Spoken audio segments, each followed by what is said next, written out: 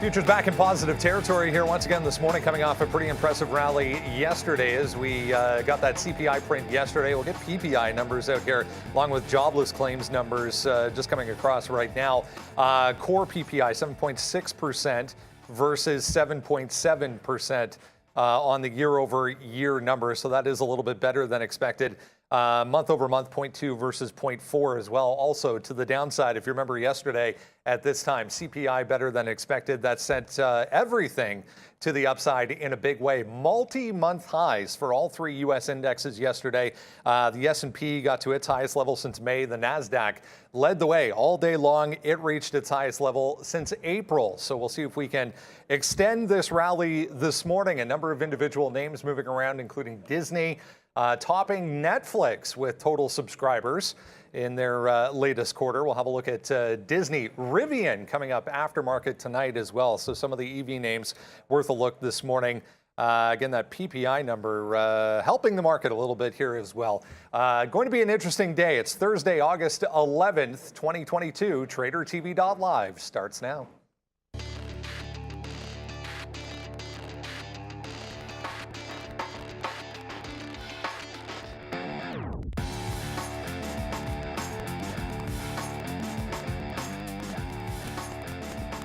Yeah, bigger than expected fall there for producer prices, both on the year over year number and month over month, sending things even higher now. We were up about 0.5%.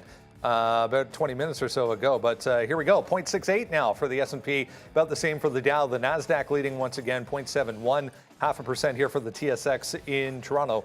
1% for crude, Bitcoin, Ethereum, extending their rally that we saw kick off yesterday following CPI as well. If you missed that again, the PPI number there, 0.5% on the month over month was expected. 0.2 it comes out as year over year, 9.8 versus 10.4. So more indications here, guys, of at least a slowing pace of inflation possibly coming through, helping futures here once again. Slowing pace and a little bit of a long way to go there, obviously, but certainly a good start. And the market liked it. We'll see if it can follow through today. Was very light volume before this, although, I'm pretty impressed, and I want to shout out to our man Fahad here because Veru is going to be in play today after this.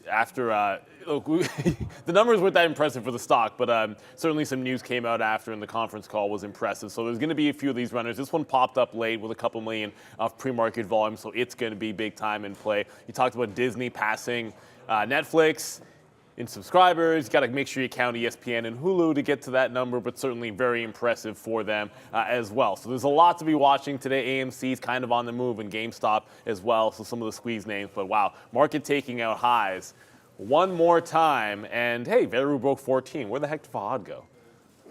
How come Fahad gets all the love for these fake Veru stuff, but we don't mention Matterport? I mean, I brought up Matterport yesterday as a nice swing trade, up 18% on earnings right now, so the money's flying in on Matterport right now.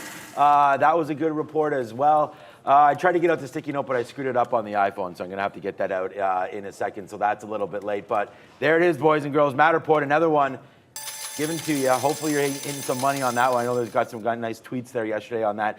Disney with a nice move as well. Obviously the NASDAQ is pulling back right now off of that number there, the PPI. So we'll have to watch that. But there goes Matterport. And of course, Disney, a nice little runner as well, up to 123 and still going right now. So nice little move there for Disney. But yeah, all is well, man. I'm going to work on getting the sticky note out to all the people out there. But yeah, Veru, a nice one.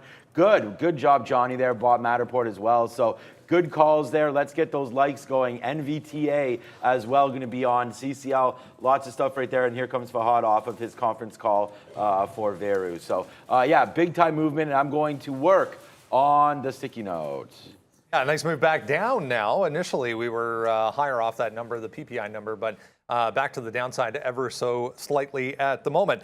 A couple of things to get into. Let's just jump right into what we need to know heading through to the open this morning. We're going to get Rahim Alani in here this morning, talk some cannabis stocks that have been moving, it's worth noting, over the past couple of days back to the upside. Earnings this week in the cannabis sector. So Rahim just getting set. We'll talk to him coming up. We saw a 1% move there in oil back to the upside. That came after The IEA raising its 2022 forecast this morning for growth and oil demand. If you remember this time last week, OPEC came out and said the exact opposite. So who do you believe? I guess you got to believe the price at this point moving higher. I wasn't even paying attention because like the cuteness factor just got up to like 500 here, and I'm not even like too focused. Did I just hit the countdown? Okay, I didn't.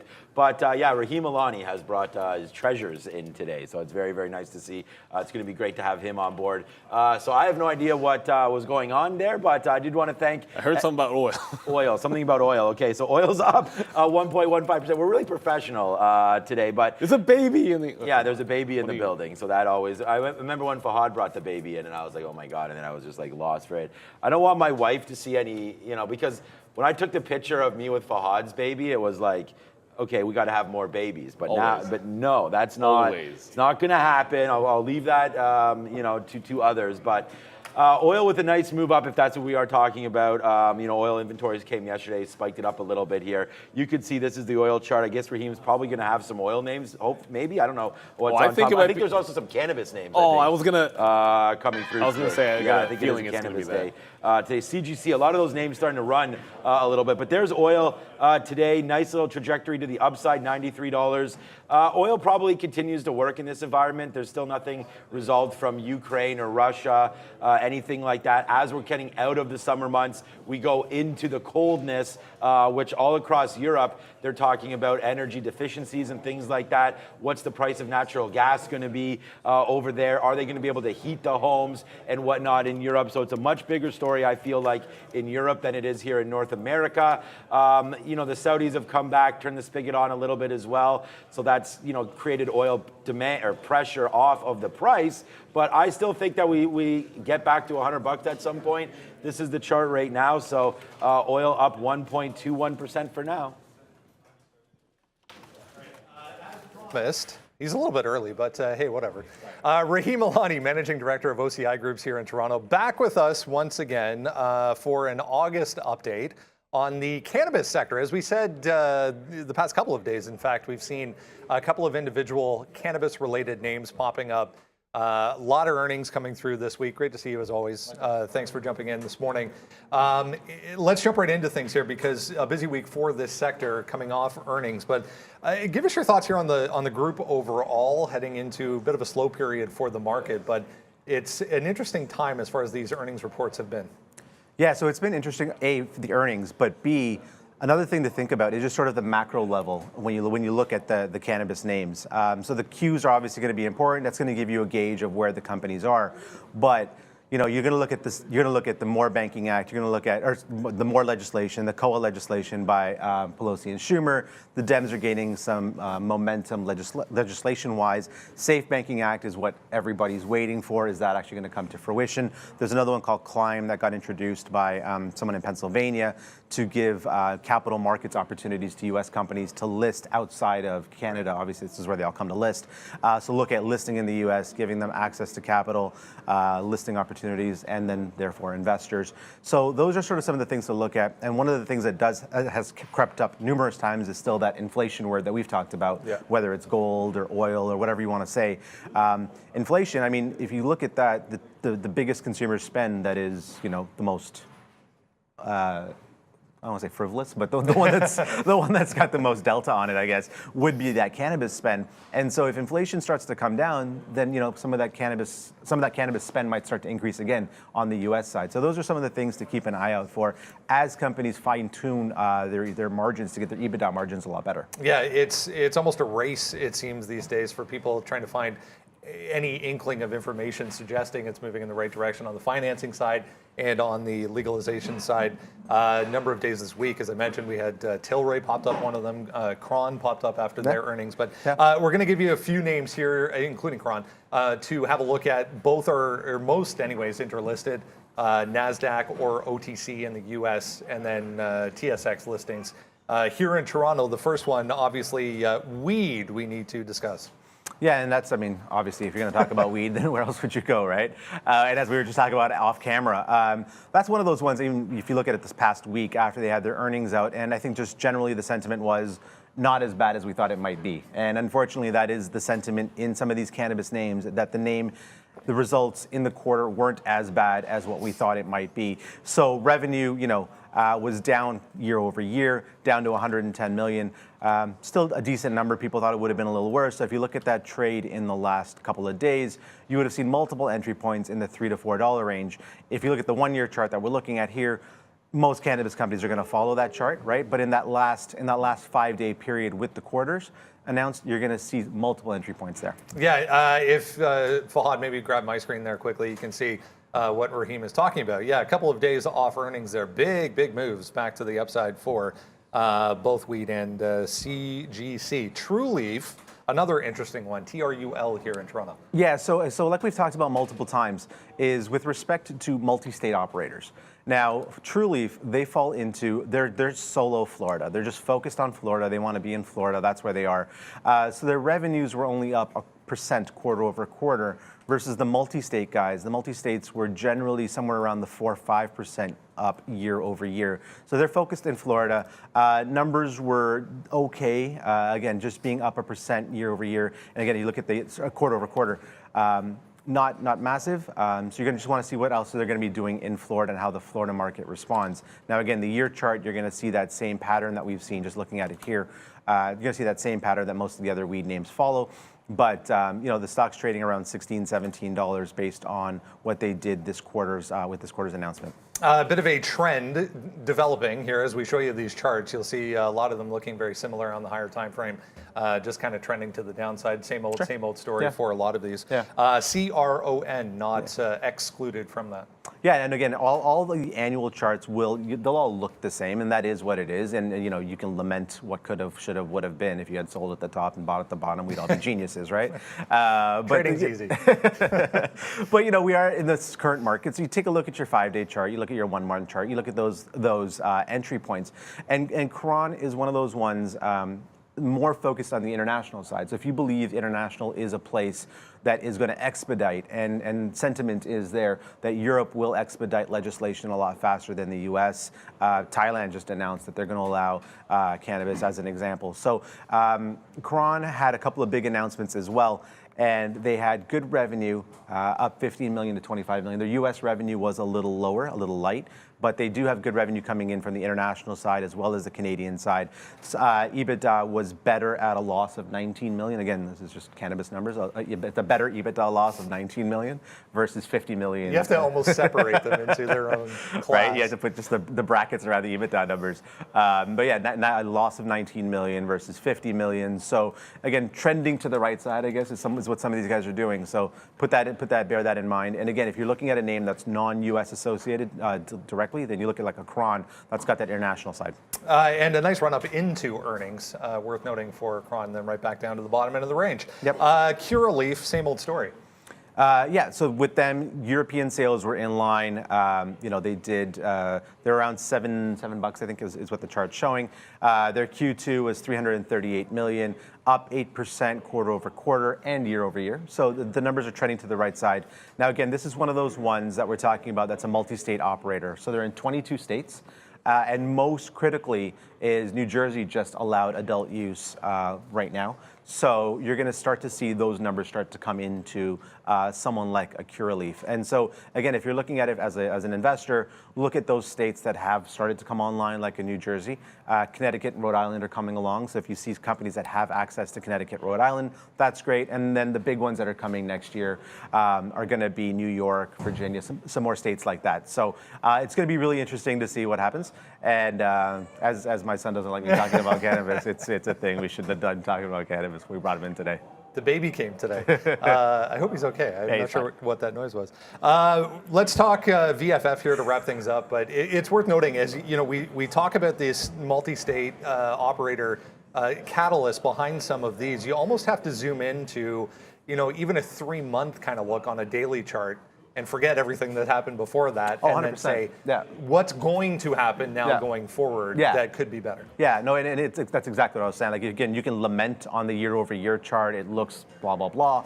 But if you want to look and really gain perspective, look at that 1 month, 3 month chart, and specifically around, again, on the back of some of these earnings, right? Because they're putting out their quarterly numbers. As long as the quarterly numbers are driving in a positive direction, and as long as margins are tightening, those are two things you want to keep an eye out for. Quarter-over-quarter numbers should start to get better from a revenue perspective, and again, depending on where we're going with inflation. We're looking at Village Farms here, VFF, the ticker on that one. Yeah, so sales are up 18% year over year, up to 83 million bucks. Net loss, again, $37 million, which is okay, given that they had an impairment of $29 million, a one-time impairment. So as you start to see some of these weed names sort of grow up, they're going to have some of these one-time charges, these goodwills, these intangibles that they're sort of just dusting off and let's move on. So I think you're going to start to see some of those moves in a positive direction as EBITDA margins tighten. How much, just an opinion, I guess, how Sure. much of this move we've seen in a couple of these this week came on the back of, we saw interest rates coming down, we saw yields coming down as the dollar came off this week. Yesterday, obviously, its own story off the CPI number, but Yeah. These are growth stocks, so they should theoretically benefit.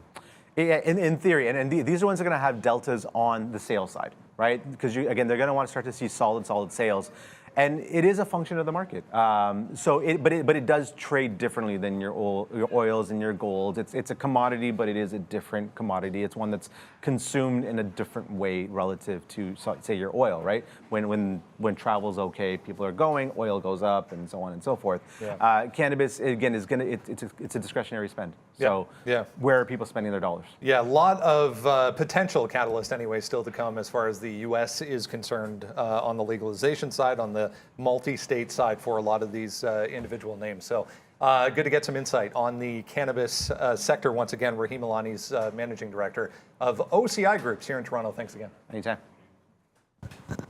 Yo, wow, great segment there, and great topic. I mean, I think the Yes. marijuana names, we've talked about them over and over again. I mean, we did talk about the big boy there, Canopy's big. I like True Leaf. I've been in that one from the beginning of time, so that's been a good little runner. But yeah, they're still so beat down, and they are literally up in smoke. But I feel like, the more, it's great to have Jersey come on. It's great to have some of those states hitting that. And we were laughing when Rahim said that cannabis was a discretionary item, because I don't know, some people... Well, I mean, some people it's a need. it was tongue in cheek. I'm like, okay, Yeah, so yeah. it's a discretion. It is discretionary. The category yeah. that it's in.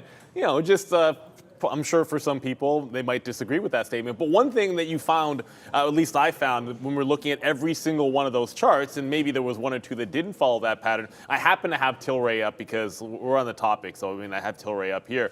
But like you do have all of these names making pretty interesting bottoms and then breaking out. And in Tilray's case, like look at what happened at $3 at Tilray. Like that one.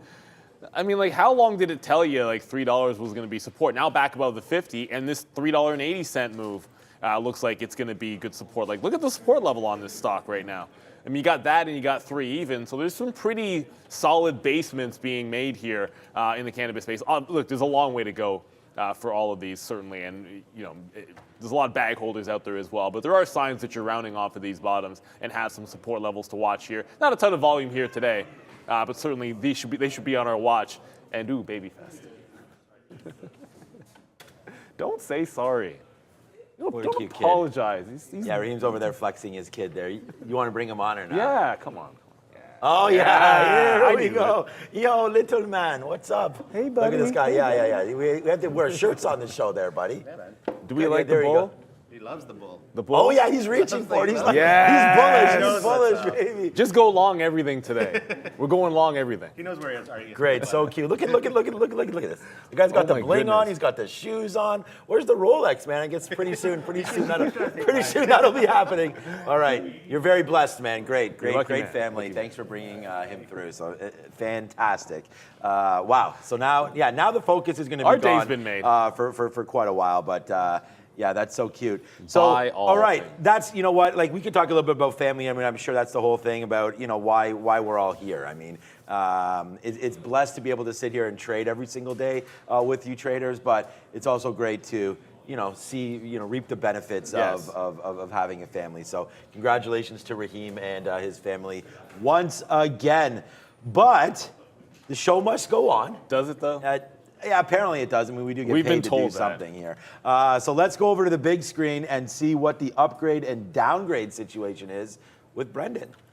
A lot today to answer your question here. Top of the list, Disney, Guggenheim. There's 4 or 5 worth noting on Disney to the upside today. Same story for Shopify. If you remember, a big day yesterday for Shop. Atlantic Securities with an upgrade today for Solar. And it's not Expedia, although it looks like Expedia's logo. It's Expensify. BuzzFeed, PaySafe, Lowe's. I actually read this note, Citigroup's note on Lowe's. It's not good. Ahead of earnings coming for a lot of the retailers. Traeger, once again, at the bottom, guys. Every now and then I have to remember that BuzzFeed is publicly traded. Like Right. and that happened. Was that a SPAC? That happened a while ago. I think it was a SPAC, right? Like Yeah. BuzzFeed was a SPAC, but yeah, I always forget that it's even out there. But the Lowe's one, that's like everyone. Okay, Shopify upgrade, Walt Disney upgrade. I think everyone understands. We'll get into Disney on major earnings there, but yeah, Lowe's. Ooh, I mean it's flat right now, but this one's been getting off the hop, and the retailers have been a bit of a mixed bag here. So you get a negative note on that when everything is seeming so positive the last couple of sessions. It's not the best look in the world, but maybe it'll give an opportunity. I haven't read the note that Brendan referenced, but now I'm interested in it to be sure. But yeah, on that board, the one I'll be watching today, obviously Disney for some long opportunities. Almost 10% to the upside. Good look for Disney there. That's so funny. That people are like, remove the bull and just have the kids sit there all day. Yes. Yeah, that'd be funny. But then he would fall. We saw him fall over there. So hopefully we'd be like, bang, and be like, oh no. We're poor only guy. chuckling because if you've ever been around babies, you guys know it's like when there's like the fall and the baby or the kid is okay. Yeah, exactly. But there's that like, am I supposed to cry? And they think about it for a couple of seconds. They're like, yeah, I'm just gonna cry for a little bit. That's all it was, and it's the cutest thing in the world when it happens because you can see them processing. Yeah, oh yeah. Cry I means think he was mommy's looking gonna he was looking around mommy's for the gonna mom. come pick me up, but I'm absolutely fine anyways. I love that. That's my favorite thing in the entire world. It's that little moment where I need to communicate that I just need to be held, and I'm actually okay, but let's just put those tears on so everybody in the room can look at me. We can go all day about this. I'm trying to like. Oh, look at Bros. It's on New York. Yeah, I know, but I typed it into both, and I don't know. I'm not even getting I'm not getting. You have to hit enter like 3 times. Do you have an extra period? No, I don't. I mean, I don't have anything. Call your system administrator. Bros.ny. Log out and Bros.ny. I have it up right. You have it. I know you typed you- it right. Hold on a second. It doesn't. Disney. I must be having quote problems here. I mean, I'm clearly not getting any quotes. So, all right, I will analyze Bros. I'm gonna have to log out back. I think I'm gonna have to log Yeah. out and back in. I'm gonna analyze Bros for you guys when we get back. We did see that super chat, but for right now, no quotes, no problem. I'm just gonna have to do. What was it? We had that issue yesterday. It was like log out and back in. He had What was to it? Pratt. Pratt had to log he out did that back in. Indian voice. I'm obviously not gonna do that, but he did some. He can do that. He did some sort of Yeah, a you don't meme, wanna do that. and then everyone was like, "Hey, that's not right." And he's like, "But I'm Indian. I can do that." So yeah, but that ain't right to do. So I'm gonna log out and back in, and hopefully get some quote resolution here, Brendo. A good report for Bros, although it wasn't really doing a heck of a lot in the pre-market, but worth a note this morning. I mentioned off the bat there, Rivian earnings coming after market tonight, guys. This is what Rivian is doing right now. Up 4% here already this morning, trying to test this 39, 40, I guess, 41 even was the last level on the daily chart. But this is going into earnings for Rivian. Yeah, I got to check back. I like the long and it's not going to happen. Probably have to pay for shorts too. Yeah, that's another thing. I got to go pay for some locates. And thank you, Brankles, for when I didn't fully process the pay for shorts that I'd done in the morning. He did it for me. Oh, Brankles.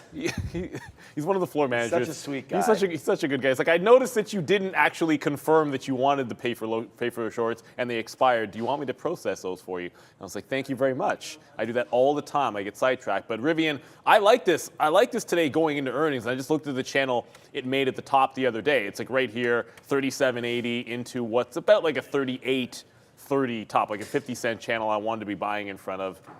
And I guess before we come on, before 8:30, when you get economic numbers, I'm usually conservative, so I was at the bottom end of that range. Probably wouldn't have got picked up. You had to be absolutely perfect on that dip to get picked up at 38.30. So I'll probably step it up in front of that range. 40 is a nice, obvious round number. Worth noting here on the daily, like if you go, I got to zoom in a little bit so you can, there you go. On the daily, like you do actually have a few breaks of that 40 for resistance into about 42. So 40, then 42 to that upside. And now to go pay for some shorts on Rivian, because I'm not sure we'll get that dip. If the market looks too strong like it was yesterday, there wasn't much of a dip to be had there. But I'd like it to that 30, it's about 37.80 to 38.30, the channel I want to work with.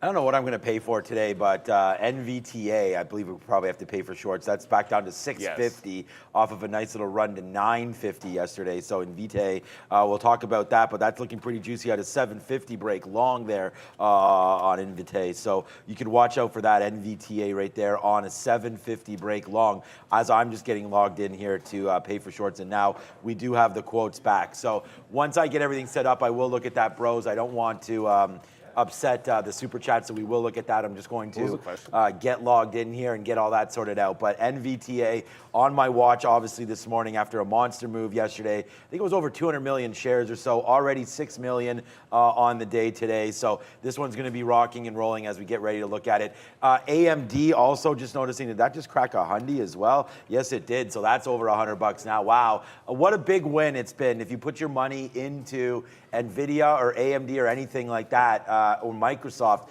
in the last 2 weeks. I mean, these stocks have just absolutely flown off the chart here, back up to $100. This was like 78. What was the very bottom there? 75. So it actually went to 73, I guess, down there at the bottom. And there's that break long through 80. That was a clean break, man. That was a gorgeous long all the way to the upside. Now we wait for the next break of 110. I feel like that's going to be a short if we get up there. I mean, you're 10% away, so probably get there by tomorrow. Kind of a joke there, but I don't know. You know, AMD could get there. If you do, I'm looking to short it at that 110. 105 has been an area of concern as well. So if you're long AMD today, great. Great name to be long. You're beating the market today again. But there it is, 105. Yesterday we were shorting AMD early, which was a little bit of a mistake. We have a couple longs, a couple shorts, and a short in there. But look at this thing rip into the close, and then today printing over $100. So AMD continues to be a super strong name here, Brendo. Remember, these cruise lines and travel stocks specifically were monsters yesterday. Here's CCL as well, guys, up 4.5 already this morning, trying to get back above some of these levels from the daily chart. But it was a huge day, to say the least, yesterday, and here we go, extending that move. We were looking at CCL a little bit yesterday. That 1050 level looked like it was pretty solid resistance. It ended up falling back off of there. Would have liked to see that break.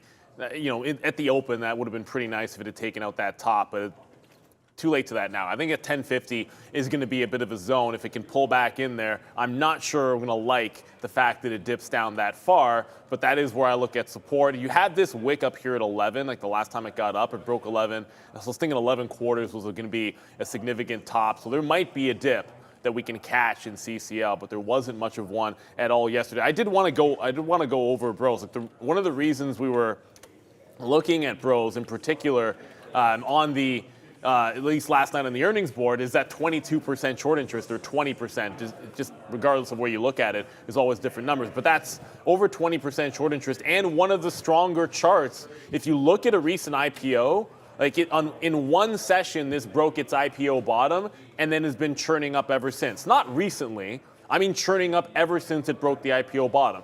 There's not many IPOs from last year that actually look that strong, and it just crossed the 200 period as well. So I like the consolidation break at 46. This is kind of what caught my eye yesterday, and I think there's long opportunities in front of it. Here's a caveat with Bros. It's done 30,000 shares worth of volume. And I remember trading it even a few days after the IPO when people were looking at this thing and the spreads were big and the volume wasn't fantastic. So you had to have that in your mind going into it, knowing that, look, if you tried it along a 46, you're probably not wrong till 45, when you might normally want to have like 30 to 50 cents worth of room on a $50 stock. You might have to give it a little bit more room because it tends to trade rather thinly. So I'd like this one to open up first, but I'm looking at that previous high for support on bros. I mean, if mixed report, actually pretty solid. I mean, they're opening locations at a pretty solid pace there as well. I think they crossed. And then like one of the notes that they were talking, the CEO was talking about there, is if rolling 12 months, hitting like $1 billion in sales, pretty big for them. And then 600 locations opened up. So they've had good growth. I like the momentum on the chart. I like the 46 area for support. Just need to see an open for volume. I just want to talk quickly about CCL, but first of all, on the imbalance locator, because we talked about NVTA, I just paid for shorts. It's like a third of a cent. It's free, basically, I think, or 1 cent. I don't know what it was. It was so cheap, man. I don't know. It was like ridiculously cheap. For like 1,000 shares, it was like under $1 or something. I don't know. It was crazy. But anyways, NVTA right there, 1.46 million shares to sell on that name. So I just wanted to bring that up to you. And then there's CCL on here. Where is it? Right there. That's going to be a good little look. I want to look at that quickly. NCLH, Disney there as a buy. And the last time, remember, like, look what we're noticing here.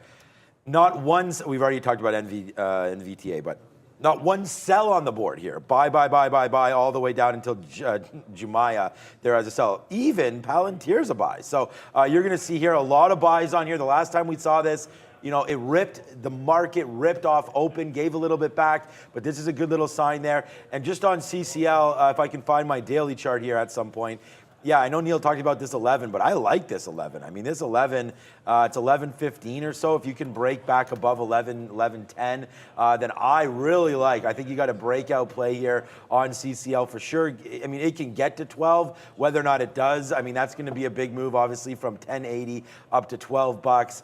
It's already up that 4%. Can it go 10% today? I'm not sure about that one, but you're above the 50 period. And I remember when Carnival was down here, and shout out to Daryl and everybody. You probably remember what I was saying, that this is a good buy. I went down and said that the pre-pandemic or the post-pandemic, just after, the low was 7. I said 5 to 7. We look back, I think it was 770, 750.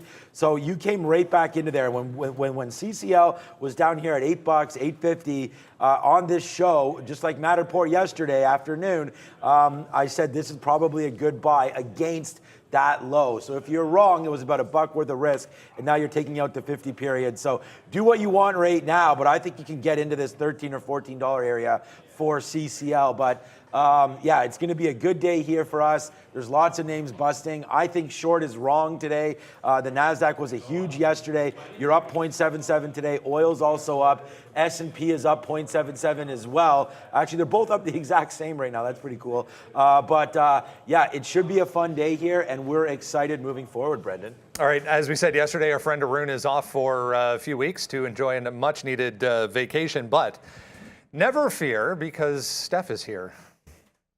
Good morning, everybody, and happy Thursday. So I want to take a look at ES and let you guys know what are some levels and potential setups going into today.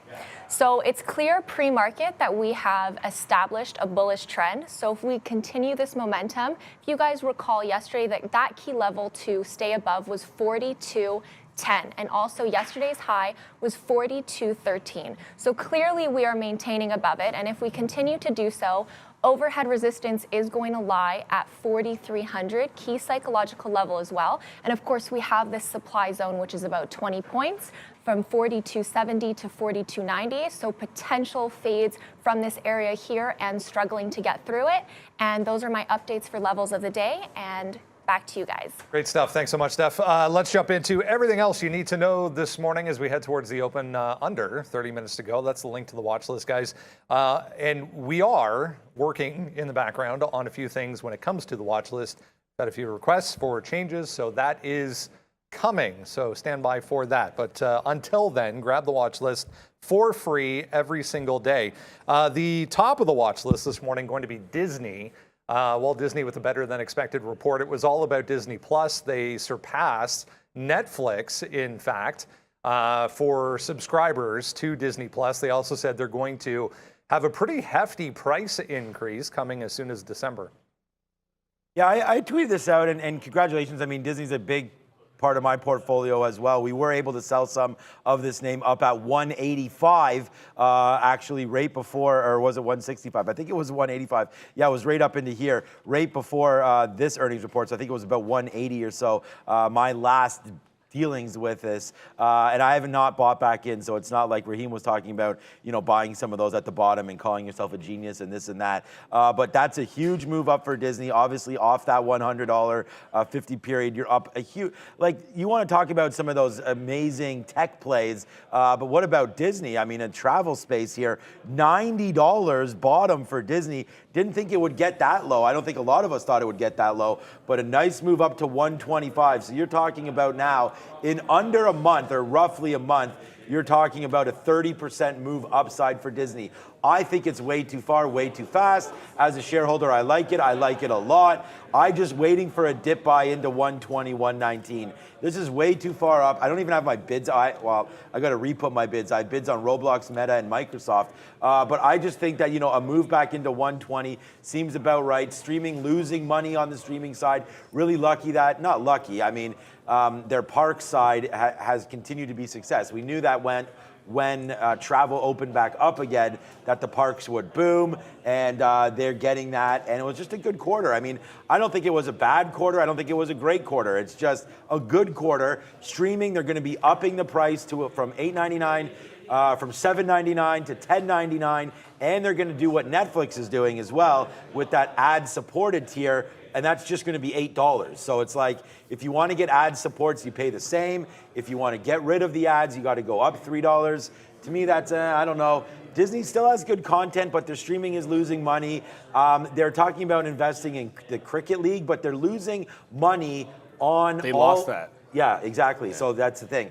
They're losing money on all these streaming services as far as investing in, MLB, some of these big chains. They don't want to pay up to do that. I wonder if that will hurt at some point if they don't continue with that. ESPN's obviously a big asset for them as well. So for me, I'm going to wait. I'm just going to wait on this. Hopefully it pulls back, which I think it does, into 120, and then 118 as the ultimate bottom. That's the notes on the sticky note, and I'm going to try to stick with that. Higher revenue, of course, spikes this name up, but I didn't see anything in the report that says this should be up 10%, but it is, and ball don't lie, as they say. So trade the market, don't trade my opinion. I'm just waiting for it to come back down into 120, and then using this 118 as an ultimate out. So if I lose $2 on this name, then that's what's going to happen. So I'm doing that right now, and Disney is going to be a long for me. Yeah, the market only really cared about that sub number, right? Like, it was going to be, if they could impress there after Netflix was getting declines. That's why you're going to get the exuberance, because they're going to get treated the same thing. Obviously, the parks gives you a bit of a subset. It gives you a bit of a backstop there that they have an established business as they work into streaming. But they did lose the IPL, which is the reason why the guidance came down on the subscription numbers, is because they lost the IPL in India. That's a lot of eyeballs. That was a good potential for them, but they're expecting to lose on Disney Plus, right? Like, they've come out and said they're not expecting to be profitable until 2024 on Disney Plus. When you're starting out, it's going to be a loss leader for them, and then eventually turn that profit, and they're on their way to doing that. I think that's the key thing there. I'm bullish as well on it. 120 is sort of the level I've been looking at. You can want to break out all you want, but when it happens on earnings, you can pretty much, put a fork on something like a 113 level. I will not touch a 125 break at the open, because it would have to run another $2 into that range. I just feel like if it makes a press up away from that support too far at 930, you can get one of those wick tops that I don't think you want to get trapped in. And just for contrast, to show you, like, there's been almost no sympathy on Netflix for this. Probably A, because of where Netflix has come, and that B, people are now comparing those numbers, like getting surpassed by them, and Netflix sort of losing subscribers, and Disney doing a surprise in terms of how many they were able to gain. And raising prices has them relatively, one's going to be the relative strength. And if there's a pullback on Disney, I actually think Netflix might be an intriguing short at some of those levels. 250, were Netflix to pop, 250 is a nice round number. I think that'll be in play. Yeah, it's a good point. I mean, Netflix so strong yesterday as well on the CPI number with the rest of tech. Obviously, there's a look at Bitcoin. So 2 days in a row here, we're through to, 24,900, almost got to 25 after we were struggling yesterday down here around 24,000 before breaking through overnight. So everything crypto related, very strong here in the pre-market. So just because someone asked, and I've been in AMC since early in the pre-market, and a few of you that were in here, we're sort of going back and forth talking about this. If you watch the afternoon show, it was this 23.85. I have my 3-minute up here. It was a 23.85 that we liked for the break in the afternoon. It never happened. It broke early in the session, and I just dip bought in front of it at 24. So I am looking at that 85 area as my support level on AMC, but it's doing that thing where it gaps above a breakout price or makes an early breakout and then starts trending back in. So I just got a reload in front of 24, but I can tell you when this happens, a lot of times what ends up happening is you end up testing down all of those levels. So I don't want to be reloading at 23.80 here in between now and 9:30 unless it starts showing more signs of strength. If I don't see a consolidation or higher lows, then I'm not going to be averaging into the open because we've seen that rug pull happen before on a Coinbase which just broke $100. Okay, well, it broke $100 today. It's been back and forth off of this level a little bit here as I slide on over. You can see the daily chart, big consolidation happening since it had that crazy move last week. What it's setting up for, it looks like this 103.5, 103.5, somewhere above that 102.5. We're looking for a breakout. I tend to like it at about 103 to the top side here if it can break through. Just keep in mind, every single parabolic, with the exception of yesterday, every one of its big parabolic moves has been sold off pretty much very, very heavily. Like it was a huge sell-off when it had the crazy day. It almost gave more than half back the last time, and then it could barely even go on the third day. So yesterday's rally, I think, showed you signs of relative strength. It had followed through, had the higher low. We ended up closing near those lows as well. You get the gap up. So I'm going to like the break on Coinbase. I think you got to scalp some of it out to 105 to be sure. And if we dip back in, I'm just looking at yesterday's highs. It could be a bit of a theme. Like that top at 94.95, that becomes a support level for me on Coinbase today, that 94.95 area. So here's another call that I've been making, HUD 8. I just got another coffee there. Okay, so HUD 8, what a nice day for them off earnings as well, up 13%. Beautiful move up to $3. And again, we were touting this for days. I mean, I was talking about this one down here at $1.50, talking about that bottom was possibly in there when Ether was down to $1,000, and was talking about, you know, if you did want to get some of these altcoin exposure, but you didn't necessarily want to, you know, buy the Solanas or the Cardanos, or, I mean, most of us have some Ether or Bitcoin or something in there, probably Solana as well. But HUD 8, definitely a nice little mover. We've broken through. We've talked about this, man. I mean, I was even talking about this at 180 when it broke this level down there, let alone when we were talking about it at 150. So it's a nice move up there for HUD 8 as the as the crypto market continues to rally. You are at a nice little spot right here, right now, breaking through this 330 area, which is coming up. That's right there on the daily chart, 330 for HUD. So let me just do this because we never do this for HUD 8. So let's just see what is the short interest on this name. Not very high, 7%. So that's why that never comes up. The Coinbase short interest, I'm sure Neil just talked about it. 20. But yeah, that is way higher than that. So 20%. So if you're looking for something that might run, I mean, 170 million share float, right? As opposed to HUD, which is the same float, but only $3. So, you know, much easier sort of to buy this name, but Coinbase has a little bit more oomph under it there to get going. BlackRock obviously came into Coinbase, and I'm going to be selling, honestly. Like I actually just looked at my account, and we've made back, I mean, I'm almost near, like I'm not completely near, obviously, the tops of where we were in November and January. I mean, the S&P is still down that 12%, which sucks. But it's not that bad. We were able to buy some energy to hold up our account. And then we have Eli Lilly, we have AbbVie, we talked about that. We have Nucor, we have a bunch of marijuana names that are starting to bounce off some of the bottoms as well. So I just looked back. The long-term account's not bad. And I bring that up because one of the sales that I made on this name was up here at 360. This is the last time, and it's just a fluke. It's the same way I sold Disney before earnings. This was literally just before earnings here. It was up, and I said, you know what, we created and completed this whole U all the way back to 360. Will we ever see that again? No, on Coinbase, but that's a nice move back to the upside. I still look at this 130, 140 area, and I think, and what I'm getting at is if we can get up a little bit here, especially back to this even 120, I'm going to pair some Coinbase off. I feel like the competition in the United States with FTX coming on board soon, I think anyways, I'm not sure if they can. Last time I checked, they weren't accepting U.S. customers, but hopefully they'll be able to do that with some of their acquisitions. We saw, not that WonderFi is a big, huge player in this, but they bought that BitBuy as well. There's Binance. And I think if Coinbase is just going to be an exchange, then it's probably valued way too high at these levels. But again, there is that short interest. BlackRock stepped in and made that investment the other day. So I feel like Coinbase does have a lot of room to the upside, obviously, when you look at the chart. But for me, it's a sell on any more pumps. So if you can get up here to 130, 140, I just feel like I'd rather put my money back into traditional banks. But Coinbase, I'm not sure, other than crypto, where their money's going to be coming from. And then exchanges get better on efficiency, get better on pricing. Coinbase is known to have high pricing. So I don't know. I don't love the name, but I am in it. And I think it's going to be great for a day trade.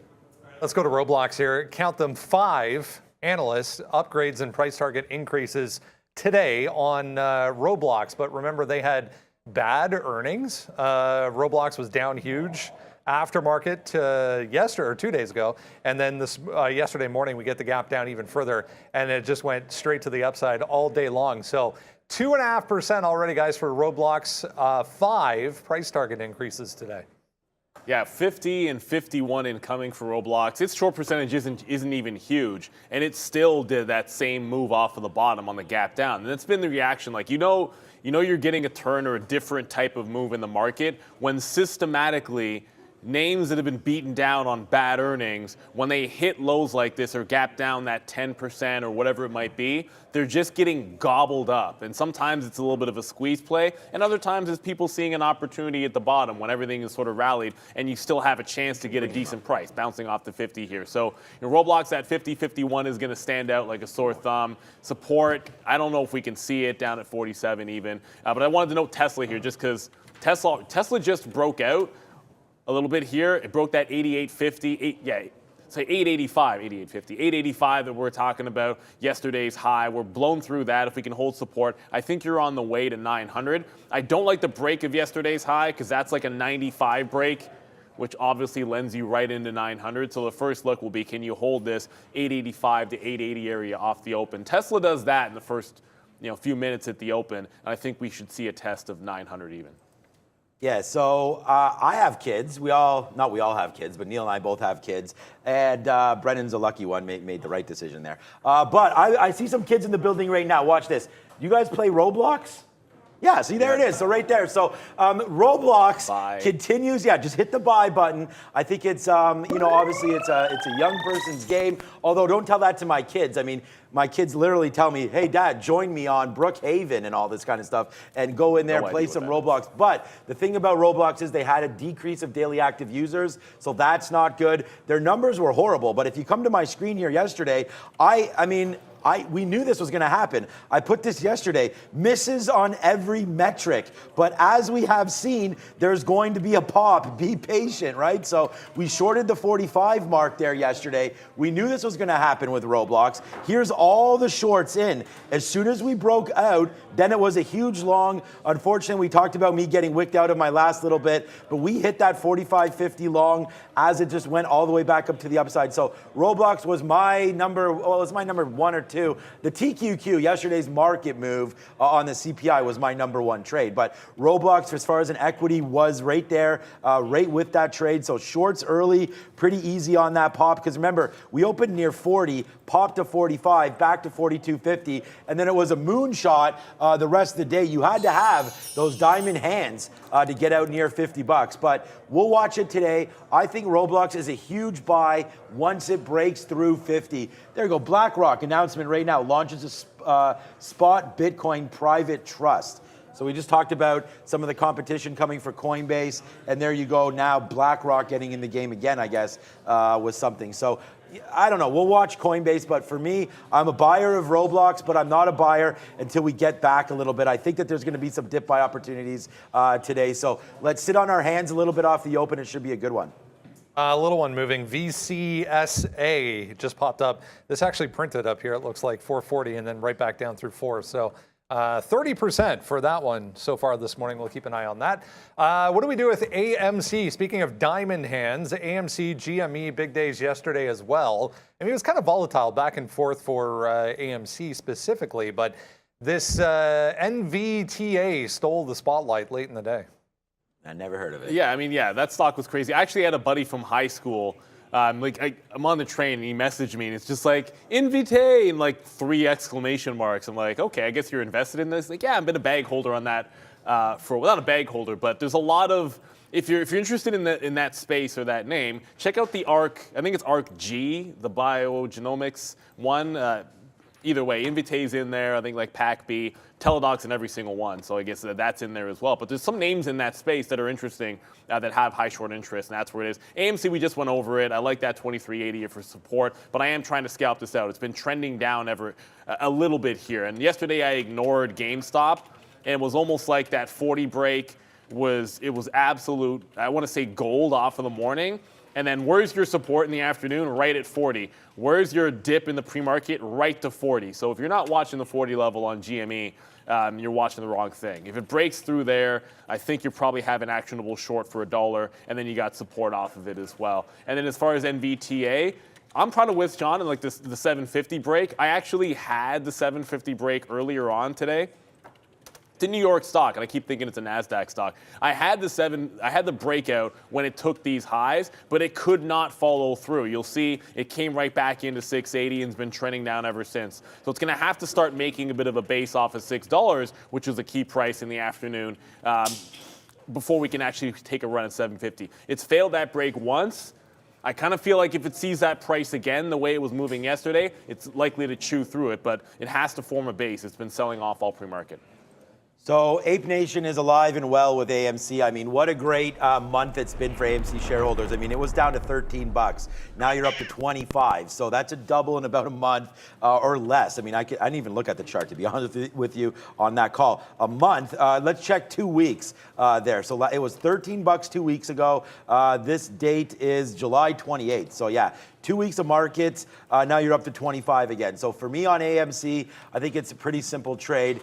You either come back in and try to look at this 22 level again. Obviously, yesterday it dipped back down below. That was a good move, but then it sort of held 22 during the day. But I'm also looking, and I wrote down on the sticky note, what about just a 25 break? I mean, yesterday AMC did dance around that 25 level a little bit, right into here off the open. We ripped up to 26 and pulled back. So actually, that's 2 days ago. And then yesterday's open, we stopped there at that 23.50, and that's where we closed. So they made a round trip around, and today you're going to start a bit higher. So I was saying 25, but I mean, if you're going to look at 25, you might as well look at 24.50. So I'm going to change that right now and go to 24.50 for a break on AMC. And if that gets going, then you definitely would see 25. And then my ultimate high, like this is where we went long last time. Remember, there's the 24 break. This was a couple days ago. It was a monster trade. We hit this all the way up to 27. So a lot of buys early 3 days ago on this name. So we're going to wait to see if it can make that move again. 24.50 break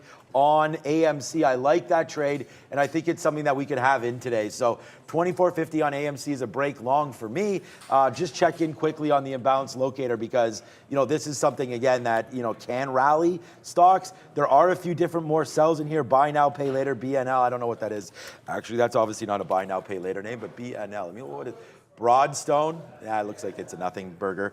On that one, CCL's up there, Disney, just seeing if there's any more sells. Pfizer joins the party as a sell, but no AMC on here. 1.2 million shares isn't bad, so I don't mind the pre-market volume. So I'm gonna look at this 24.50 long break and take it. The market's almost open. I'm gonna put the order in right now to take that fill. I'm low buying Meta, Roblox, Microsoft, and Disney right now. So a couple stink bids on that one, and we'll see if we can get that back in. And I'm doing not a stink bid on AMC, although if AMC, like I said, if it drops to 22, I'll be sitting there waiting. I don't think that's going to happen. So, and if it does, you guys will let us know about it, I'm sure.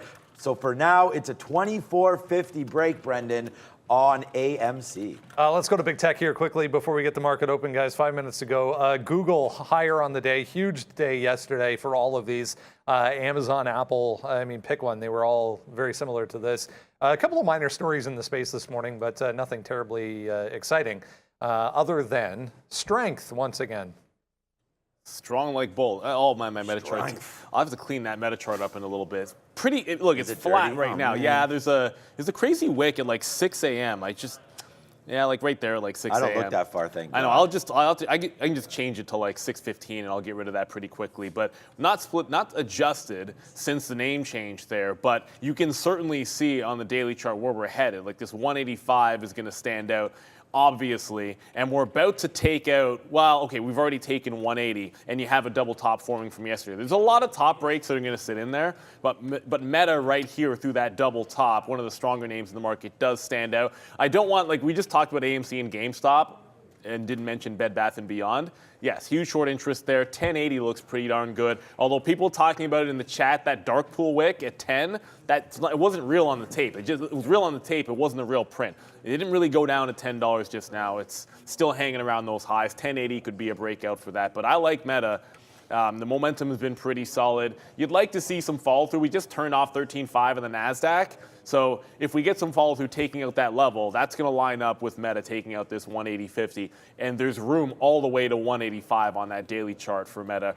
If we see a dip, nice channel here, 76 to 77 for Meta. That's the one I'll be watching. Amazon was a little sideways for me yesterday, so I'm kind of maybe staying away from that one. There's always scalp trades in Amazon that form.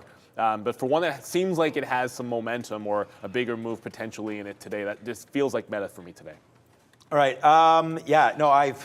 Look, on the sticky note here, you guys can find it up on Twitter. I talked about the same levels basically there on Meta, and I'm glad that we're looking at the same thing, Neil and I, because right here we have Matterport. First of all, big congratulations anybody that took that call yesterday, up 20%.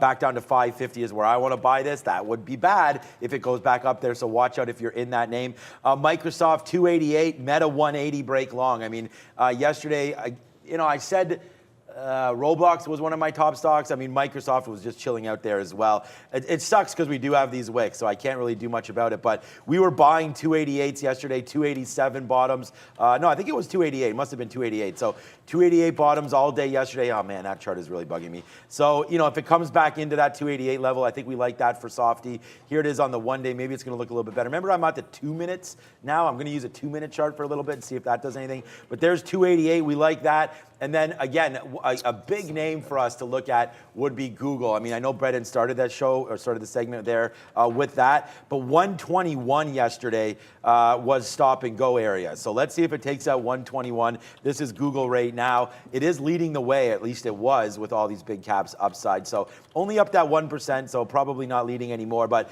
121 there, a good one.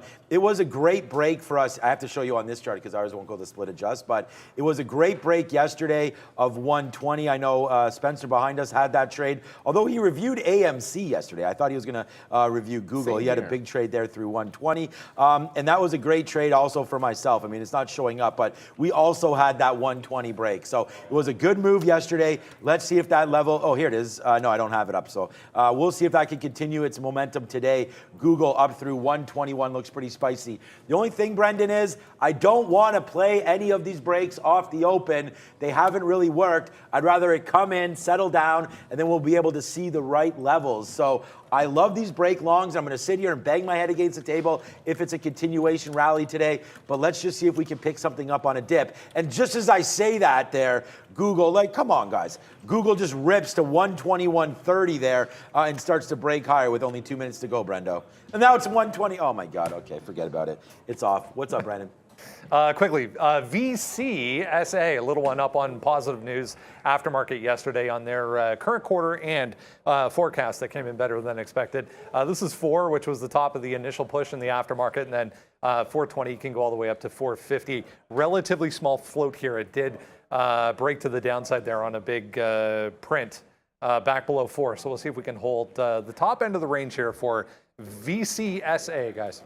30 cents. Yeah, I mean, the spreads, just a warning here. The spreads in some of these stocks with 90 seconds to go to the open, like Meta's spread is 40 pennies right now. Like if it takes out this 180 here, like you'd be paying and then instantly, if it doesn't go, you're out of the money like 40, 50 cents right away.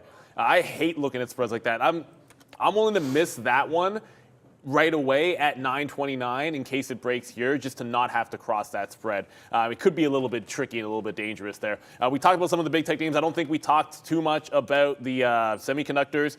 Well, these wicks, man. NVIDIA, another strong move, but it didn't pull back this far. A little bit of a dip that just came in on NVIDIA. Looking at this 183 for a potential break. Like you look at that gap that got taken out when they revised, and everyone was like, oh goodness, NVIDIA's going to take the chips down. If it takes out 183, huge gap to be filled. I got support looking down here at 177 to 178. I'm sitting in the middle in case we do get a bit of a dip by chance in NVIDIA. Don't want to diddle in here. It could support 180.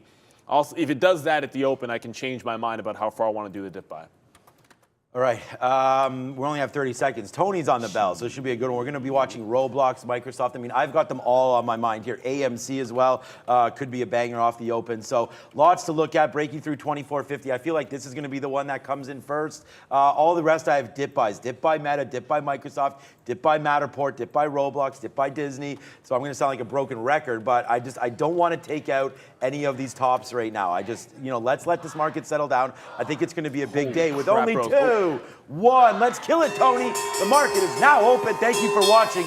Hit the like button early for us. Thank you, Tony. And we'll get that party started. So right now, just watching a whole bunch of stuff, man. Meta, Microsoft, as we said, here goes AMC back down through 24. So no popping yet as the market is popping off. Absolutely popping. But by the way, Bros broke 50, broke 51 already. But very light volume on Bros. Now that Meta is open up and the spread's getting a little better, I think I feel a little bit, obviously feel a little bit better about putting those orders in. Spread's starting to tighten up. That's what we wanted to see here. Tesla holding out above. It looks like that 885 is going to be holding at the open, but my eyeballs are on Meta. And remember, AMC didn't want to load back into that one because it felt like they wanted to test the rug pull first on AMC. That is exactly what is happening. So did not add to my shares there, and it looks like we're immediately testing the pre-market low. If it can hold that low, I like the long to add back in, but otherwise, going to stay away from this. It's right on that bottom as we speak. Like here I am saying I don't want to go short anything, and I just immediately went short on AMD right here. Okay, so I just feel like it might have faded off that Hyundai, so we'll wait for that one more time. If it breaks back above 100, we'll get out of this one. It's not going to be a very long time for this. We were short AMD yesterday, remember, and then we were able to flip it over, so it's not like we are married to this position. This is just off that 100. It has fallen back in a little bit here on that move, just off the open. Not an aggressive move, but a move down there for AMD. So let's watch it just slightly through 100. We said we didn't want to do this, but we did it. So there it is. Meta obviously takes out that 180. What a monster play that was for Meta up there to 180 and breaking through that. So again, I didn't have the order. I didn't get my order back in. I didn't even have it. I said I would cancel. I said I was going to cancel my order on Meta to wait for the stock to open up. I didn't get that one back in. That's on me. That was absolutely ridiculous not to have. But AMC's starting to rebound. Tesla is also making a power move here to the upside. Like, watch out.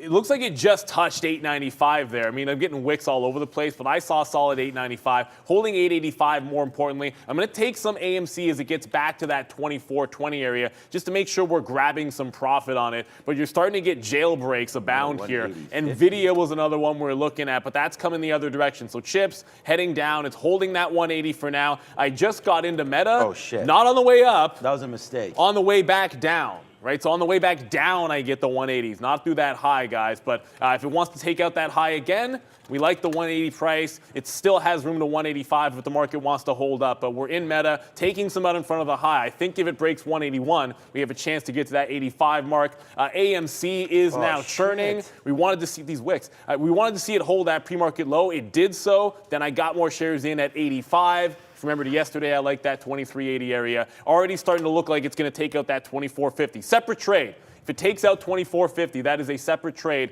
to the upside. 25 and 27, the resistance on those. NVTA not doing much, but Zila over here. Oh, well, not Zila. It's Veru. Why do I have those two mixed up? That doesn't even make any sense. I should not mix up Zila and Veru. One's like a penny stock. Veru making a run at this high of the day. Watch out for potential break on Veru.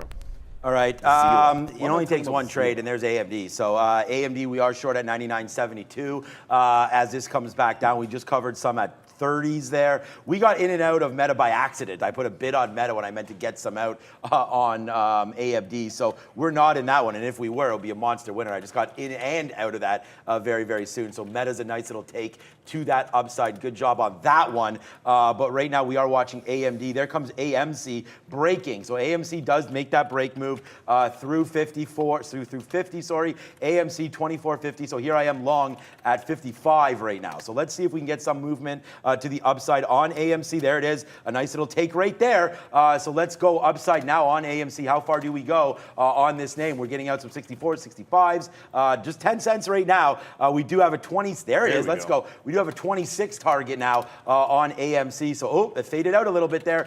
This is the dangerous spot. We've already been up here before to that 24.50 like we've talked about. So we're out of a little bit here, not out of that much. Let's see what happens. This view up 24.10 or so down to the downside if we're wrong. Microsoft coming back in, and AMC, obviously, AMD and AMC, the two names I'm in. Yeah, I'm now, look, we're all out of the dip buy of AMC. It's now only the breakout trade. I was able to get 52, so sometimes it's like, I think I sent an edge A out, got a good fill there, but it didn't get past 24.25. So 25, if you remember yesterday, like a couple of days ago, every half was a good break on AMC. So I think 25 could be an area of resistance. We did break the high of the day there on Meta. It got to 181.75 and starting to pull back in a little bit. So there might be another chance at this support at 180, but if it's going to do a wick top, like that's what it looks like right now. Like you've got to break out of the high of the day, you make a run through the top, and then you're immediately holding below 181. If that's the case, you want to wait for support. Not back at 180. I'm looking at 179.50, 179. Those are far more interesting. And the reason for some concern is we just wick topped on the NASDAQ 13.5 and pull back in. Tesla's starting to fade back in as well. There's that 885 coming under pressure. So here comes your downside pressure in the market there a little bit, guys. You want to see if these stocks can hold up. AMC is, but something that follows the market has to as well. All right, here comes Disney right down to that 120. Of course, we're waiting at 120. Where are we waiting? We're waiting at 120.05. Disney comes out. Look at AMC go, man. What a monster trade this is for me again here today on AMC. So let's ring that Reggie right now and go some bangs there. We have to do that. And then, of course, again, it's in the contract. So there we go. We spin that money as we go long AMC. Two trades today, long AMC, short AMD right now. So good on us for doing those. But let's just try to get some out here. AMD might not, AMD we got out. We're out of 40% of it. But it's coming back up pretty hard there to the north side on those moves. So watch out for AMD taking out that $100 mark. There, $100.20 or so is going to be my out. AMC, again, not a huge trade. It doesn't want to go. We're going to hold the rest of this and see if we do get some kind of a shot. My out's going to be like this 24.40 or so. So we came pretty close to getting out of that the first time. Right now it's just really AMD trying to go. It's too bad because we looked at that Meta. It's fallen back down to 180 right now. We're waiting for 178 on Meta. But yeah, some of these names falling, but AMD not. There goes AMC. That's why I take some profit there as it comes all the way back in. That is AMC. Yeah, and if you're watching NVTA, that's accelerating to the downside. It just broke 6 even. But Shopify took out a monster 43 level. I put that one in the chat. I didn't have a stop on that one at 43. Gets to 44 even. Now it's trying to hold up here. So strong move by Shop. I'll show you the higher time frame quickly. There's your 15-minute. There's your 43 break. If it catches a bid there, I don't want to say sky's the limit. But essentially, since split, sky's kind of the limit there for Shopify. Strong one off the open that we maybe shouldn't have missed out on. There's so much to be looking at here, but you want to focus in. I'll come back with CCL, but Brendan? Relative weakness in some of the drug makers today, specifically Pfizer, guys. Big move down on this. Would appear anyway. Some litigation concerns surrounding this Zantac drug of theirs. So 3%. Huge volume came in there at the open, though, around 49 for PFE. He's talking about Veru. Oh, Veru, okay. Yeah, you guys are welcome for Matterport, by the way. Thank you for all the credit there on the chat. This name just continues to run. Like, send some love. If you guys made some money on that trade, good call out yesterday just before close on Matterport. So glad that, I mean, you guys took the trade, so congratulations on that one as that's continuing to make its moves higher. Their MTTR, a name that I liked. Okay, Microsoft's back down to 288. I mean, the market is coming in here a little bit, kind of like we thought, but there's a 288 bid there coming through. You do have that bottom, so let's wait to see if that comes through now on that play. So Microsoft down to 288. We want to try to respect that if it does come through. Did Roblox do anything today? Let's just check that out quickly here. Yeah, Roblox does do something. It breaks through 50, and I said that would be a monster long, and we don't have it. So right there, nice little trade. I'm going to switch this back to a 1 minute chart here so we can have a little bit better look on that 49.50. Yeah, I mean, it just took off the open, so not much room to spare there on Roblox today. What a great call that was on Disney as well. Unfortunately, we are about 50 cents shy of getting filled down there at 120. We said that was a good buy the dip opportunity. It looks like it was there on Disney. Yeah, if it comes there again, it's like it probably tests the level. If it rejects like 123 here and comes back down to 120. I don't know if I like it as much. CCL put in a bit of a dip buy, so there was that chance. It got to 11, pulled that dip in. We're looking for that pre-market low as well. It just held support. I mean, it bounced off 62, so I went long when it came back above 70. I got 71s long, just played some out in front of 80. We'll play it all the way up to, same thing like with AMC, right?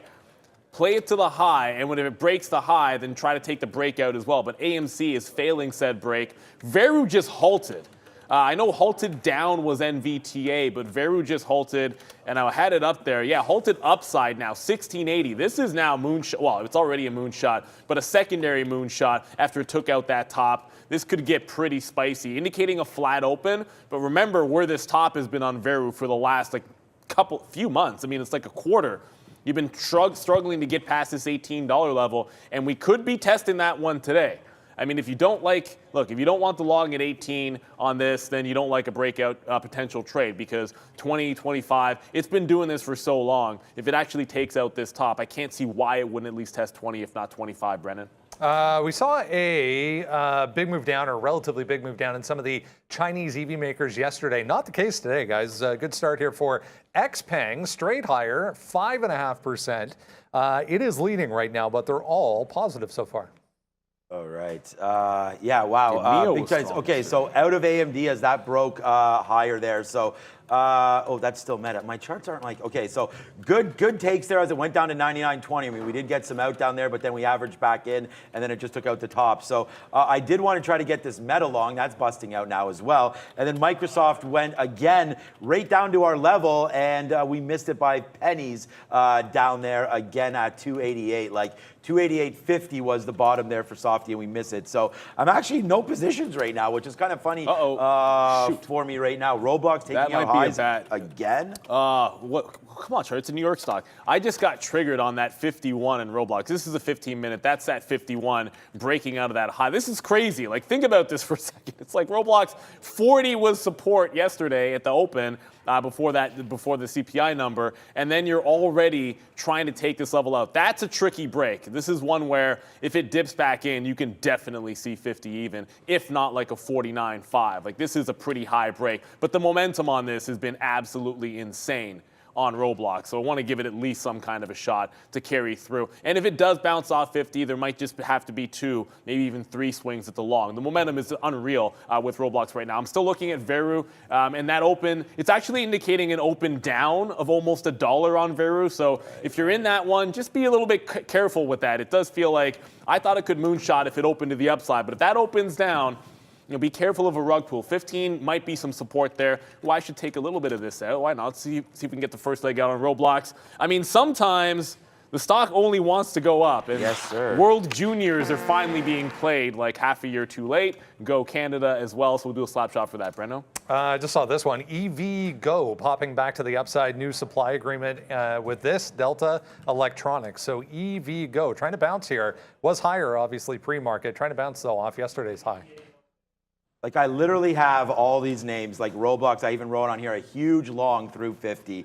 Should have just took it, but we waited for too many dip buys right there. AMC, again, we got out, but still trying to take out 25. We want to go long on 25. NVTA apparently is open now, so that's down to $5 again. So this name's starting to dance around here. Look at the NASDAQ really starting to rip up. There's NVTA, yeah, 5 and change. Back down here to 450. That Matterport continues to make moves as well, up to $7, now 35%. And again, this was a name that we gave, or I gave as a swing trade possibility. So good for anybody that had that. But I need to find some longs, man. I'm just pissed off that I'm not long Roblox because I even write it on myself on this stick, go long 50 like crazy. I even marked it down. It starred down there. Clean break through 50 should be huge. And there it is right there. So a nice little trade there for Roblox. But Matterport bouncing off 7 as well. Yeah, here comes AMC again charging to 25 even. It's been a couple of trades in AMC, buying dips, pretty much all pre-market to the long side, and now looking at that 25. You know these levels have been good for breakouts, so I will take some shares out in front of 25 and then do a scalp break every 50 cents as long as the momentum is with us. But there is some trouble brewing in terms of this move to the upside. And again, it's like Tesla testing down here, looking relatively weak and heading down into support. So that's why I want to try to get paid on some of this. I was just offering on AMC, and that just cratered back in below that 24.75. I'm going to try and take some shares off there. Even Roblox, I want to make sure we're trimming some and taking profits. Meta's far gone enough that I'll just hold on to it, nothing left to take out, but I want to see Tesla start to join the party there. I want to see, just going over to Apple here, I want to see Apple taking out those highs. I think that'll carry us a little bit more. Veru just opened up, and it did open, it looks like it did open down at that 16 area, tested higher, and then trying to break back out here. This always gets tricky when something vaults like this and opens to that downside, because you want to see it hold a bid above that 17 area, which it wasn't able to do. I still think your support's going to be down at 15. But for now, long and strong, I don't really have any shorts that are setting up for me right now. I kind of feel like I want to find something to the short side, though. Yeah, I mean, I'm still looking at, obviously, these charts, man. I don't know. Microsoft down here at 288, and we just touched 290 and fell off that. So I'm like, debating about that take there. If we go through 290, that's not a horrible long, but it's also not a great one. 289.75 maybe on that break. That could be a good long. We saw Microsoft. I'm going to try that one. 289.75. Microsoft was a great long for us yesterday, so I feel like, if this one can come in, we'll take that again. But the NASDAQ is now trying to break a little bit lower. This is a 2-minute chart. We are breaking below now, so maybe the shorts, the jorts, might now be good on this. So we can watch it out. NIO with a nice move up. Tesla 878, and actually Tesla red today. So if you are looking for any shorts, maybe it is going to be in Tesla. Ooh, wick off top there on Roblox. As it's a red name, yeah. Tesla. I love Roblox long. What was the top 52 there? It just double top 51.5. Jesus. Like double top. And when that happens, like that's going to trip me out. If it pulls back, I think it's pulling back into like 50. That was what I was always concerned with here. And if it takes out, there's room to 55. If it takes out the high, we can always get back in on the trend. But it felt like when I saw some weakness in Tesla and a few other names that I didn't want to get trapped at that high, and it might have just shaken me out. I felt a little bit better about Meta. We'll see if that ends up being true. Meta's been holding this nice little trend to the upside, so we're going to stick with this. AMC's getting close to that breakout. CCL, however, of the longs this morning, like CCL bounced off of that 1065, got up to 80s, and has been going sideways. A few signs of weakness here in CCL long as well. If it gets through 1050, you're going to have to give that one up to be sure. Come on, Tesla. You got to get going here. NIO was super strong. Yesterday, and once again today, it's like I watched Tesla showing weakness, and NIO was just like, who cares, man? Look at this stock go once again, like another break, holds 20 even, now 21 to the upside. Should just start thinking about NIO longs and just hold it at the open. But if you look at the daily chart, 2150 should be a nice little level here for NIO. It starts consolidating off of this. I think there's a potential breakout for NIO. Great move, and we were late to this one yesterday. Weren't going long till like 1960 when it had broken out from 19. I feel like it'll be the same thing here today if I'm going to be long in the 2060 to 70 on a dip and looking for 2150 breakouts on NIO. There goes AMC through 25. Yep. So that one's still going to the upside. I guarantee if I look back at Roblox, I'm going to throw up. Maybe, but right now AMC is trying to make me throw up a little bit because we were in at 24.50 and then got out, and now we punched along again. We got some out at 12 there, which was pretty good. So that's kind of the high. We're gonna hold. I mean, I don't want to be.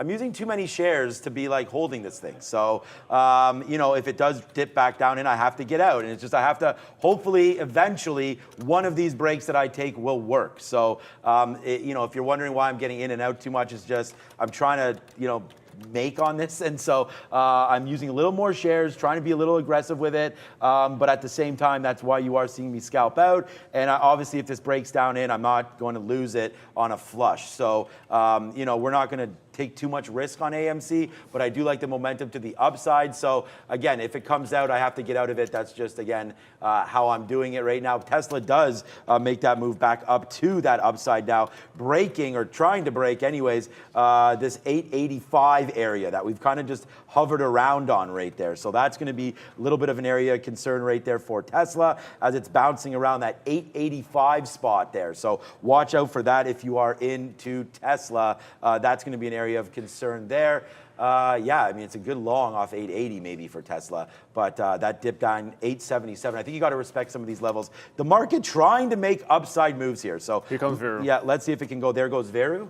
There comes Veru to that 1750 area. So it looks like it's trying to go. Just be wary of rug pulls when a stock is this high, but it's lining up. It holds above that 17 even, and looks like it's trying to take out that 1750 to the top any second now. I think there's room to 20. AMC's back above 25. That continues to churn upside. CCL's continuing to run. Brendo, you got something else for us? Market trying to bounce here, guys. Disney also trying to bounce. Just had an alert go off there at 122.5 again. Back in the range. I mean, it's not really doing much, but Disney trying to go higher. Yeah, I mean, we like that Disney break of that 123 maybe there. AMC is going, so we did get some out above 25, so that's going to be a good trade for us right now. Disney trying to go. We obviously are looking at Microsoft as well trying to go. Disney, that 123 is decent, but we got to get back up there, so I'm not too interested in that until 123. Kind of bouncing around right now, not doing a whole hell of a lot. Check back in on Softy as that's turned around. Oh, what a shake the out. other way right now. So Microsoft's come back into 289, so we do not have that break long right there of 289.70. If that comes in, I'll like it again, but for right now, no. We're just watching on. We have one position, it's AMC, and that's starting to rip up a little bit now. Holy crap, NEO was super. NEO is just stupid strong right now. It's absolutely insane. But AMC also, like, I only have the 3 positions on because I got shook out of Roblox. I knew it would be ugly if I look back at it, but third time is a charm on AMC. Like that collision course for 27 could be in play today. I got to find a way to get into this NEO, and this 2150 was the breakout. It's like buy a top at 2150. It's a big level on the higher time frame, and with Roblox, it was the same thing. Like it just felt like it was a little bit far, but you looked at the higher time frame, and it's set up for you. So I'll go for it here on NEO. So watch out, 2150 incoming. Looks like it could be a bit of a top there. Tesla, I keep wanting this to break higher, and it just doesn't want to. It just doesn't seem to want to go. Like that 885 is putting in too much resistance here. Needs to get above that price. NEO is just so much stronger. This is the one I'm gonna have to trade. Brendo? Some Canadian content. Canada Goose, not Canadian Goose. Canada Goose back to the upside this morning. It is coming off though. Their earnings pretty good. Revenue forecast as well to the upside, but back downside right now. Just had a volume alert there for Goose, guys. Oh, man. That Roblox is making me sick as well because we didn't have any trade on it as it's skinning to go. But we'll go money, money, money because right now, here it goes. Right now, AMC. We told you that we're using more shares. So as this goes into the 30s, let's just take some more out. Good outs there. We got a 35. We'll wait to see if we can. Get that again. I don't want to remember what I said. As this thing falls down, we don't necessarily want to be stuck waiting for this trade. So there it is, and there's the flush. So we just like I just mentioned, man, like we were getting some out there at that top. So AMC, the bottom just fell out of it right there. So watch out for your longs and or shorts on AMC right now as that's fallen out a little bit. So I'm going to get out on a break through that 70 level. So watch out here. AMC, very, very tricky. Good thing we made some money on that. It's a positive stock for me today. But wow, that just fell off a cliff right there. Yeah, previous high was, before it made that 25 break, the previous high was 24.88 on a wick. with like 24.80 as a channel. So if it holds support there in AMC, I think you can make another leg to retest some of those highs, just as long as it can hold that trend. So that's going to be that 80 level to be sure in AMC. NEO got right up to 21.49. Resisted that 50 and is pulling back in. So I'm going to slip on the bid here in front of that 21 and see if I can actually, if it dips that far. I mean, I'm not saying it's going to dip that far, but if it dips that far, I'll try to get into NIO on that trade. Veru actually just rejected that top one more time. 1750 got rejected. If it wants to consolidate here, fine, fair enough. It's still pretty valid for that 1750 break. And I know people are watching in NVTA continue to fall downside, but it's now starting to hold $5. So this is trying to make a level hold here. We'll see if it can actually do it. NEO just broke through. Yeah, we're going to go, I mean, we're dancing with the devil again here on AMD. So we're going to try this one more time off the top. I mean, if it breaks it, it breaks it. We're gone on that one. So watch out for AMD here. 101.20 there, the high of the day on AMD. We will watch out for that one. And again, the name that's on the sticky note, and again, thank you so much for checking out the sticky note every single day. And I'm glad that Neil had it as well. But there's that Roblox talk right there. Okay. 50 could be a huge long, but unfortunately it took it too early. But from now on, when I have those kind of feels, we're not going to wait for that break in the pre-market. We're not going to wait for the dip buy. We're just going to take it. Roblox so strong today, up that 8%. Congratulations. AMC did make a move back up. We didn't get anything out on the downside, so let's see if we can get some more upside here movement for AMC. Let's take a 20. We can get a 20. We'll do that, man. We were almost stopped out of that name. We'll take a 13 even. Let's do that. We just got a 15 there on AMC. We are waiting at 20, and we are now about a quarter left of this trade. So we did take out some cash on that one right now. And then the only other name that I was looking at today for the long was Meta. So Meta comes back into 180. We got in and out there on a keystroke error, but that was nothing. We'll have to look at Meta here, bouncing off that 180.50 right now. Could be a good long. I'm still waiting for Softy, but that's not, these NASDAQ names really aren't doing anything right now. So we're going to stay short on AMD against that high and then see what happens with that one. But Meta, yeah, I mean, Meta needs to get to 179 still for me to like that. I still have no shorts. It's kind of crazy here. But NEO did make that breakout. It immediately stalled it. Like, I guess everyone that had this in the 1 range, like 21 range, it started dumping at 60s. So I pulled some out there, taking the smaller profit, thinking, okay, I just bought the top. We'll hold on. And of course, and now that I like hold on, like now we'll try to get some out at 80. It's like it tricks you into thinking it's about to reject and pull back in. And thankfully, we left some on board here for NIO. I'm looking at Tesla's chart, and it's like, really? Like, Tesla can't get off the schneid, and NEO's up 9% now? Yep. So a bit of a surprise. Like this, I came in thinking I was going to want a Tesla long today, and that is not. Why do we even have that chart up? I'm going to pull that one away, so I stopped staring at Tesla. It's distracting me. NEO making a run at this 22 area.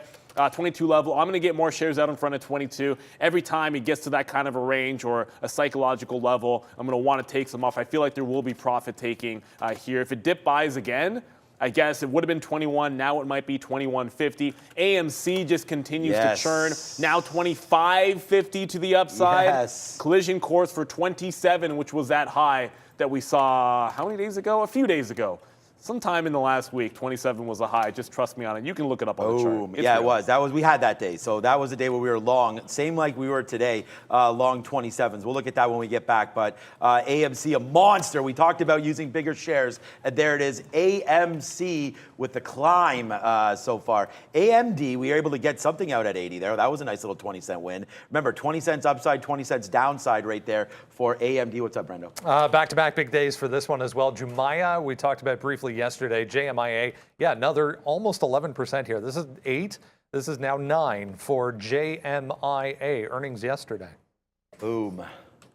They were on that imbalance locator as I sit here and try to watch AMD and see what that's trying to do now as this is trying to come back in. Remember, we do have our take out there up at that 101.20 or so, so we'll have to watch out for that. Because you're talking about great calls, Matterport, again, 36%. Congratulations to anybody that's making a lot of this on that. We talked about Matterport yesterday at about 350, and I know a lot of you are messaging me. You got those calls, so congratulations to all of that. Thank you, Rusty, again, for the $20, man. #1 show. We're really proud to be on here and trading all these names for you, including looking at that Matterport, looking at AMC and Vita. There goes Matterport again, man. It just went down to 690 and then a nice little move back upside. We are net short right now, AMD. So AMD is the big one for me. We do have AMC long as well. So good trading today, I feel like.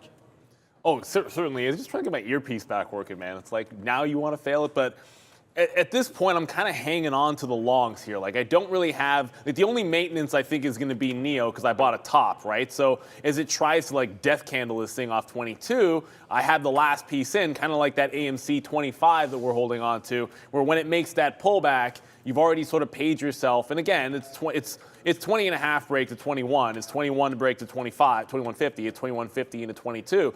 That's why you look at that. So if it can start to try to hold, which it doesn't seem to want to, at that 21.50 area, then I'd look for a reload. Gotta have to let it calm down here. I don't feel like I want to be flipping to shorts, but that's the kind of candle that got me out of Roblox, by the way. And I'll show you, like Roblox, it was, and it's the funny thing is it's a green candle on my 3-minute chart. But as it was happening, it was a wick off top on that breakout, and it's so much. When you have the early break, you got like the consolidation long. When you're early, it's a lot easier to sort of withstand that. But when you're in up at a high like that, a little bit of a different trend. I mean, it's going to be a frustrating one. It probably wants to test 55. I got to look for re-entries. I wish CCL was going a little better than it is, but it's starting again lower high on CCL. That long not breaking out at all. So I have to have some caution when it comes to CCL. And if you're still watching that Veru, it is now once again charging up to that 1750. So 1745, the current high. Veru looking like it is determined to break out here. Yeah, very strong name there, needless to say. So, yeah, look, it's been a good day. I just wish we had a little more oomph on some of these trades today.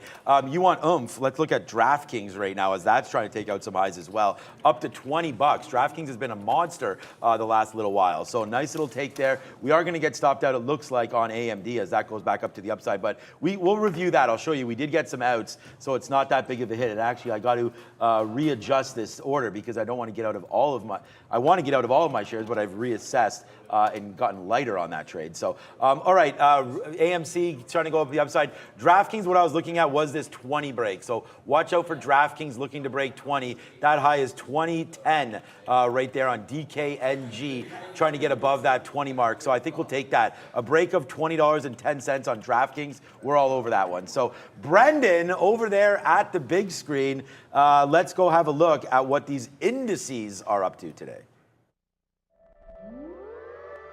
Hey guys, yeah, 10 o'clock. The rally continues. Day number 2 here. S&P 500.7 now to the upside. I mean, it's about day number 5 or 6, let's be honest. But the big rally anyways. Dow 0.78 as well. Look at that. Exactly the same right now. There's the Russell. Yesterday we saw all kinds of strength once again today in the 2000. Russell 2000, 1% already to the upside.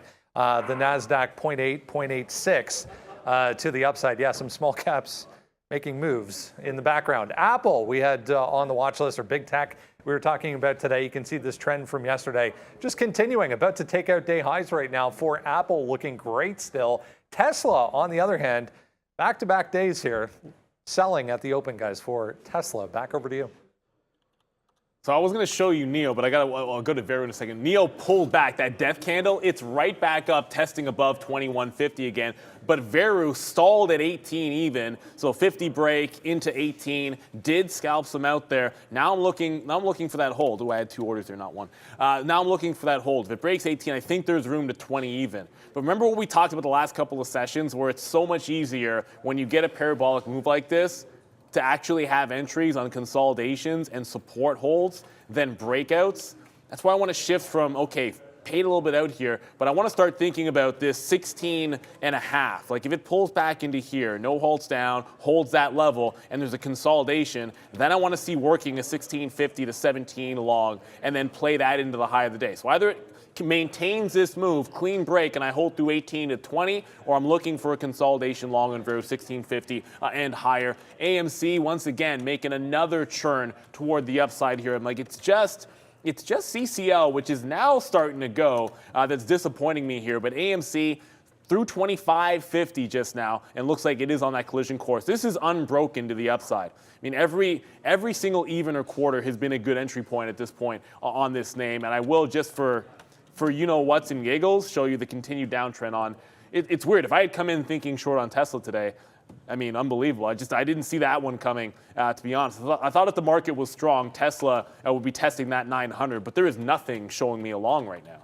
Yeah, no, I'm not. I'm still trying to wait to see what exactly we want to take here for the long. We got into Roblox busting through 53 there, but there wasn't any real love through that price. I mean, the highest we went to was 53.20, so that is a false break on a day's high. So watch out for that one. I mean, we're in it, and there it goes. We just got some out, so it's a nice trade. I guess I just need to talk about it there, and it rips up to the upside. So here we go. Yes, now we don't feel so bad about missing this Roblox trade, because now we are right back in this name. We talked about that would be a monster trade off of that 50 level, but there it is. Yes, sir. Spin it. There goes Roblox up to the upside. Everyone loving that one. Roblox upside through 53, starting to go a little bit. We got to get out, remember, if this does happen. Watch out for your profits. We are into NEO as well, Brendo. Lyft, guys, just popped up at day highs there through 20.5 on significant volume there. It didn't see much. There was a couple of analysts, positive analyst moves on Lyft this morning, but day highs for Lyft as well. Yeah. What an unbelievable move there. I mean, Lyft, Uber, we haven't talked about that in a while, but man, it's getting out of hand. Like, the breakouts are sustaining so well here. And I got to talk about AMC now. Like, the first move AMC made was to try to wick you out. And I was like, look, I don't want to add to it. It's basically consolidating and grinding to the downside at the open, trying to rug pull. And then it does the wick off bottom right here at the pre-market low. It holds the low, and every single step has been good, whether it's buying the dip in front, whether it's taking the high break, whether it's taking a 25 break, and now on a churn for that 27 level. I'm not going to short a 27, but I'm going to be out of the long at 27 to be sure, because AMC, at some point, you're going to see a deeper pullback on here. It's inevitable when you're up 10%, but let's let it ride while it does continue to go. I guess the apes are in control of this one here today. Yeah, AMC monster. We talked about using upside shares, and again, we don't show our share size, but I'm going to tell you guys, when I'm using shares that I feel like it's worth, putting on some risk into that spot, right? Not every trade. And again, I try to do my best to tell you all about that. Like, when I'm hitting something, it's just like this Roblox trade. Look, happy that it went up. We're going to make decent money on it for sure. But breaking through 53 is not like a maximum position kind of trade on a day like today, right? So I'm trying to do my best to help you guys understand that. And AMC, obviously today, as that continues to go, the number one name here on the board, AMC, with a beautiful move up to 26 bucks. We first had this long at 24.50. And again, if you're on the sticky note, thank you for doing that. And I am getting a little tired of doing it, but I get a lot of people asking me about it. There's AMC. Play the momentum on the break long of 25 up to 26. I mean, 25 to 26. There it is. Should go through and hit 26. Well, there it is right there. $1 clean on that move. For that, we also gave you the Roblox trade on a monster move through 50. So we're going to get out of this one hopefully in a second. There it is as it dips back down. But Roblox, a positive name for us today. So we'll drop some money off at the end because it didn't continue to go up. But we are up on Roblox. Just wish we had that and took our own advice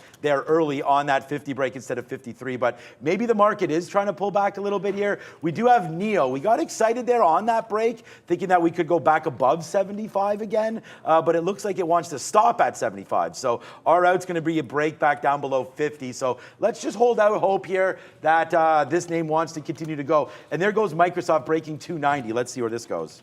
Yeah, I mean, NEO's, look, it put a death candle in. There's no question about it. It's the first one at 22. But the reaction to that, when I say death candle, I mean, it's just a pullback, right? Like, it's not that bad. That's probably a bad word to use. Like, it makes it seem like it's the end of the world. But it's really just a sharp pullback that's actually been held up. And the fact that it responded right away by pressing to another higher low here is a good sign, but you don't want it necessarily retesting immediately that 21.25. We'll see if it can get going here. NIO, it's a bit late to that party, undoubtedly, but so far so good on it. NVIDIA, I mean, forget about NVIDIA's gonzo, by the way. Yeah, I mean, you can pretty much forget about any of the levels I like here. I got to cancel some orders that are obviously going nowhere on the dip buys that we did like. But NVIDIA is rounding right into this 187. This is the bottom end of the channel that it held for a couple of days before that flush through. So 187 should be, I mean, it could be that first level of like rejection that NVIDIA is going to see. But there hasn't been a heck of a lot of it. NVIDIA looking super strong here in the chip sector. Looks like it's going to be a good one. I haven't looked at it once today. Well, since a pre-market. But yeah, it's still, like Dutch Bros is still going. Again, I can forget about the dip buys here. They're not going to happen. Dutch Bros now up 21% to the upside after their earnings. It's just incredible strength that we're seeing overall in the market. I don't even want to look at some of these things like a Unity that we were watching yesterday. Yeah. But Dutch Bros, the volume kicked in at the open. It never does anything pre-market, which makes it incredibly hard to trade in that pre. You mentioned Unity, and Unity's actually going I don't even want to to look New at York it. side. Yeah, it's going nuts. I don't know if you Of course it is. did that on purpose or not, but yeah, Unity, a big time mover to the upside right now goes Unity. So 50 cent up 3, it's only up 4%, but that was a big move right there, up to 58, 58.50 or so for Unity as some of these names continue to make moves upside. We're long NASDAQ, so we're long NASDAQ, we're long Microsoft here. We talked about that. We did do a little bit of a dip buy there at 70, and then we just got some out right there again at 95. So let's see if that can rip up. Our average price is 98, but we do have a little more shares. I wasn't expecting this to fall back in like that. Hopefully the NASDAQ can continue its move up and give us a reward on that Microsoft trade. AMC still dancing around 25 or 26, sorry. We're long at 25. And then obviously another name here that we're just holding out on some of these longs as the NASDAQ, I don't know, man, it's up 1%. I feel like after yesterday's move, the last couple weeks,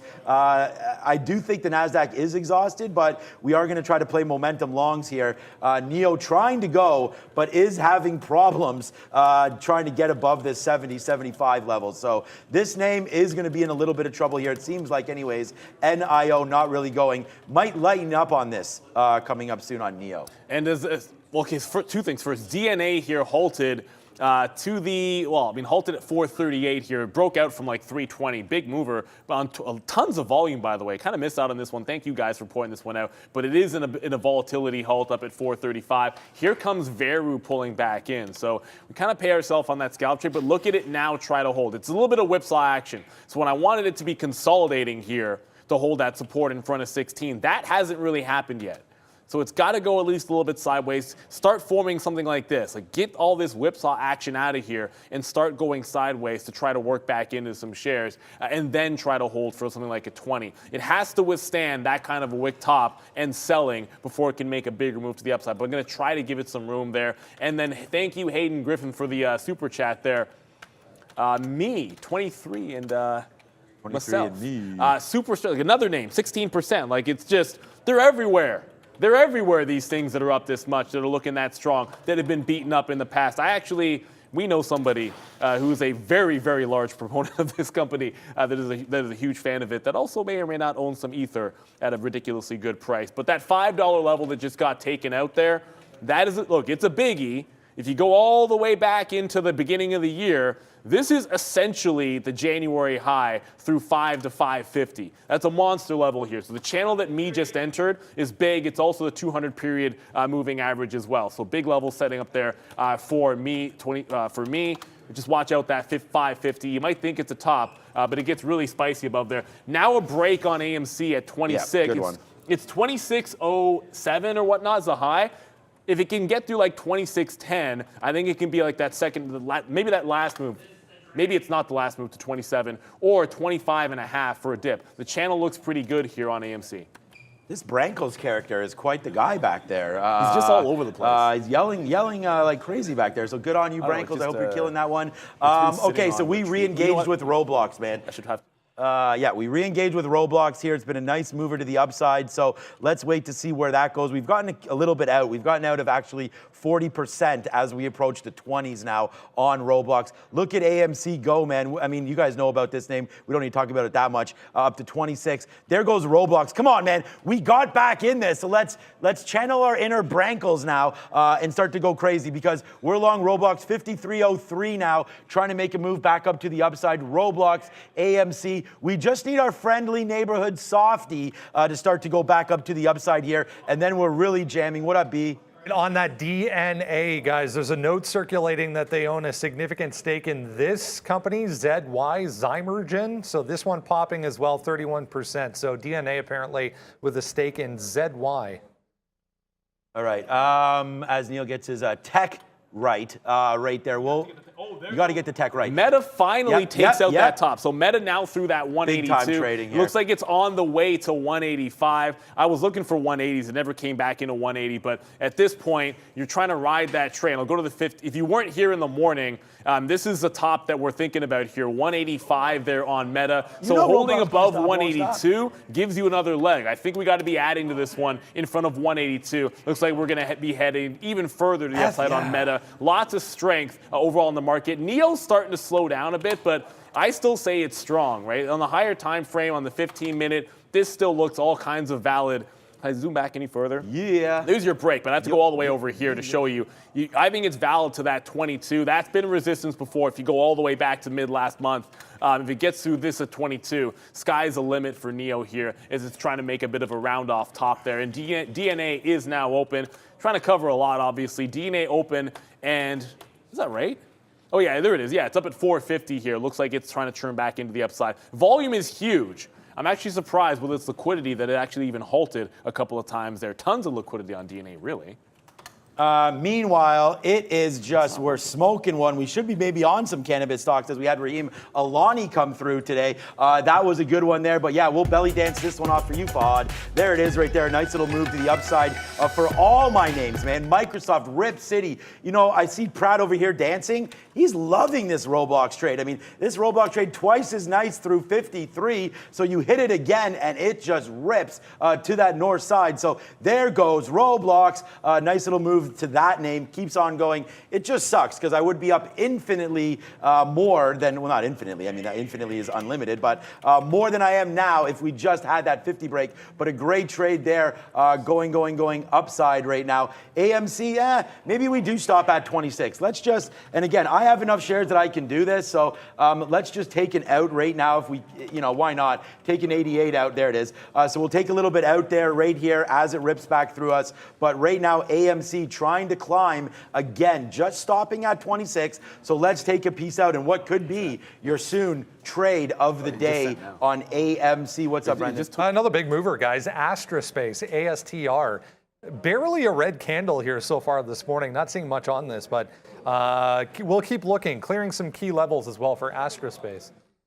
Okay, Astrospace. Let's just look at Neo right here quickly because Neo, you know, bouncing off this. We did take a break of 21.75. It's been a great day for Neo, but it is struggling right here. So watch out if you are long. Hopefully this can rip and we'll still get it and it can go. We are hella long right now. Microsoft as well. Off that, off there. 280, 290 break. Reload it down here at 289.70. And now we'll see if Microsoft can continue to pump upside. But Roblox, a great trade. We marked it down on our sticky note through 50. We don't have it, but we came late to the party. It's been a good one. One little dip out there, but then we got right back in at 53 as Roblox continues to go. And come on, Softy, you could do this. Let's get back to 291, and then we're celebrating early here at Trader TV Live. And even finally, CCL, the only thing that wasn't going here for the long, CCL starting to go. It just touched that 1090 mark. Looks like it's trying to take out 11. Collision course with it, I think. 1120 on the daily, maybe a little bit more significant, but the trend is now holding pretty strong there on CCL. Neo is starting to go as well. I kind of feel like if Tesla joins this party, I mean, it actually has not broken the pre-market lows here, Tesla. 875, a bit of a double bottom. Here it goes. It's trying to climb up. If it gets above 885 and this market still wants to go and Tesla joins this, you could see an absolutely monster day. Like we're about 1% right now. Tesla takes out the top. I mean, all rows to 2 look pretty good. It's still the 885 level. That's resistance, to be sure, over there on Tesla. And then we'll see what happens. It's pretty close, but it's not there just yet. If AMC is going to be going, remember GameStop? Ooh, not breaking the highs just yet. But guess what held out right at the open, that 40 level? Support, breaks, it's giving you everything at 40. That was the pre-split resistance level. Above that, GameStop has been an awesome long. Watching out for a 42 break. It's a 41.99 high right now on GameStop. If we still haven't challenged 27 on AMC when GameStop sees that 42, I think good things can happen on that break for you as well. I'm looking for that meta. If we can maybe add in front of 182, it looks like it might be too far gone here. 183 stands out as a break, but I much prefer that breakout top, looking for support down there at 182 to be able to re-engage some more shares over there in meta. And yeah, some of those early earnings plays. I mean, Bros is, look, it's getting a little top heavy on Bros. I mean, obviously up 22, 23%. It was a good, I'm not saying it was a bad quarter, but I think one of the viewers was like, it was pretty mixed. We got the super chat for. You're right. It wasn't necessarily the greatest. Sometimes it's about where the stock has come from. It's going to get to, it looks like, if it gets to this 56 area, that might be a place where I look to say it's a little bit too far for Bros and might try a short. I think we have to pay for locates on that one, so I'll double check. If it's too expensive, I don't have to force the action there, but it's getting real close to that 57, 58. And I'm not longing Bros up here. I just can't do it.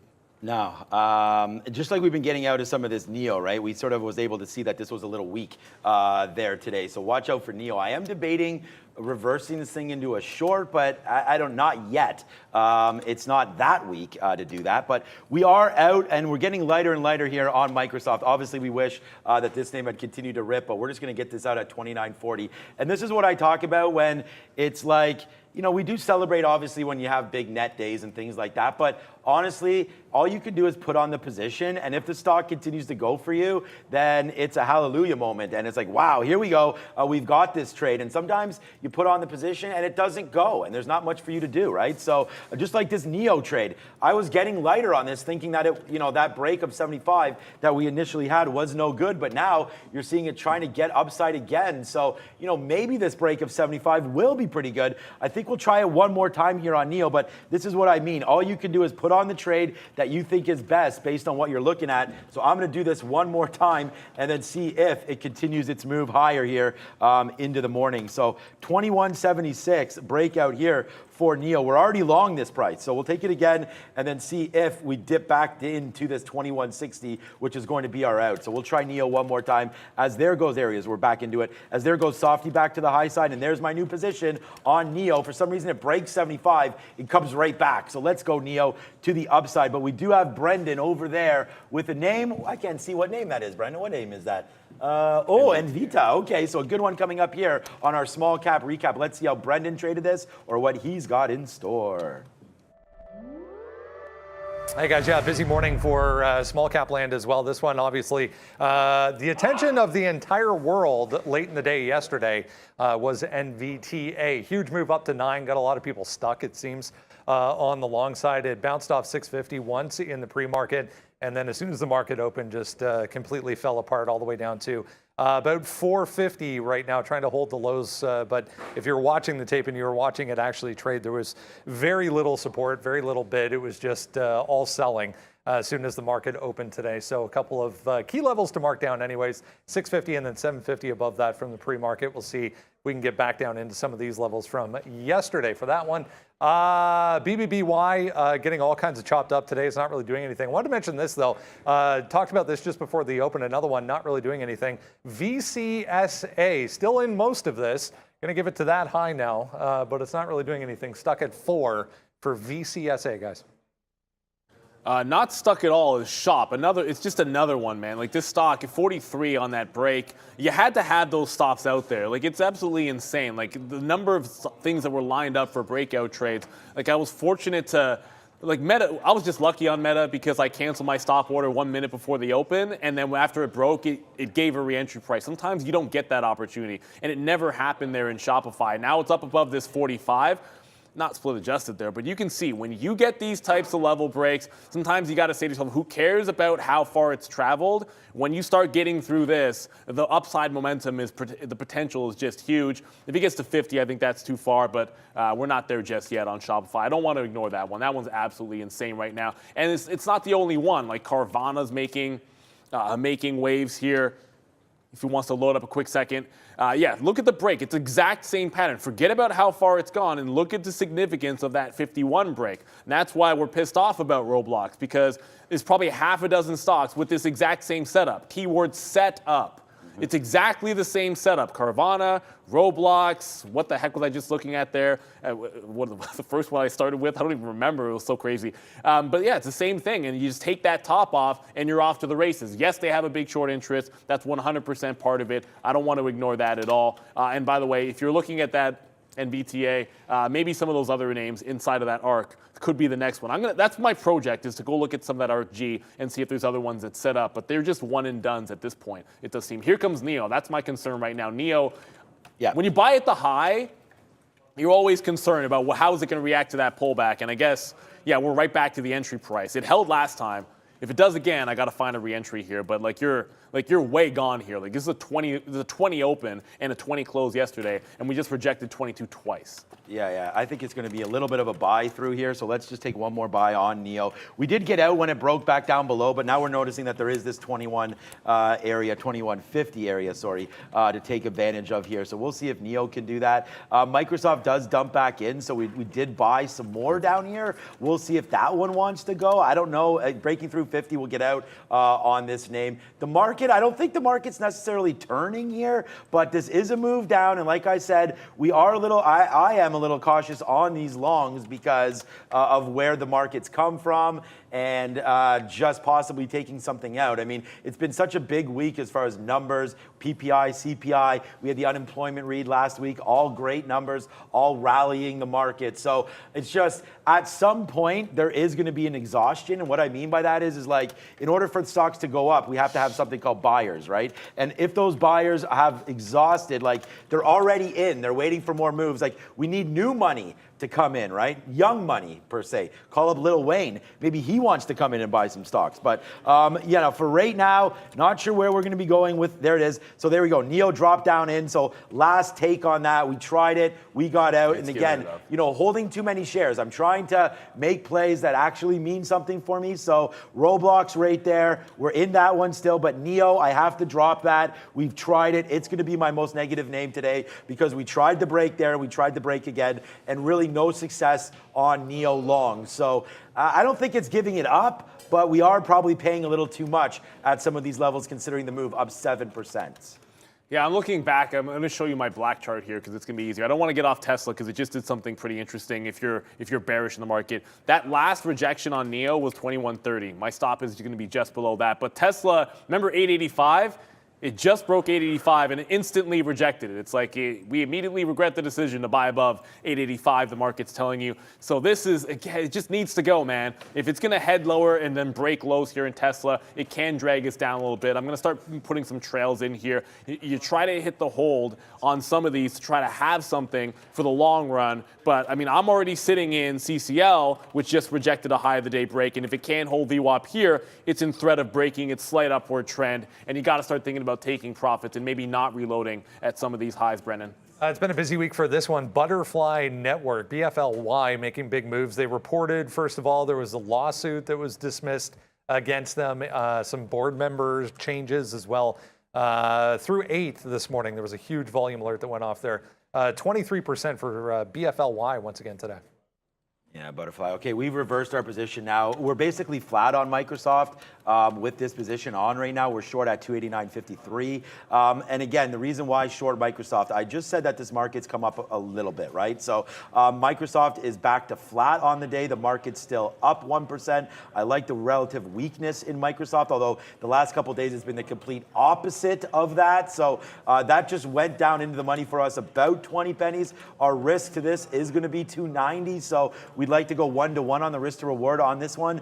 So 50 cents in would be really nice for us on Microsoft. So let's see if we can get some love back down here into the 20s, into the teens for Microsoft, and then possibly a reload at this 50 period here. But again, this is a 2-minute chart, so a little different strategies for me as we go on that. It was a great out for us on AMC. We now hold, as I look back, it's 4% of my position left on AMC. The big outs were up. Well, I mean, the big outs were really here, 25.50, but we did take a little bit left on there. We had about 20%, so we got out about that 15 or so % up here, holding that 4 to 5% left on AMC. So that's going to be something to watch. And then we just reloaded Roblox. So let's see if that one can go back up to the upside. Take advantage of this. Nice little move there for Roblox. Look where we're long, man. We take that bid on that downside of Roblox. And now let's see. Oh, we didn't get out of enough there, but nice little move upside for Roblox right now. And there it comes crashing down. So Microsoft, a nice little win for us on that one too. That was a decent idea. Let's see if this can hold out hope that Microsoft continues to move down. We said we were looking for that 50 cents. So let's put another bid here near O's. See if Microsoft wants to give it up. We flipped from longs, which were great. The longs were fine until that last one, and we got out on a 50 break. So now we capture some profit back in on Microsoft and on Roblox there. So a couple good trades. Let's hold this Microsoft short. If the market gives it up, I'm pretty sure this is going to be a great name. Next out at 289 flat, and then we'll see if that test of 288 is coming for Microsoft. Speaking of tests, the test is here for Disney. It's now the third time, maybe not even the third, it's just like the millionth time it is challenging this 120.5 area. So, you can, 120 is a nice number, and I love it too, but if the low is going to be here, then this is where we have to play it. If we break this 120.50, I think it's going to try to fill in that gap significantly. I'm not sure 120 is going to be able to hold. It didn't break the high at the open. It put in a lower high. I'm going to try and scalp this into 122s if we can get it. But if we make a fresh low on Disney, this could, not saying it's going to get ugly, but I think it starts to try to fill that gap in. The market made a bit of a top as well. So this is one of those, there's no ambiguity. If we break through that morning low at 120.5, we are out of this trade altogether. Starting to think about where, like AMC, this is, like if you look what it just did, it just gave you, again, right back into V up, a crazy wick top. If we can't take 26 here, then I'm not sure we're taking 26. I mean, that is an absolute wick bottom in the VWAP, and now just screaming back up to that high. If it doesn't get through the high of the day, then I think it gives up the ghost, at least temporarily, over there on AMC. And I keep coming back to Tesla, but I want to go back into Meta here. Boom. Meta does not quite give you VWAP. I mean, I'm sitting there, it's like it gave you VWAP every single time, and then this time it doesn't give you VWAP. I want to try to work back into Meta. It still feels like the trend is unbroken. I'll go 181.50, but I'm stepping up a little bit more than I would have liked to have to take that one on Meta. Here's that test on AMC. This one's going to be interesting to see if it can hold. And Disney, of course, I'm starting to think about whether I should be reversing short if Disney breaks that 120.50, to be honest with you, because it couldn't take out the high. It's the reverse of an earnings play of if it doesn't break the low, there's only only one place to go. It's the same thing on Disney, where like it could not make a fresh high, and now it's just showing you its bottom at that 120.50. It's going to be hard and very tempting to not reverse, especially if the market isn't retracing those tops as well. I love this segment. Maybe we should do it earlier or more often. Let's see what's up with social sentiment, Brendo. We're going to make Fahad happy because this one's here. TTOO back to the upside again today, having quite the week, let alone a couple days, quite the week for that one. TTOO off earnings, AMC bottom of the board as well. There's Veru, VERU, front and center. Very, very positive sentiment surrounding that today. Tesla, not so much. Back to the downside, as I mentioned. Almost a mirror of yesterday's open for Tesla today, but not on the big same scale, a little bit smaller. NVTA, MEGL, both negative today. There's Disney, great report obviously for Disney, back in positive territory. So a much more positive look at a board today, guys, versus what we saw over the past week or so. Even the little ones up here, a lot of positivity coming through. FCell on here, AMTD. There's Matterport, top front and center as well. Mara over there as well. So some of the crypto stocks getting mentioned on the upside as well. Back over to you. Yeah, what you know about Matterport, boys and girls. Good trade there for Matterport. Obviously, we talked about this yesterday on an earnings play, so hopefully you guys were able to capture some profit on that one. Disney, we're into Disney, new position alert right now, so knock, knock. But there's Microsoft. We did get a 15 bid there on this short, so far so good on Microsoft short coming in right now, so that's going to be a good play. I do want to note here, Disney has been trending to the downside. Obviously, we're below the 50 period. We're below everything.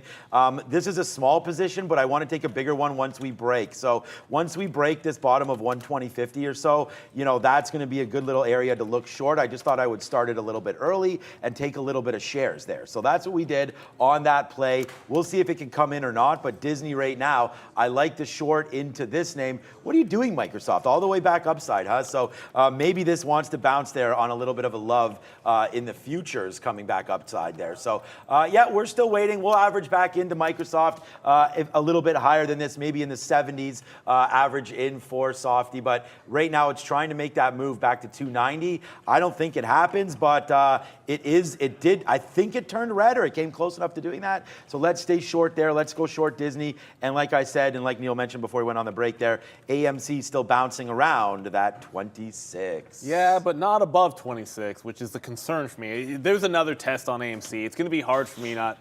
Yeah, I'm going to take out AMC. I think it's been a good trade, but you know what? We can either get back in if it wants to hold 25 or VWAP, or we can just take a break at the top. If it does flush from here, I'll kick myself if I didn't get out of it. Disney, when that 120.50 goes, it just feels relatively weak. But, I see support level. Probably should have been playing it all morning, and then you would have banked something, which I have not done yet. But NEO's the interesting one for me. That high with that same setup we've been talking about, that high, that 2140 that just got broken out, 2140 to 50. Look at where it's holding the support. Once again, it just bounces off that breakout price. It's having trouble like AMC getting to that top, but it's a bit more significant of a level on the higher time frame. So I think that's why it's continuing to find buyers, and maybe I'm just being skeptical when it comes to AMC. We'll see what happens. I'm gonna scalp some of that high. I want to be in position. Still some if it takes out that 22 top. I think that can be a breakout in its own right. But for now, NEO's been a good one. It's just like NEO strong, Tesla weak. And the first thing I should have thought of when I saw that it was a different trend was maybe go to BABA or JD and see what some of the other, or NNX Peng, and just see it as a group, how the Chinese names are doing. They're probably just relatively strong across the board. It just happened to be NEO that I was watching. Tesla showing some signs here. Nice higher low. That 885 level, I think it wants to go this time. So if that gets dragged up, I see NEO breaking out those highs. I see this market making a bit of a bottom and then retesting some of these tops. Yeah, NEO, I mean, it's crazy because we've been having those longs, and I just hit a huge long at 60 there and then got stopped out when it broke 50. So using too many shares on NEO and stopping out too early on that name, but that's okay. We'll watch that again. So good trading there on NEO. Microsoft does pull right back into the teens again. So I think that we've sort of found a reload spot now, maybe up there at 50. So let's put an order there around that 50 mark just for a reload a little bit. And then, we'll see what happens moving forward on that. What did we just get there? Oh, we got a Disney. Okay, thank you so much for that one. As Brendan brings us some news there today. Disney on our watch list, obviously there on the list because of earnings. And we just smoked that one, 30 cents. So that's a nice little trade there. We are looking to go more short into Disney, though, on that break down in. So, if we do get that break, I mean, it's looking like it wants to take it right now. So we're going to go shorter on. Okay, here we go. Disney cracking lower right now, and hopefully the market is as well. There we go. We put on the big boy now, so hopefully Disney can continue its move back in, and there it is. Let's take something out. Ooh, that just stopped at 50. Let's take something out there on that move back in. Disney filling us, Microsoft filling us, man. The shorts are coming in, and your boy's getting ready to party, but we don't know how far these can go in. This is a nice move down. We are short, so let's get a little bit out on these plays. Come on, Disney, break yourself down to the downside right now if we could do this. First short up here, 121.15. Now you're back down into the 50s. We just covered a couple outs there. Our best out is 51 there on Disney. I don't want to wait. I'm stopped at 120.50. I was sort of saying in my breath, it's just so weak. That support was good until it wasn't, but I didn't realize that even though Coinbase is like this week, I'm looking over at Ether at the high, Bitcoin at the high, Coinbase at the low of the day and getting crushed, Randy. I don't know what that's all about. What's that one about? He just brings he finds these like random things, brings them over here. He was probably in the closet somewhere and just found that. What the heck's going on with Coinbase? I mean, it rejected 100 at the open. It is just, it's just tanking. It already tanked. This is ridiculous. So, yeah, there is something that's pretty weak in this market, despite some of the strength that you're seeing, and it's Coinbase in spades. So watch out for some of those crypto plays. It's weird, man. I'm staring at highs everywhere else. So Coinbase, it just feels like it wanted to give it up. I kind of thought it might test higher into 103 before fading. That was the play I was looking to make. That's not going to happen. Look, we're not going to get it. It's not going to happen. Even a pop here to 95, I'm skeptical, and I would want to play that to the short side. I got the reload here in Meta off of VWAP, so I did miss this one right back at 180.50. At the time, I was looking for re-entry at the same price we had in front of 180. Now we grabbed some at that 180 and 181.5. My average price will be down at 181 even. I'll give it to that 181 area to continue trend here and then try and take some out, sort of midway between the current high. I still think 185 is a reasonable target for Meta here. But that's going to need the market to continue through to make some of those highs. And if you look at what just happened over there, and I mean, this is a 60-minute chart for perspective, right? Like, you did make a fresh high. You're still holding that breakout above 13.5 on the NASDAQ. So as long as we hold that support, I think the market can go. But a bit of a dip back as well on the ES. Like, we pull back maybe like 5 handles or so, but still well within range of making a fresh top. That's why if it's still trending and deep in the money, I think you're favoring some of these longs that have come in. But if it's showing you relative weakness, Coinbase, Disney just broke a floor. Yep. Then you got to start thinking about the other way. But some of these longs are still going long and strong. Bros did not come high enough for a short. I paid for the short, but unfortunately didn't get that one in there. It topped out at like 54. I mean, I was looking for at least some kind of a challenge at 55 to 56 on the daily chart. Didn't quite get there and has already pulled back. But the trend is still pretty good. If it gets to that price, still a chance we could end up taking a shot at Bros shorts. No guarantees that those work. Up 20%, it's pretty strong here today, but I just feel like it's come too far. What's up, Brandon? A couple of big days here for BNGO. We talked about it late in the day yesterday. Bionanogenomics, they had some positive data on a neurological disorder treatment for adults. So big move up again today, 25% here for Bingo. All right, we got to watch out for Softy, but meanwhile, cannon's going off for Disney as that's making new lows here, hopefully on the day. And we just took another piece out at 51. So obviously, we are hoping for a much bigger trade than this. Our initial short was one. I mean, again, you're just going to see my price I'm in now, but we're averaged in price. We're already out of these shares. That's 121.15 is kind of where we started this game. So let's see if it gets back up to 121. We will average in. And then we have, okay, we are now officially... We got reloaded there on Softy at 50, so it's not like this is a great level for Microsoft or anything. It's just it is weak against this market. Now, it could turn around, and if it does, we'll get out at 290, okay? So, I mean, it's a pretty easy game for me right now on this name. I got to cancel my AMD offers. That's not filling. But Microsoft, we will average back in near the 70 mark, but hopefully it can come flying down here now and really pay us off if the market comes in. So, Microsoft, we do have a couple bids, one at 30, just to take that 20 cents. I'm just trying to scalp a little bit out here, and then we'll see if we can retest. I mean, my best out is 289.07, as there you go, we get that 30 fill. We'll wait for this 289 again. Let's put some orders a little bit lower, just in case we do crack, because remember, we are on a reloaded position right now for Softy, so this name's coming back in. And then I don't know if Disney wants to break 50 or not, man, but it's trying. I think it does, and when it does, we're bidding in the 30s to get some more out on Disney. So here it comes. Beautiful, beautiful reload there for Microsoft. Let's take some out there as it's bouncing around 21. We'll put a bid right here and see if we get a fill at, there it is. We get a fill at 21 now, coming back in for Microsoft. Next bid, 289 flat. Yeah, the trend is going to continue, at least for now, on Meta. The higher low, it just got halfway up to that top. We took some out. It's going to try and barcode here, but yeah, you have to acknowledge that we're slowing down momentum. It's the time of day as well, but I still think we're slowing down momentum. I'm going over to Neo, which has been working pretty sweet. But it just got to that high again. So, you know, it's a lower high. There's 2180. It's rounding off at exactly the same place. It already put a rejection at 22. This is the kind of situation where the longer you fail to break that high, you get a break of this 30, and you could be all the way back at 20 even pretty quickly if it breaks that trend. For now, I think we could be just barcoding for a top break.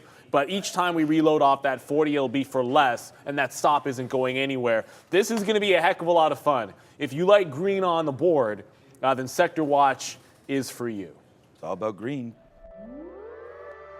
Yeah, 2 days in a row, guys. Very green board to deal with once again today. Almost a full percent up there for the S&P right now. Really only a few things of note here. That's Pfizer on that lawsuit or potential lawsuit for one of their drugs that's dragging it down 2% or 2+%, but the healthcare group overall, very positive. Anyway, right beside it, all of the streamers led by Disney today up 7%.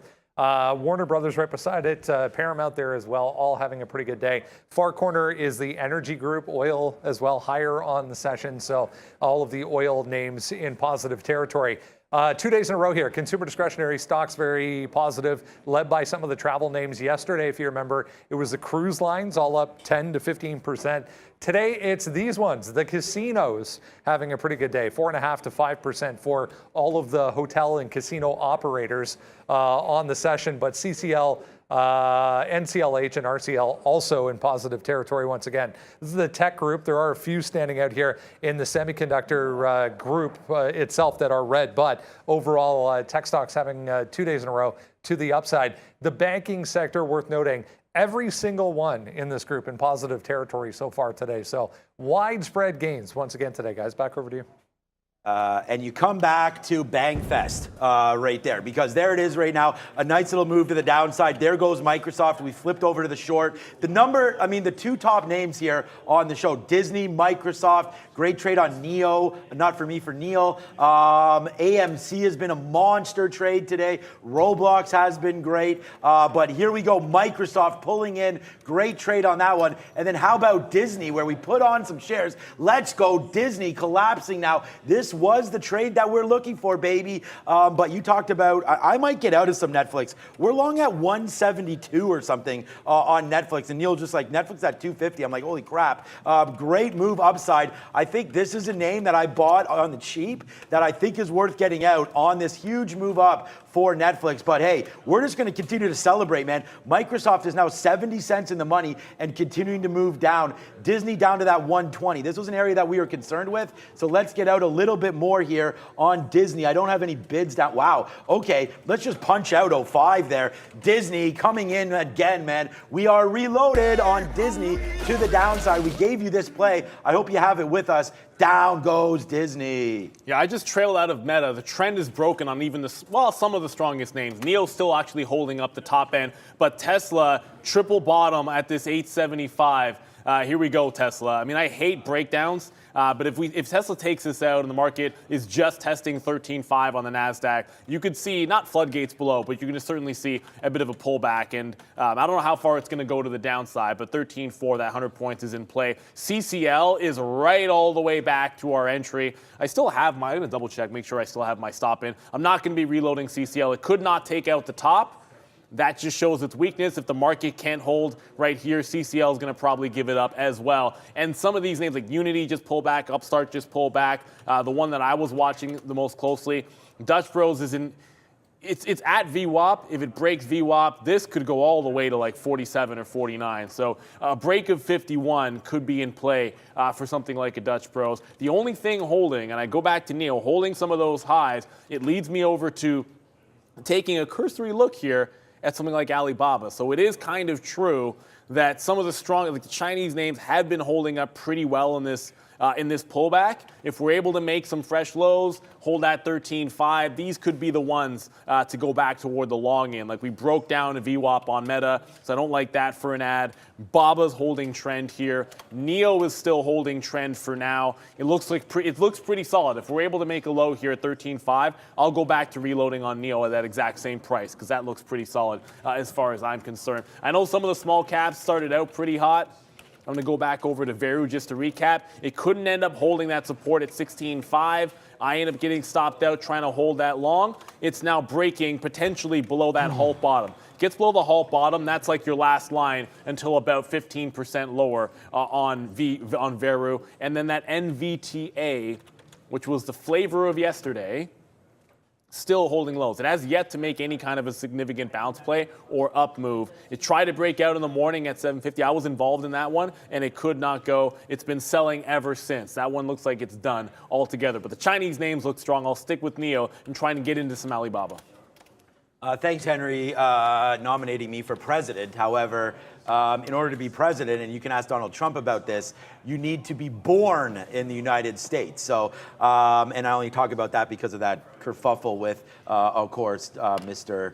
Donald Trump and Barack Obama there. So yeah, we cannot be president. All right, so here we go. I thought I was going short here on NIO, but it does break above that 89. I left an order here because I thought it was above that 80 level, which is crazy because I did put on, I'm just going to get out of this anyways. I did put on a big trade down there at the 50 level, so seeing what Neil's doing now is a little bit upsetting because it's ripping up to the upside. But like I said, no worries for this guy because here we go. Downside move happening for Softy, $1 in the money on this trade, and we're putting on shares, right? I mean, we got the reload there for Softy, comes back in. We switched up our game from long there into short. So noticing relative weakness. We talked about that before. When Microsoft was up 0.2% or so, like I've given you about a 0.5% on this trade because Microsoft was up about 0.2, 0.3, and the NASDAQ was up like 1.2, and I was like, nah, there's too much of a difference here. Microsoft needs to fall back in, so that's been a really good trade there for me. And then Disney, we did take this bottom there at 120.05 as it was tanking in. We said to ourselves, if this name doesn't want to take out 120, then we are in a little bit of trouble. So let's take that. I'm going to take another bid now that I noticed this because I do have an upsized position on Disney. We talked about that. The first position was right there, and I said I'm going ham on this break of the low of 60. So that's exactly what we did, and there's a big trade for me there on Disney. And then, of course, as I just watched this continue to fall in, man, we are still watching this Microsoft just absolutely collapse all over itself. So good trading in here for me on Softy. Yeah, this one looks like it wants to continue its downside move here. Microsoft and Disney both continuing. Microsoft down to 288. I like that one. This is a good trade here. Yeah, I just went over to Rivian. I saw Tesla broke that 875 level there. And I remembered Rivian reporting earnings after market and rejected that 40 level. So it breaking support. I don't want to short NIO because it's one of the Chinese names. So Rivian's the first one that came to mind. So I popped in as it started to break this support. I think this plays back to VWAP at least. But apparently, Brendo's got some news. Pacific Biosciences, guys, just halted to the upside. This is in that same BNGO and also OPK group. So doesn't look like it's specific to this one, but just halted upside here in that genome group. Like that, like Pac B, that's one of the ones in that in the ARC genome group that Invitae was in as well. And it's like, I don't know, I had a conversation with a buddy yesterday. I was like, just buy any one of those that hasn't gone yet, but it's not that simple. This is up on news now, Pac B. So watch out. It's another highly shorted ARC name in the exact same space that NVTA is. So it feels like this could be the flavor of the day. It makes a heck of a lot of sense to me. Pacific Biosciences. There's a few other ones on that list. I got to go and find to see what's in there that hasn't gone yet. Because if it has consolidations like this, and sets up the same way and gets a news catalyst with the short interest, you've seen what can already happen once. We'll see if it can go again. But it's indicating an open down by about 30 cents. I'm a little skeptical on that. A lot of times you see that and then it eventually opens higher. We'll see what happens. Rivian already coming down into the downside. I had missed Tesla. Rivian's the first thing that came into mind because I didn't want to short NIO or anything that was one of the Chinese EV names. It's back into its breakout price here at 39. I think that's an obvious out. I think it's going to trend. If the market trends back down, this should trend back into 38 as it goes risk off into its earnings. Aftermarket, I want to say. I'm pretty sure about that. If it's not, then it's tomorrow morning, but I'm pretty sure it's aftermarket. Did you see this Microsoft move? Like, I know you're in Meta, or you were in Meta there, but what a move down here for Softy, man.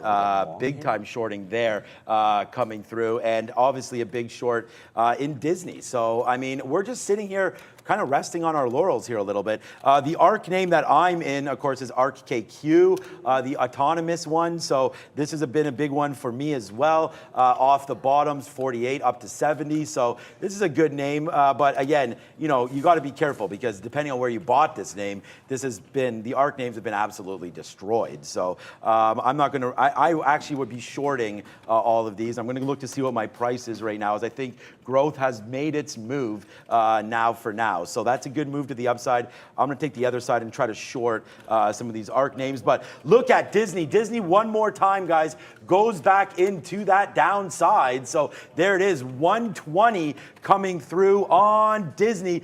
big time trading happening over here, man. We're going to have a negative name on the board. It's going to be NEO, which is crazy because we've had that one, just too many shares. But it's never a problem when you have too many shares. And this is what's happening to the stock. So it's a nice little downside move for Microsoft, for Disney there. And then AMC, of course, with that move down. And Roblox, good name for me today, another positive name, as Roblox trying to break down as well. I don't know about this one. You guys are calling. I saw someone in the chat say it was like the trade of the day, maybe Roblox short.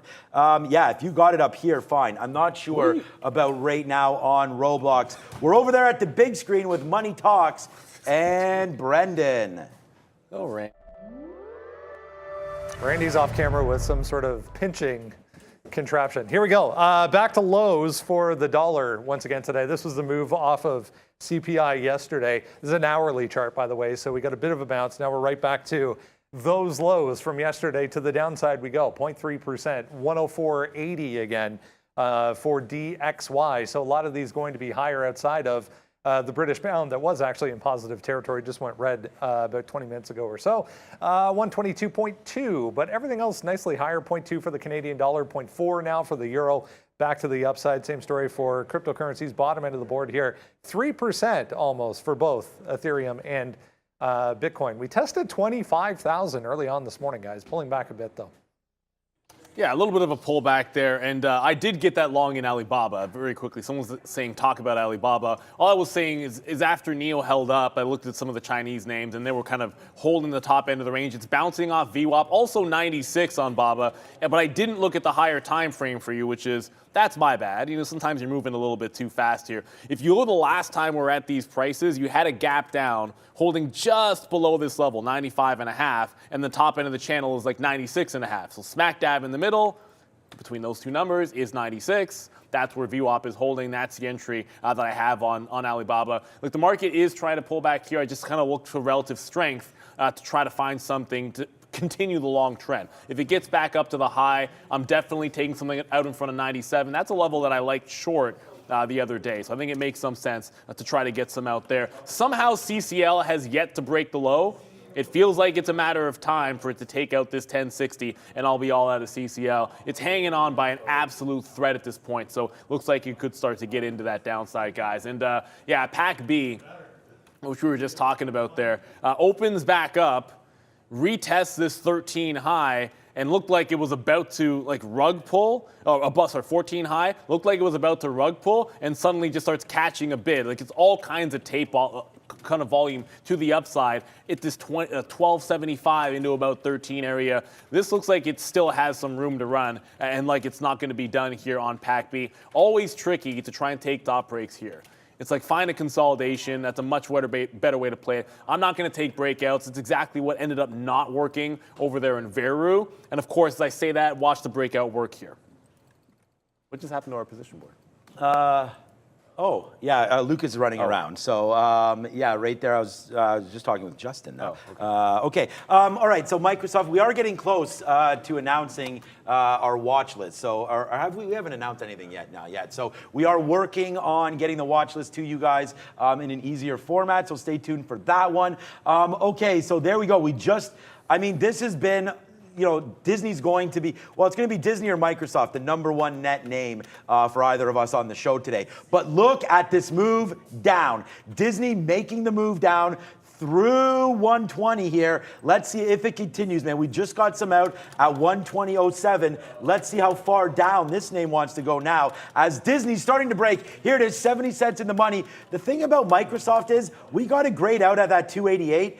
It's so stupid. Like, there was so much happening that 288 is that level yesterday that we were all over on Microsoft. So it's like, to see that it's bouncing off this level, you know, I'm just convincing myself to take a piece out again right now. The fact that it's bouncing off this level is pretty obvious. I should have just got it all out and then regrouped on that, especially when we had this bottom wick down there. So a little bit of bad trading there. Bad trading.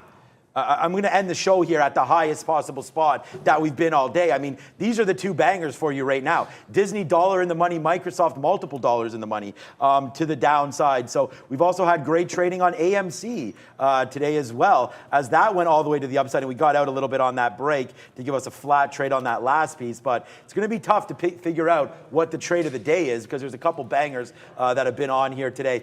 You guys always talk about Rocket. I mean, Rocket yesterday was definitely on people's minds. And then today, congratulations again for anybody talking about rocket companies, as this is just, I was going to say a bad joke there because you don't want to keep saying rocketing to the upside, but wow, what a bottom. This is a double up now off of its month bottom a month ago back on June 1st, I guess, or June 20th, I guess it's a month and a half, almost 2 months, but up to $12. There goes Rocket Company. Microsoft coming back in. Okay, Microsoft, now I feel a little bit better. Let's get another piece out here on Softy as it comes back into 1920. Oh, we put a bid and it runs away. Doesn't mean we won't get it. Phyllis, there it is. Yes, sir. Another one, man. We're coming out with the bangers today. What a good day it's been here. Yeah, thank you for watching. Only 3 minutes left. What a great show. I love this job. Yeah, only 3 minutes left here, but not in the market. 3 minutes left for us, and then we're going to fire you off over to Trader Prad, who I know is locked and loaded. Also, Luca ready to go. I just got to reload in Rivian here. Going to continue to play this trend back into the downside. I just like this one for the short. I always keep looking at Tesla as we take this. We already got one out at VWAP. If it holds VWAP again, we'll have to reconsider. But the other thing to watch here is going to be that Tesla. Remember that 875 break? I just got the reload in Rivian. If that ends up being a false bottom in Tesla, we're running away from that Rivian short, because a break back into VWAP is taking Rivian back toward those highs. So that's what I'll be watching there. The longs are still holding pretty much strong here. And I wanted to add, and I said this really early on, and I also want to sort of make this clear too as well. Like the 22 on NEO is still set up for a break on its own. Like this is one of the stronger names in the market, holding the highs as the market tries to pull back. Not many things are doing that. It gets and holds above 22, and I think we've got another one that can continue to hold that trend. But it's been solid off that 2150 several times now. There's still a few earnings to get to here. I just mentioned one of them, obviously, so spoiler alert, Rivian's going to be on this board. But what else is there, Brendo? Watch Amazon GE here, guys. There's a note on a possible partnership between the two, so just watch GE and Amazon. Yeah, here we go for tonight and tomorrow morning. So, I mean, outside of Rivian, there's really not a heck of a... I haven't even looked here. There's... Ooh, Funware. That's not doing anything. No, we're hitting the ape right now. We'll feed. I mean, it just looks like it's going to be just Rivian. I mean, I don't know. Maybe there's a couple other names on there, but nothing that I'm super concerned with. Really good food. Let's go to the other side there. Yeah.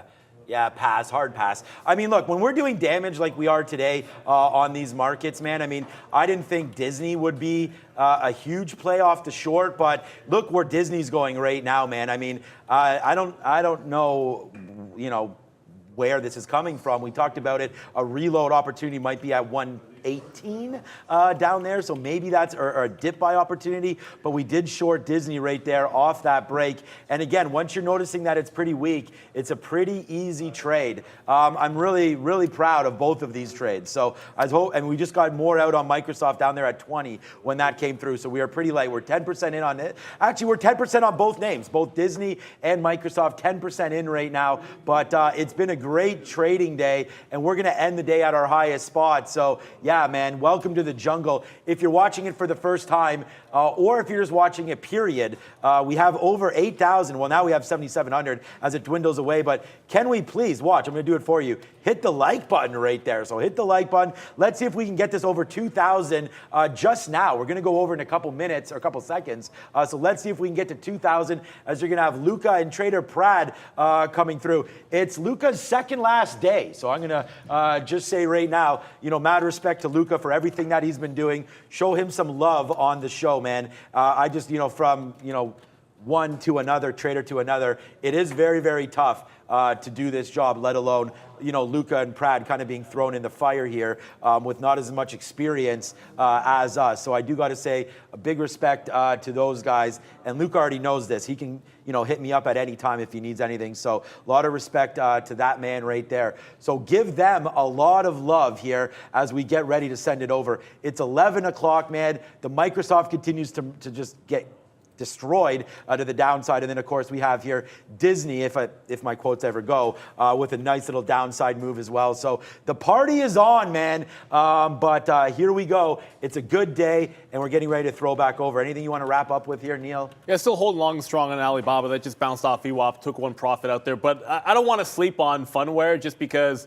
it's moved in the past. It'll be on the radar. It wasn't a heck of a lot on that earnings board, but this one has been making a bounce off of exactly $1.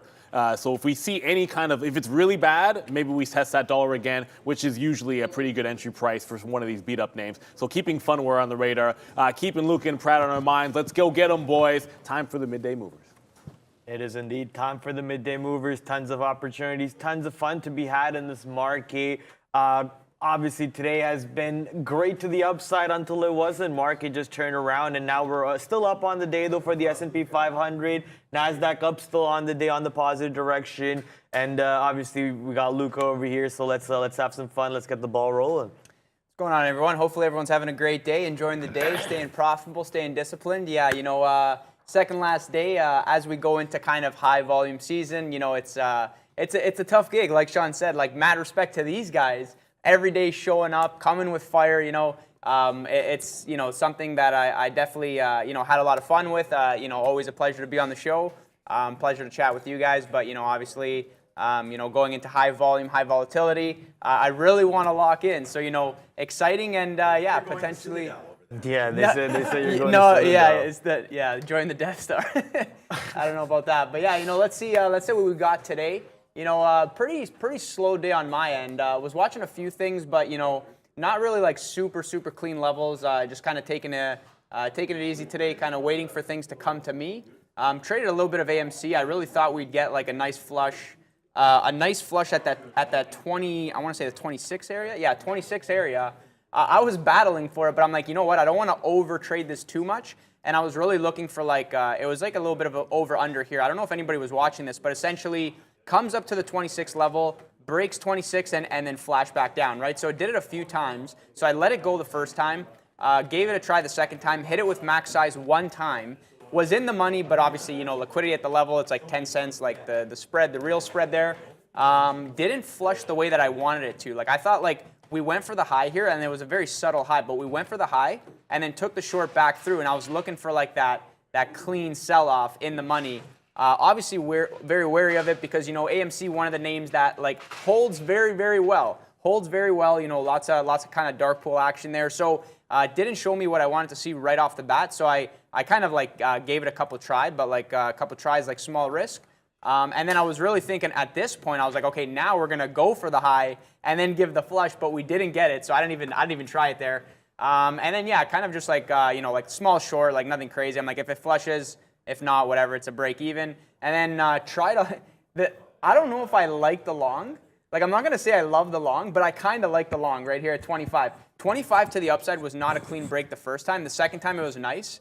I don't think I took enough off. I just thought we really had room to go. But this kind of flush, I guess it got everybody here. But holding 25 right now. So, the thing with this name is obviously there's much less volume on it. Keep in mind that the slippage on your orders are going to be, if you're punching aggressively, it's going to be there, right? There's going to be more slippage. But for the most part, it kind of feels like that 25 area is holding. I'm not going to go as far and say that this is going to rip back up. But, kind of interesting how it's kind of, playing the opposite now. It's you had the over-unders at the top. Now you're getting the over-unders at the bottom. Is this going to range and now go back to 26? I mean, it's a possibility. I kind of like the long, but I'm not committed to it. So easily just get myself out. Right now I'm flat. So, yeah, you guys, let us know what you're trading as well. Some small caps moving today. See if we get anything exciting. Yeah, today is for sure a very sad day. Well, not today, but tomorrow is going to be a sad day. But everyone in the chat is obviously worried about where you're going. They think you're leaving us forever. And that's not the story completely. He's still going to be here. He's still going to be trading on the floor. Yeah, I'm going to be right back there, right over there. He's not getting poached by Citadel, and we're not losing him to Citadel. We still have the Italian stallion, as you guys are calling, on the floor. Maybe he'll show up for trade reviews or whenever he wants to. He's always welcome. You guys know that. So he's not going anywhere. You'll still see Luca in the background, just like you see Ian running around. And Monday, don't want to spill all the beans because you got to have some mystery in it, right? So Monday, there's going to be a new cast a new roster of hosts coming in, going out. So you're going to see a lot of people coming in, new faces to see, maybe even Steph. I don't know, maybe not, right? You never know. But only way to find out is you come in on Monday, 11 o'clock, all the way from Monday to Friday, come in at 11 o'clock and stay until 2 o'clock to meet some of the new people, maybe meet people you already met and get the ball rolling. Here's a couple of trades that I was involved in today. I'm going to start off with some of my bad trades because that's just the way that we need to start off, right? Let's think about how we traded some of these stocks bad and then see how we could trade it better later on. Here's Disney. I was fighting the long off the open, didn't work out, so I waited for the 121 flush down, got back in at 121,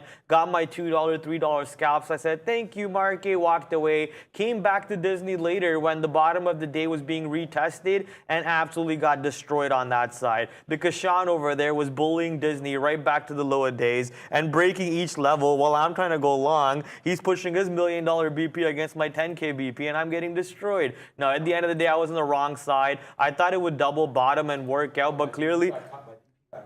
No.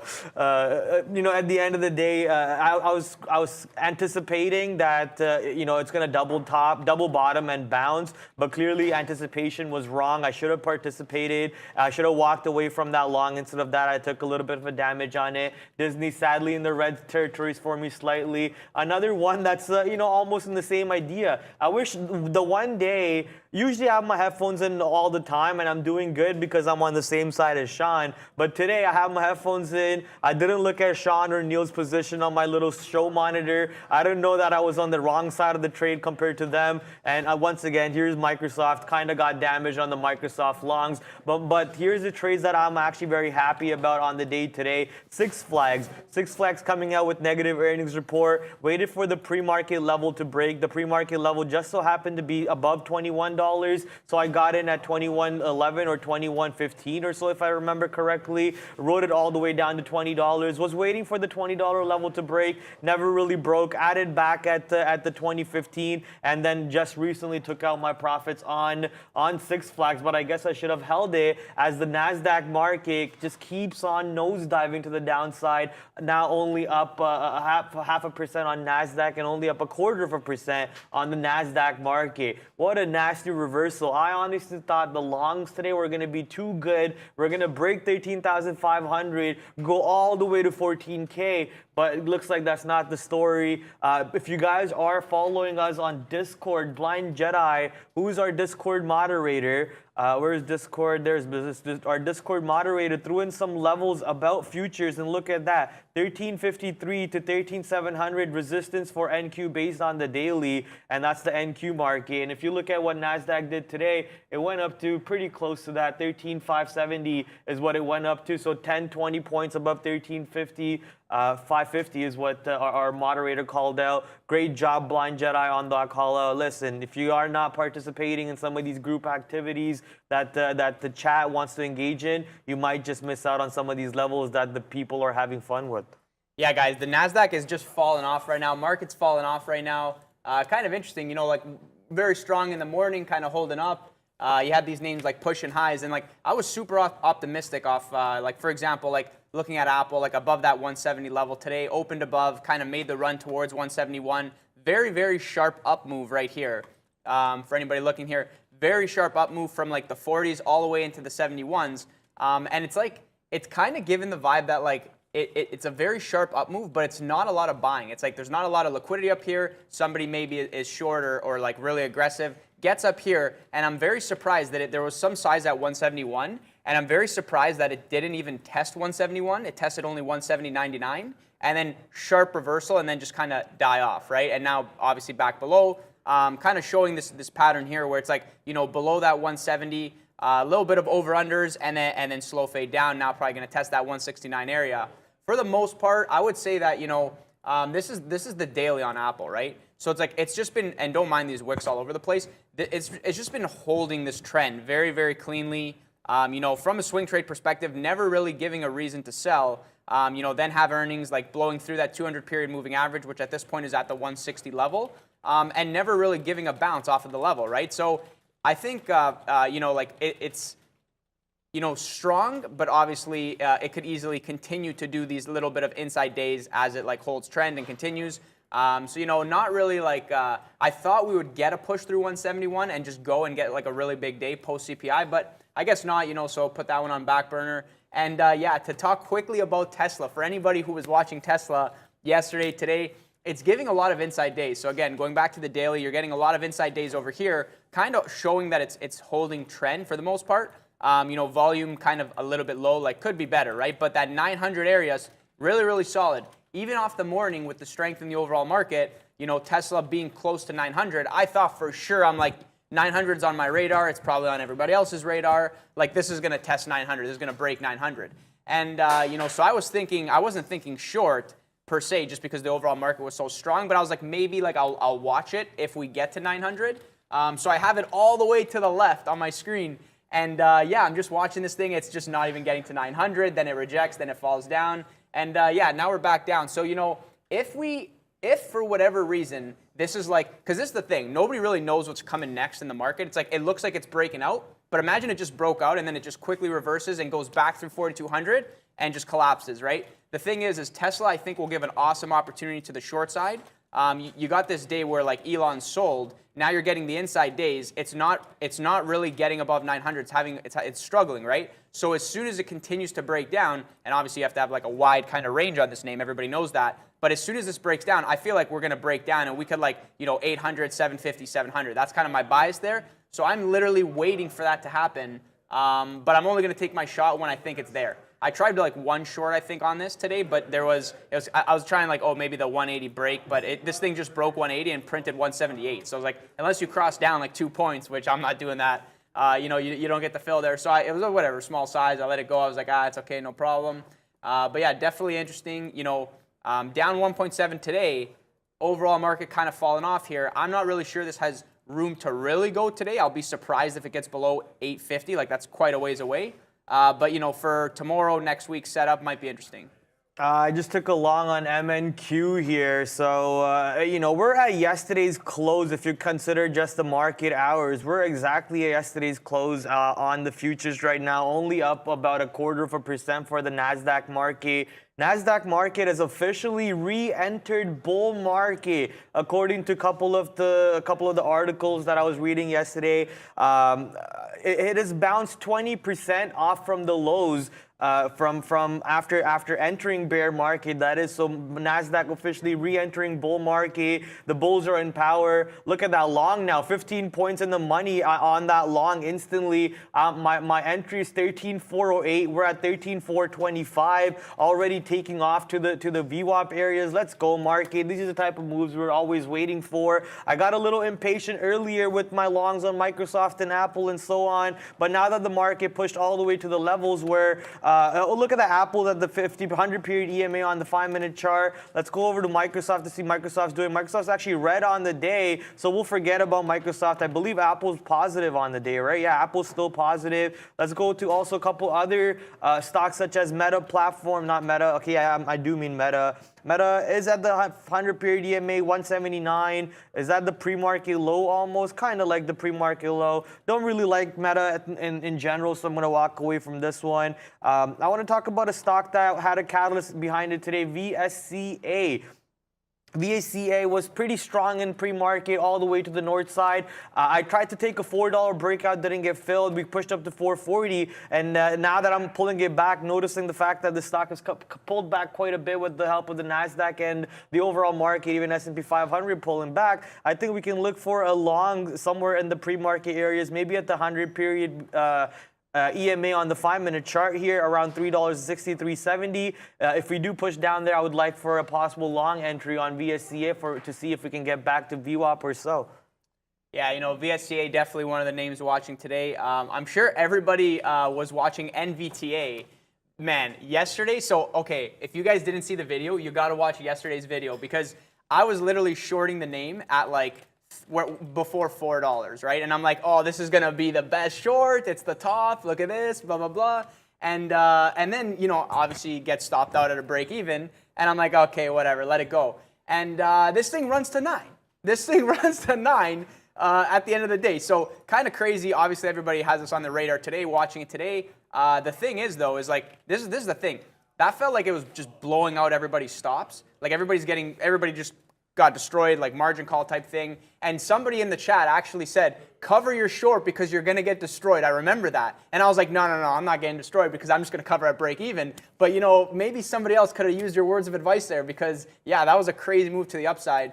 Coming into today, I was kind of hoping that it would hold and stay at that 9 level, get some over under 10 action. But, unfortunately, you can't always get what you want. Open down here was SSR, and then at that point, I'm like, okay, this is SSR. It's going to be a tough trade. Even though it looks like it just went down very, very cleanly and then went down into a halt, you got to remember that, like, it's SSR. You cannot punch the short. So you might have been chasing this, trying to get the fill. You're not getting the fill. Maybe you're getting the part fill on the way down. So it's just not even, like, worth the try. I mean, you could try it, and maybe it's worth it because obviously it was a good trade to the short side. But it's hard to chase. That's why I kind of stay away from SSR. And yeah, our positions are not showing. So I'm not in a position right now. When I find a trade, like it'll come up. I'm just kind of waiting right now, waiting for some levels to come to me.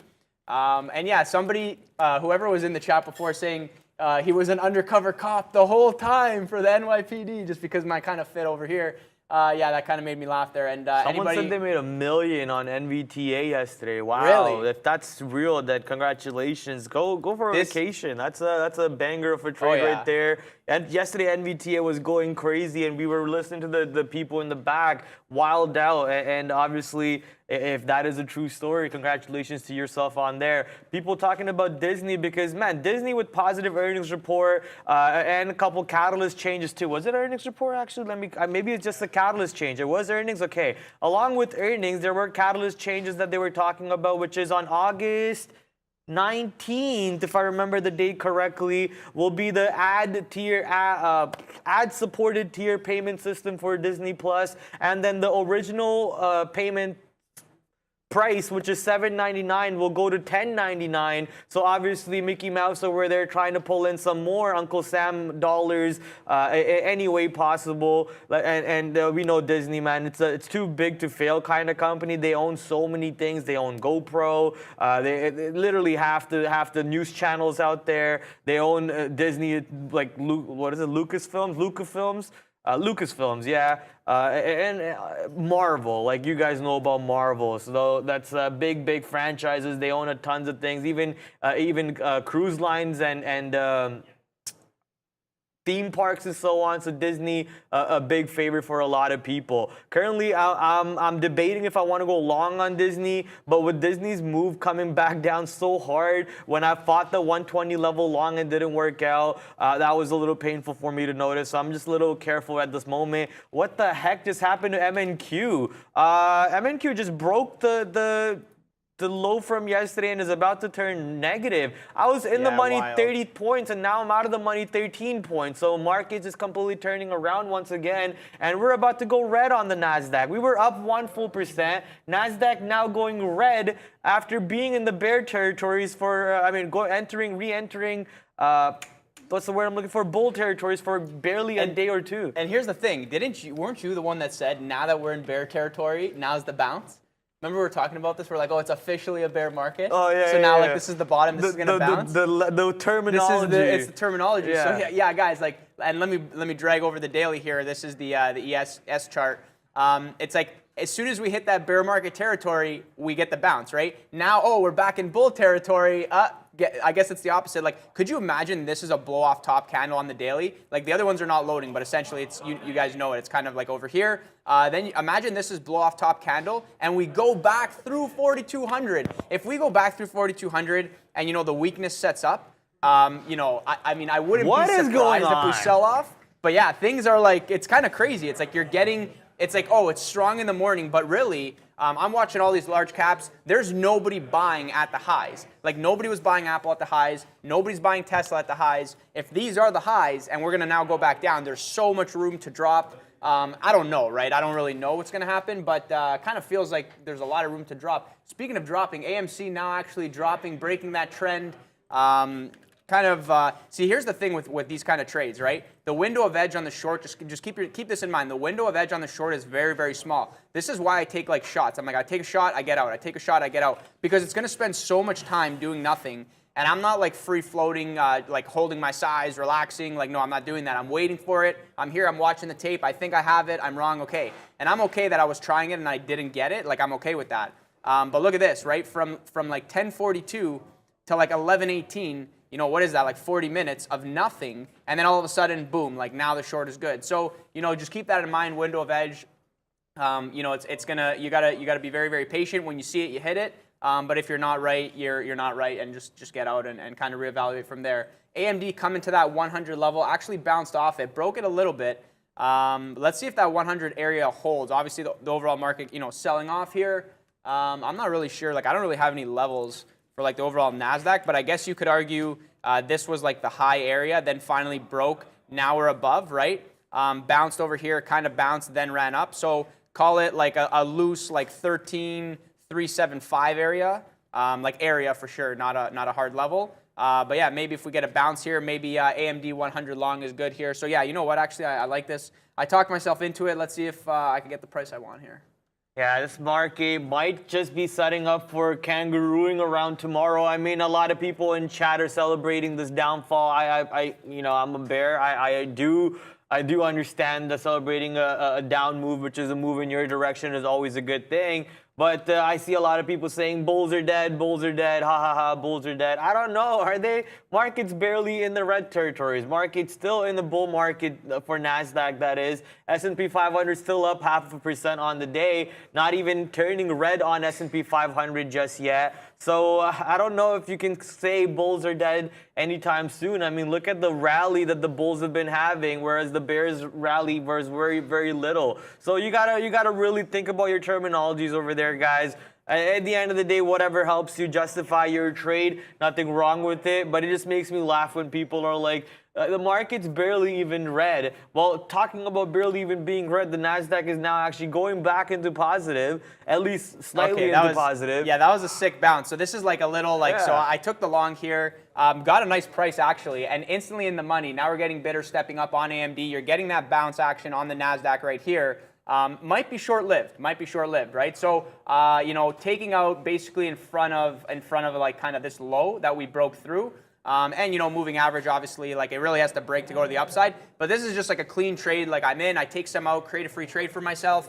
Now hold the rest of the piece. Like I think AMD has room to like kangaroo around. Like Pratt said, like if we're in this kangaroo market where it looks like the sell-off is coming and then the bounces are very sharp, you know, if it's going to hold this general area, and even if we run back to like this level on like NASDAQ, I mean, AMD, like that 100 is solid, right? Like huge psychological level, can easily bounce, kind of, you know, chop to the side a little bit, and then eventually like run back, and maybe you get a VWAP test again. So gonna try to hold the last piece for that VWAP test. But obviously, if we continue to break down, like I'm just gonna get out, because, you know, if this is breaking down, the overall market's breaking down. I don't know if we're gonna continue to sell off.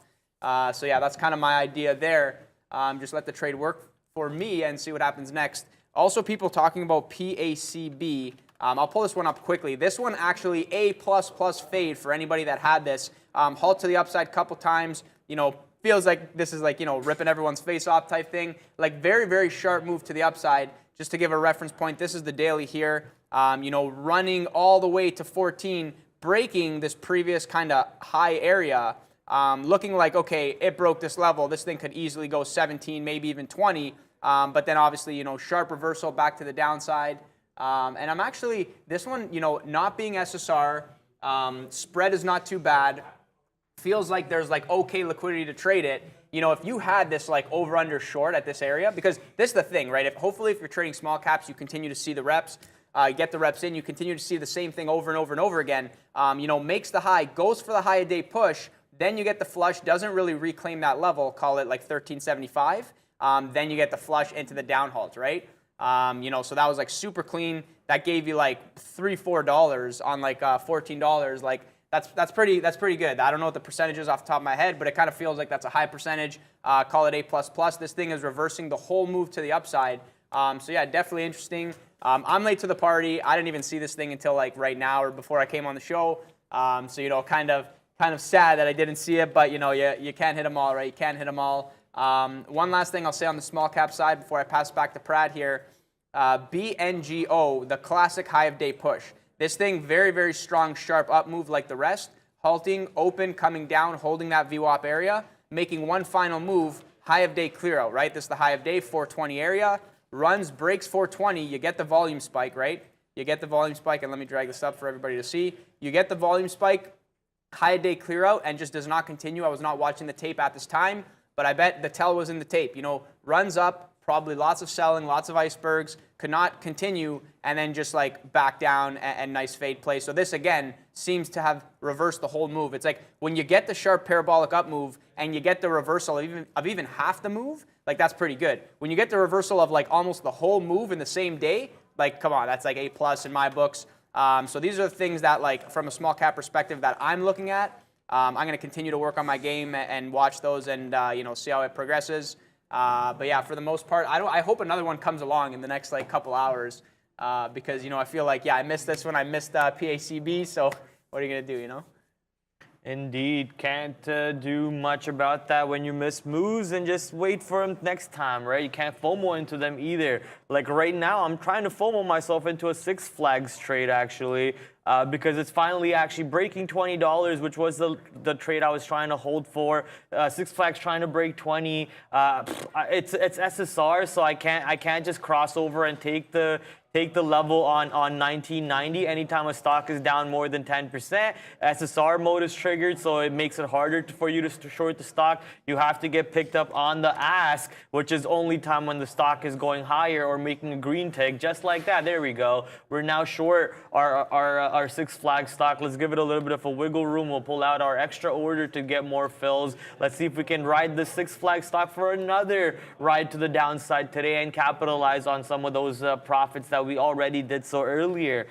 Something that I want to mention is the wholesale inflation price, which apparently declined by 0.5%. Another decent metric for finding out what inflation's doing and how inflation's being battled with. But the fact that this number declined by 0.5% for the first time in 2 years means that we're maybe heading in the right direction of the inflation battle over here. So clearly market liked that news. They bumped up to about 1% in pre-market, 0.6% in pre-market for the NASDAQ and the S&P 500. They both ended up going to positive side 1% direction, and sadly NASDAQ gave away the whole 1%, now only up about 0.25%. S&P 500, however, did not give away that whole move, still holding on to 0.5% off that move that we got earlier on, but sadly under VWAP is what S&P 500 futures are looking like. Here's your S&P 500 chart.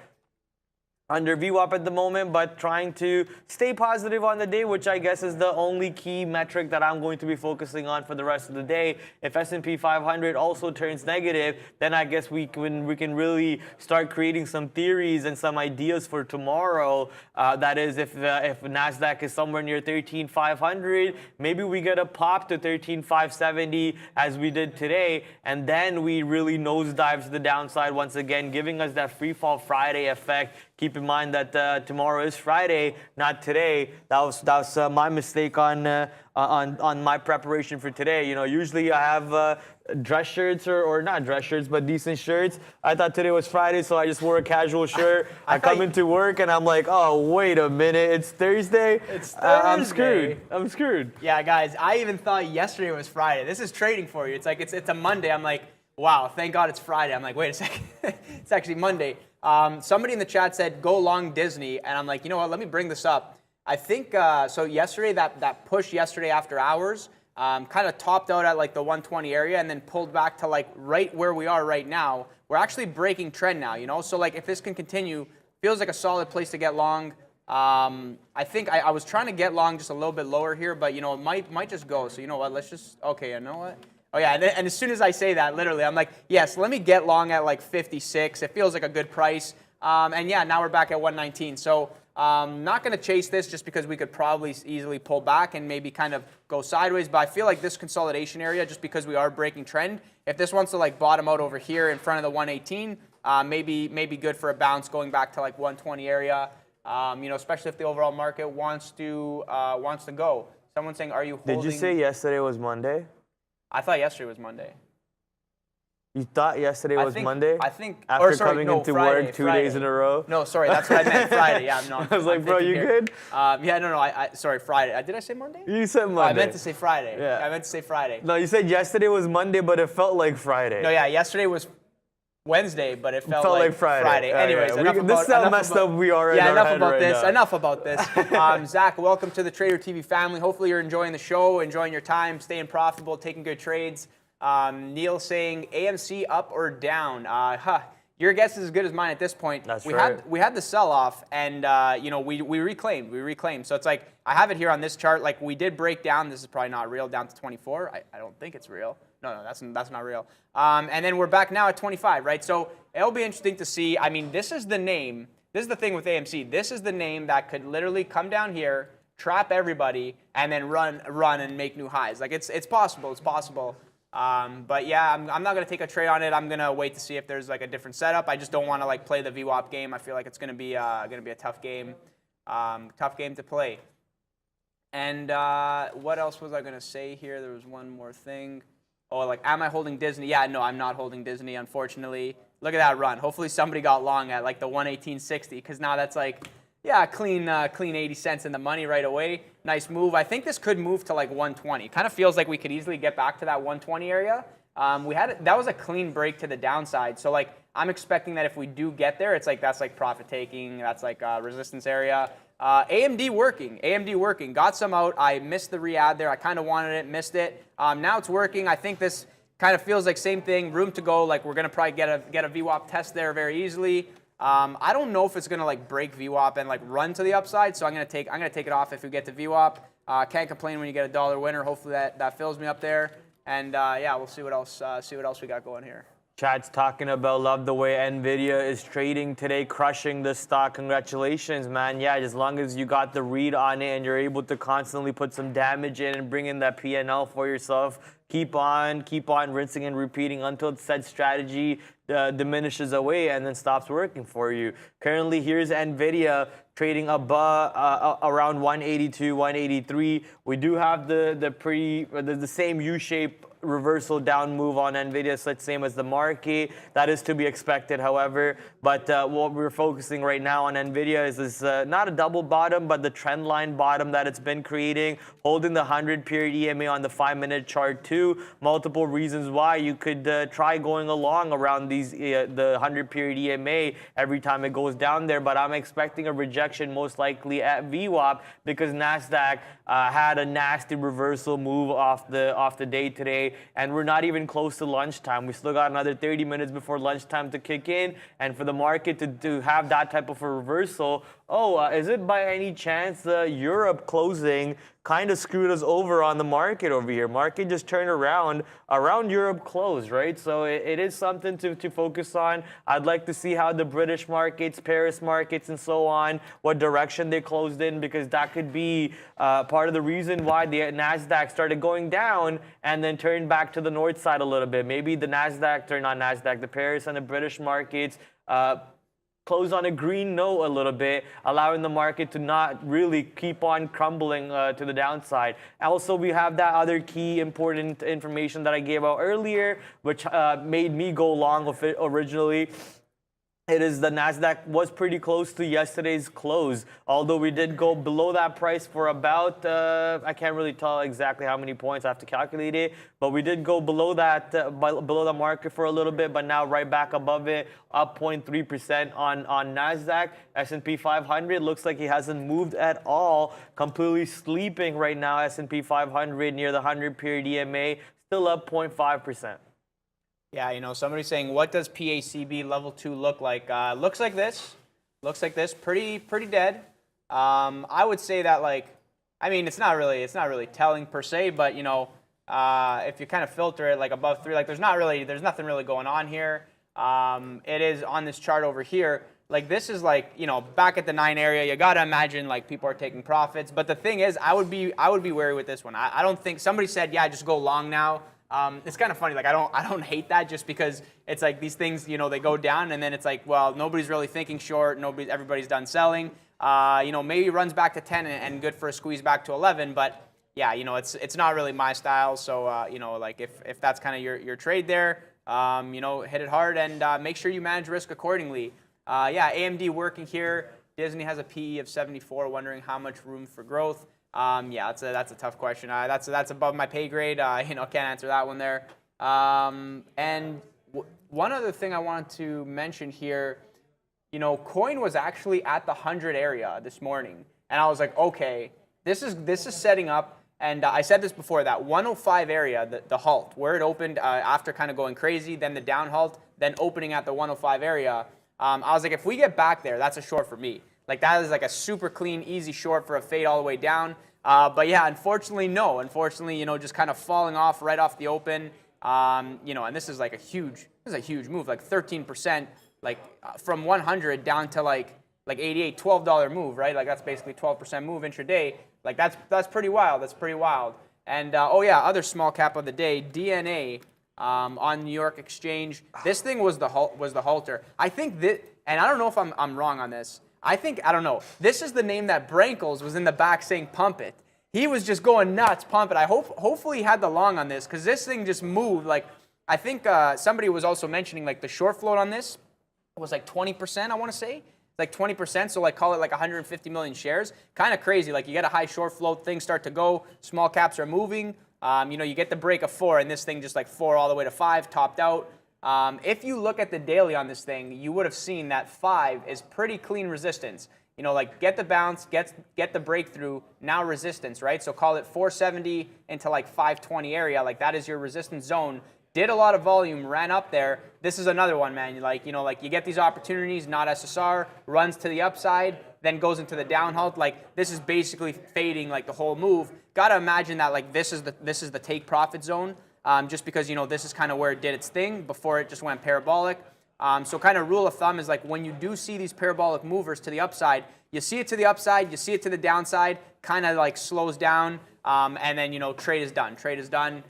There's no long, there's no short. You got to wait for that next one to set itself up. If you miss this one, who cares, because there's going to be another one. And I just noticed I'm flat, so I got the top pick on AMD there. Man, what a fill. Look at that. Top pick. No logic on where I'm covering. I just figured not 101, maybe like right above this high because it'll go up and then go back down. Not to say that this isn't going to give another chance at 101. Probably will if the overall market holds. But man, that one looks good on the chart. Pretty excited about that one.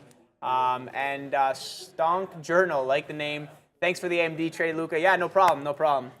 Thank you for, is that a super chat? Or thank you for the whatever that is. And yeah, thanks. Yeah, no problem. Hopefully come with more bangers for the rest of the day. I'm just trying to find out what's going on with the Redbox over here. Redbox trading halted for information requested by NASDAQ. So, yeah, the halting is suspended. It's a T12 halt here. I'll show you, sir. Is that a bad thing? I don't know. I'm guessing it is. Halt? T12 halt. It says information requested by NASDAQ. And this happened at, what is 1950? What do you mean 1950? Time. Yesterday? 16 is 4, so 16, 17, 18, 19, 4, 7 o'clock? 8:50, 7:50 is when Redbox got suspended yesterday. So after hours clock, okay, it got suspended at with the T12 halt. I'm guessing it's a bad thing, obviously. Somebody's saying normally not good. Yeah, normally not good. Yeah, I'm guessing it's a bad thing. We'll just have to wait to see what the news is and when they will open up. Obviously, we can't guess on what's going to happen. So someone in the chat said Redbox is suspended. I was pretty confused what you mean by that. So I had to Google if it was halted and what the code is. So yeah, clearly you are right about that side. Can't be good. Just have to wait. And how many times have I said this company is a joke? Come on, you can't be talking to me about Redbox when Netflix is struggling. You can't be talking to me about Redbox when Disney's struggling and Roku's struggling. You can't. This company is a joke. So I'm sorry for anyone who's invested in it. I am praying for you. Trust me, I'm praying for you. I pray that this doesn't go too much to the downside, and I pray that the catalyst doesn't affect it too much. But realize what you're buying. There's this famous interview from Warren Buffett. I used to buy stocks. I bought a ton of books. I read all the books about technical analysis and everything, right? And I bought books and everything, and I bought stocks. I lost all the time. And then I learned how to not buy stocks and buy companies. Go buy companies, good companies that bring in money and actually have value behind it. Microsoft, Apple, Google, Amazon. Heck, I'll even throw Rivian in that circle, even though I don't like Rivian. I'll even throw Peloton in there because Peloton makes more money than Redbox. But, you know, at the end of the day, you really got to focus on where you're putting your money in. This does not look like a good news. I also want to welcome a couple new members to the family, Rob and Zach, and anyone else who joined the membership side for Trader TV Live. I think we might miss one or two earlier, but anyone who is new to it, welcome to the family, and lots of people in here for you to you know, mingle with and have some fun while we trade stocks over here. So obviously we're waiting for Redbox. I want to talk to Luca about his jacket that he usually wears on Fridays. What's going on with that company, buddy? Huh? No What's going on with that company, buddy? No comment. There's no. Is that real? That is real. You sent the. So for anybody that doesn't know, the headline comes across. Comes across the newswire. What did it say again? Ferrari recalling every car they've made since 2005 for brake issues. So this sounds like an issue for people who don't know how to drive. No, I'm kidding. I'm joking. No, honestly, that's crazy, man. That's crazy. Like, I read the headline, I was like, no, this is not real. This doesn't sound real. Like, this sounds insane. And yeah, you know, I mean, I'm lost for words on that one because that's kind of crazy. I have no idea what happens next. I have no idea like how that could be overlooked for like since 2005. Like, what is that? Like 17 years, almost 13 years? That's crazy. That's crazy. So yeah, I got no words there. I'm sure some of you guys saw that too, and you're like, what the heck's going on? Yeah, switch over to Lambos. Exactly, Anthony. I guess we got to switch over to Lambos over here because you know, you want to drive fast, you need brakes, right? So yeah, who knows? But yeah, hopefully everyone's good. Hopefully like no like disasters happened or anything. Didn't read anything, but yeah, kind of crazy. My first thought, literally coming in, I'm like, how do I short this? Yes, how do I short this right now? I want to short it's up everything. on that day. Yeah, and that's the thing. It It's was up. up on it's that up. day. So Like, this is the market we're in. It's like, oh, we're now in a bull market. Okay, blow off top. We're going back down. Huge sell-off. Oh, we're in a bear market. Okay, we're gonna bounce here. Oh, good news. Okay, bad news. And this guy, who is it? Satire. Wait a sec. Luca owns a Ferrari. I do not own a Ferrari. Not yet. I'm gonna say yet. Keyword. I would love to have a Ferrari. Use it as like my Sunday driving car. You know, drink a couple Spros. You know, go for a drive with the family. Whatever. I would choose Ferrari over Lambo, but at this point, I don't know, man. I don't know. Like if I can't stop, you know, live life in the fast lane, but you gotta be able to slow down, right? There's only one direction, super veloce. That's it. That's the only direction Ferrari knows. And we got Nicole Harris. Welcome back to the family, Nicole Harris. I know you've been with us for a while, and once again, welcome back. We appreciate you joining the party once again. Markets are kind of resident sleeper right now, so it's going to be probably one of those Friday type of feels during lunchtime where Luca and Pat are just going to be preaching and talking about a bunch of shit, a bunch of stuff, sorry. So hopefully you guys don't get too upset about it. Nothing really that I see I want to take a trade on. I mean, you see me on Six Flags short. Six Flags doing absolutely nothing. NASDAQ is doing absolutely nothing. I know I always say there's nothing to trade. That's usually a joke, but right now it actually feels like there's nothing to trade as the market has been just muted for at least the past 10-15 minutes. Once I see a catalyst in it, trust me, I will for sure jump into a trade. Oh man, looks like I actually missed out on a trade I wanted to take part of, which was Novavax short. I wanted to go short Novavax 42.50 break. I just didn't have the order out. I got distracted, sidetracked on that. Novavax now pushing down to $42. Would have been a clean 50-cent scalp for risking 10 cents. A good 4:1 trade over there, 3:4. So yeah. Some of you guys, I gotta call it when I see it because you make me laugh. Somebody's saying, I want to buy a Ferrari, the one without a stop loss, because no brakes. Yeah, that's pretty funny. Somebody also asking, what is the buyout price on RDBX? Because they've agreed to the merger. So the thing is sometimes it's like when it's like a merger, it could be like a stock deal, and it could be like, okay, stock swap. So like it'll just merge into like CSSE. So I don't know. I'm like Googling it quickly. I don't see like a price. I wouldn't be surprised if there is no like cash price per se.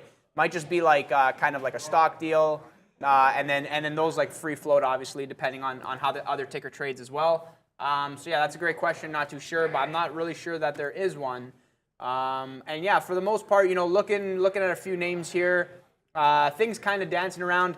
Will tomorrow set up for the most epic free fall Friday? I don't know, man. We're kangarooing around. This market's a little bit of a kangaroo action. We were just talking about an Italian sports car company recalling all of their cars made since 2005. I wonder who this great car company is. It's a garbage car company, Ferrari. Every single car they made since 2005 being recalled.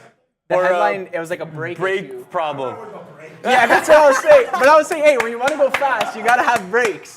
He said the same thing. You guys are so Italian. Yeah, somebody's saying, please talk about NVTA. So spoke about it before in terms of like had the crazy run up yesterday and the fall off today. The issue with SSR stocks is because it has the flush right off the morning, if you're chasing the short, if you're trying to punch, you're just not getting it because it's not going to fill you if it's a good trade. Nobody is buying it, right? This is the reason why it went down into a down halt. Maybe you get par filled, but it's kind of like an iffy trade. Right now, I mean, you could maybe say like the $5 level is some sort of resistance, but these are the games that maybe the stock is dead. I mean, this is a pretty big down move, and let me actually bring it up on the other chart here, which is the 10-minute. Push down. Market going back down. Good thing I'm out of my AMD trade from the top there. But yeah, this is the thing, right? Crazy parabolic move to the upside, closed up here, like fell off. Like this essentially reversed the whole move, right? So again, rule of thumb, it's like you're either playing the long for the parabolic move, you're playing the fade for the reversal of the parabolic move. Maybe you go for half, maybe you go for the full thing. It's unfortunate this thing was overnight, so obviously, for ourselves, being day traders, we can't trade that. But now that it comes back down and bottoms out, not really it's not really there anymore. I feel like this could have just easily been stops getting blown out. And it's not going to have that follow through again because this was the margin call. Everybody got stopped out. Now it's back down, and there's just maybe no trade. Maybe volume dies off. Still a lot of volume today, but yeah, I would be wary there. Maybe you fade off the 5 level, but what's your risk to return on this? Maybe goes for a 50-cent move, maybe fades to $4. So it's 20%, but you got to be cautious of the fact that it is SSR. It could rip back. The meat of the move already did take place there. So yeah, just questions that I would be asking myself. Short ASTS at 1140. Let's have a look there. I didn't look at this one today. ASTS. A little bit of a, oh wow, crazy move to the upside. That 12 over under. Short at 1140.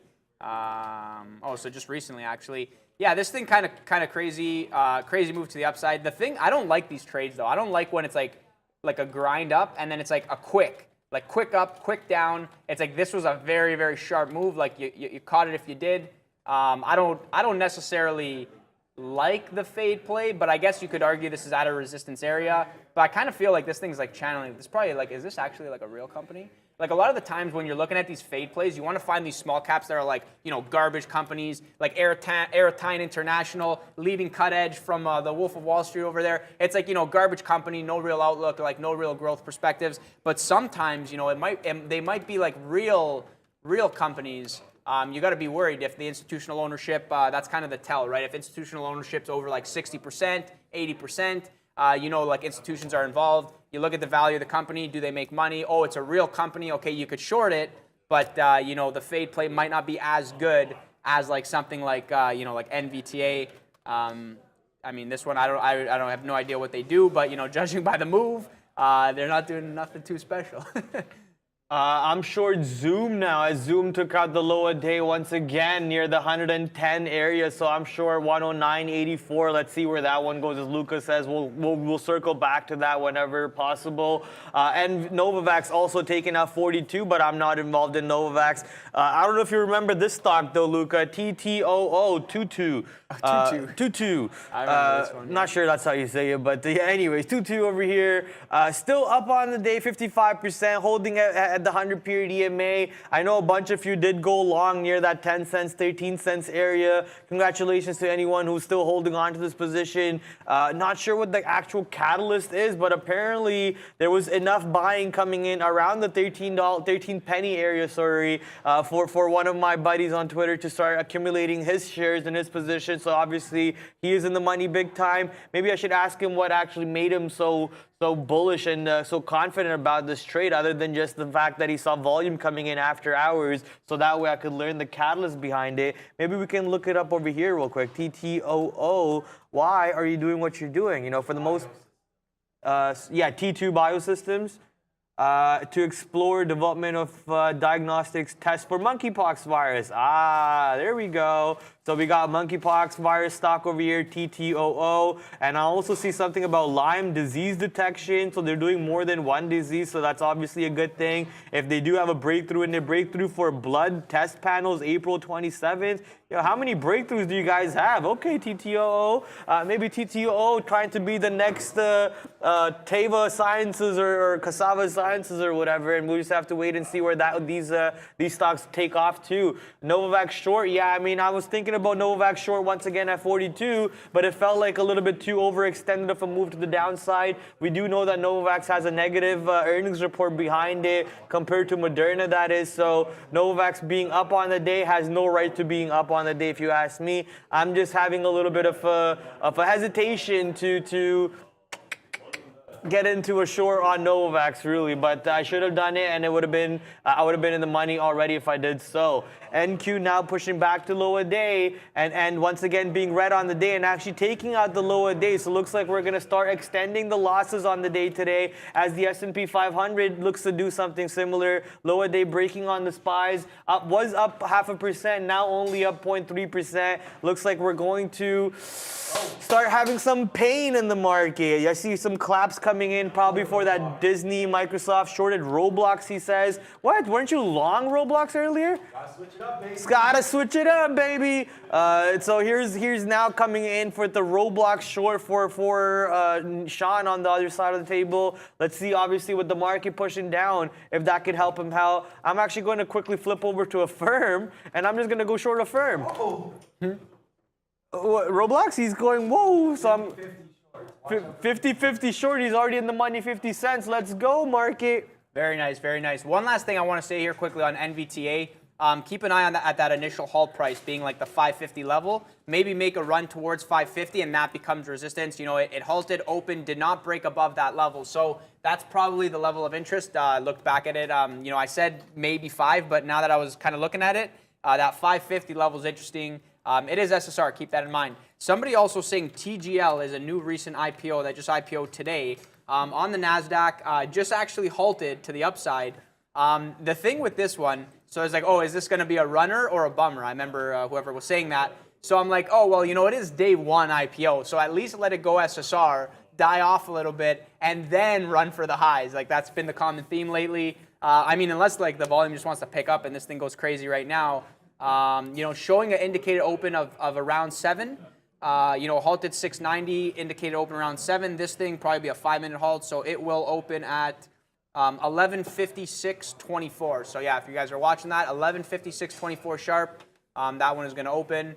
And yeah, RDBX is suspended because the NASDAQ was asking them for something. Suspended last night. I don't know. Maximilian was asking, just to cover that very quickly. And yeah, like let's see what else we got here. AMD back at the 100 level. Like the overall market turned back down. Like we're seeing the NASDAQ. Like, this is the thing, right? This was like a short-lived bounce. It's like nice bounce play, nice long here, create the free trade, miss the reload, get out at the top. Now we get the flush back down. So you know, I mean, if this level holds, it holds. But now that we quickly sold off, like I'm sort of under the impression here that, and this is not me really anticipating. I'm not gonna take a trade from this yet. But, you know, if we bounce here, go a little bit sideways, get a little bit of a pop, and then go into the end of the day, like we could see like a crazy sell-off. In the past, Thursdays have been good for like the sell-off into the free fall Friday. Stop mentioning free fall Friday. Well, no, it hasn't happened in over a month. I'm annoyed by this terminology. I actually retired this term this market is pushing back to all-time highs. As soon as you retire it, it comes back into That's play. That's my goal. I want to jinx the market. I want to jinx the market. Yeah, you want to kind of bamboozle the market there. But no, literally, guys, it's like if this is the blow-off top, and now we're going to go back down, and we're going to get a late Thursday sell-off into a free fall Friday, like, oh man, next week, fireworks are coming. And the thing is like, it's like first you get the sell-off, Then you get some type of news that happens next week. I don't know what news is coming. I don't know what's possible. But it's like it's like this what happens. Like you sell off, it looks bad, it gaps down, and then Tuesday, boom, there's some type of like catalyst that like makes things even worse that nobody anticipated, and then like just kickstart the down move. So yeah, super excited if we go back through 4,200 on the ES. I want to see it. Obviously not for my long term. I say this all the time. I don't want to see it for my long-term retirement account, but I'm not retiring anytime soon. So I got time. I got time on my side. So yeah, let's go down and make things spicy. But obviously not down too much. So hopefully, yeah. And it's kind of funny. I got my own opinions, and I'll just leave it there. And see what else is moving. I wonder where Disney is too. Actually, Low a day. low. You got it right here, bud. Oh, I do. So the Disney bounce, obviously short-lived, like the AMD bounce there, but not bad. Like 1850-ish bounce to didn't quite get to the 20 area. And when you guys are trading like these bounce plays and everything, hopefully you're having like better luck on the fill than I am. Like you can have your order at like 119.99 on this play. And the reason being because if it does get to 119.99, it's probably gonna go higher. And this topped out at like 119.73. And Disney's the type of name that it's gonna run up. It might show that it's at like 73 area, but you don't really get 73, right? So maybe like a better name to scale out of. Scale out of it because you're getting the fill. It's kind of easier, make your life easy. When you're trading something like an AMD. Like this is where I'm like, I think I could get the fill up here, but because you'll get that like whipsaw, like it'll get there, it'll whip up, whip down, fill, and then like reverse. So it's like you're getting the fills, whereas on Disney, like I feel like New York names are a little slower, just kind of by nature. That's the nature of it. So keep that in mind in terms of your execution style. David's saying MTTR. Let's have a look. MTTR. Yeah, this thing was going crazy this morning. 40 million shares traded today. Wow, it really fell off though.